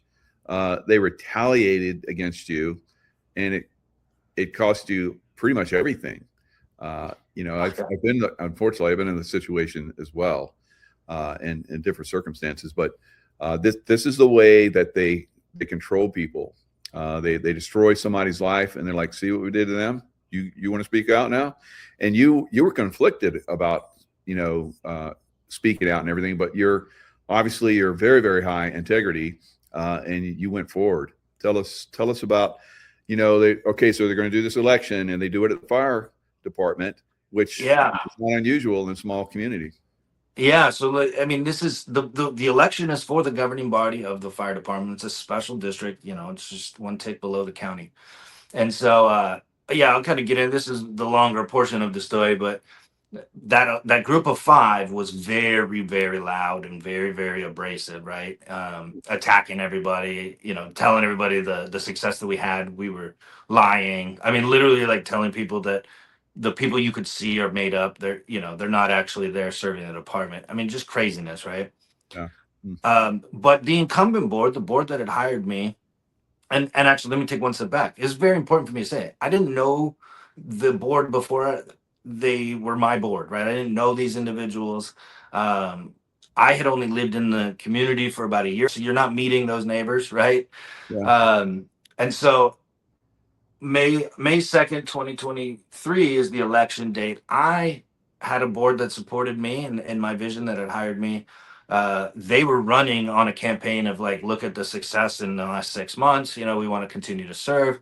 And this other party was just kind of being abrasive and like causing drama. So because of that, the incumbent board hires the law firm that represented the fire district, or the special district, to administer the election. That way, nobody can say something wonky happened. Literally, a law firm ran it, right? So I thought that was a good choice. Obviously, they wanted to hold it at the fire station. So, I was in contact with them of how they would take over the fire station. I would work from home and stay away. I didn't vote in this election. I wasn't present for it. And so literally May 2nd, 2023, I show up, before the sun rises. I unlock the door for the lady she's a paralegal, but her role was the designated election official. And she's the one that has oversight to make sure all the laws are followed, all this stuff. I leave. I go home. I'm working. And important note, this is a fire department, so people still dial 911 whether there's an election going on. There isn't, right? So I think the third call of the day is what places me at the fire station, but respond to this guy's home. He's having difficulty breathing. The paramedics requested that we call a medevac in, and that medevac landing site is at the fire station, just outside the station. So I go there, I set up the LZ, I land the helicopter, in comes the ambulance, and the guy has gone into cardiac arrest, and now we're doing CPR. So that gentleman, unfortunately, he doesn't make it. We worked him for about 30 minutes right there in the parking lot. Jeez. Yeah, and that's a normal day, I would say, in the fire service. Like, it's, it is what it is. Like, that's the type of business that we do, and it's actually very important to like the integrity of the story too, right? Like, there's actual people that need this help. So I can vouch for you guys a lot, because I worked in the casinos here in Lake Tahoe for several years, and it was like sometimes several times a night we called the fire department, and they came in and responded like so fast and did such great work. Amazing guys. Yep. Yeah, 100, and that's what the tug will be as we get into stories. Like, I have a love for serving my community and being in the fire service. So anyways, yeah, we work this guy, we do everything we can, unfortunately sometimes you can't bring people back. So myself, the paramedic, and I think their lieutenant go back to the house, and I am the local fire chief. It is my job to break that news. I've done it way more times than I would like to, but you console the family, let them know we did everything we could, answer their questions, try to comfort them best you can. So after that process, I go back to the fire station, and now we're about midday through the election. The day that we talk about on May 2nd, 2023 was a 12-hour window of time for the voting to, all that. So we're about halfway through at this point. I get back in my chief SUV, I had a Tahoe, right? So I'm getting ready to pull out, and a voter comes up to me, and she's like, "Hey, I need to report something to you. It's super alarming." And I'm like, "Okay," and I'm not thinking something crazy's coming. I'm just kind of trying to get back into my daily mode after this call. Right. And she says, "So look," and she shows me a picture on her phone, and it's a poll watcher standing within. So they cone off an electioneering box. If you've ever been to the polls, Yeah. that's like a very sacred perimeter. Basically, there's some very specific rules on what you're allowed to do in that. So she shows me a picture on her phone. She took of this poll watcher inside of that zone, standing there on her cell phone. And so, just to begin with, that in and of itself is against the statute. The statute very plainly reads like no cell phones, no recording devices, no tabulating votes. Yeah, there's a whole bunch of rules, right? And we'll get back into that. But Okay. I was like, "Oh yeah, that's concerning." She goes, "No, that's not what's concerning." And I'm like, "Okay." So she tells me she had stuffed her ballot in the box after, filling it out behind the screen, and she was walking out. Well, that poll watcher was a few steps ahead of her, so she could hear this lady coming out of the fire station on her phone. And what she told me was that what she heard was, "Did you pay them? Is this the vehicle pulling in right now?" And you can see her, and I'll come back to this again, but uh and then the lady reports that, like, I saw her motion these two people over, get in close to them and tell them who to vote for, and then they went in. And I was like, "Oh, that is super concerning." And so I then take her inside to the designated election official to file that complaint. Again, I leave. This isn't actually any of my business. I'm not associated with the election. Sure. I just happen to be the fire chief, right? Mm-hmm. So the rest of the day goes by. I show back up, I think at like 8 p.m. So the whole 12-hour day is over to secure the fire station again, right? And I always describe it. I see the DEO again, and I describe her that she looks like she just fought Mike Tyson for 15 rounds.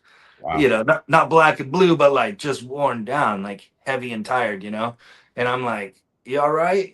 She's got to drive like 2 hours back home. And she's like, "This day was insane. It was crazy." I'm like, "Well, hey, get home safe. If you need anything, let me know." I lock the door. I go home again, right? Mm. At that time, we did know the results. And so the results were all five of those individuals that were non incumbents won. Wow. And what I'll say is, one, incumbents are always favored in every election. Absolutely. Two, when you're running on a campaign of like logistical, logical, like people can see its success. Generally, you have a pretty strong grasp of that. So it was a surprise to hear that all five non-incumbents won.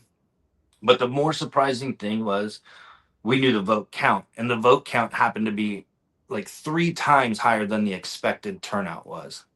And so that's just a little nugget in your brain, right? When you're like, "Oh, that's odd." So I didn't really care. I didn't concern myself with who won because, again, my job is fire chief. I'm contracted to be the fire chief. That's my job. I don't have allegiance to people, um, and so I go about it. Well, a day or two later, I'm in the local market. I always say this. I was a fire chief, so I did like hamburger helper for my kids. But so I'm probably buying that, and another person comes up. She's like, "Hey, I need to tell you something about the election." And I was like, "Okay, what was it?" And that person tells me, "Well, when I was voting, I was being recorded from the poll watchers, and like very rude comments and looks and all this stuff. Like I felt intimidated while I was casting my ballot." And I was like, "Oh well, that's concerning. You need to reach out to the DEO again. Here's the contact information." But I followed up with that deal. I called her. She's the paralegal in the law firm that represents the fire district. I've worked with them on a professional basis for, it's like 6 months at that point, maybe a year.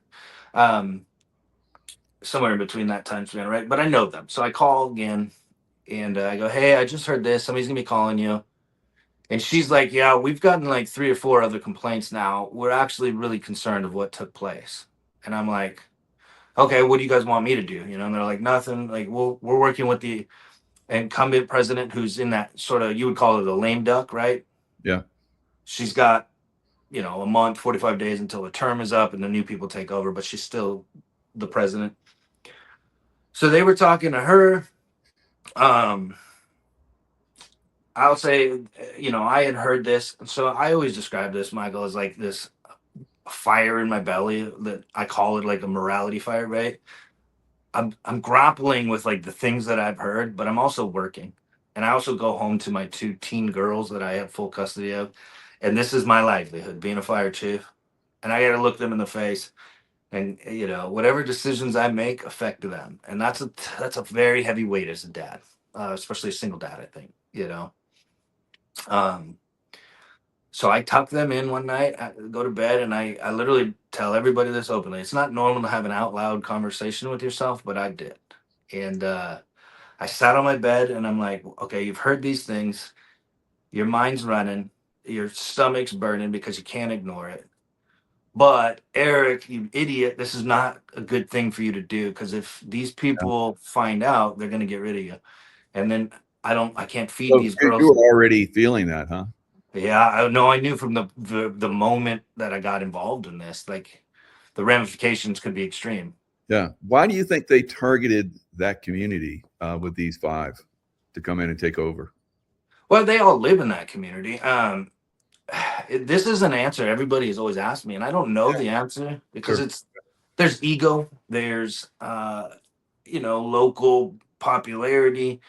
The thing that I saw that made the most sense is if you control a fire department with over $1 million budget, and you live in this housing development or an HOA, which these people happen to be all associated with, you can spend all of that money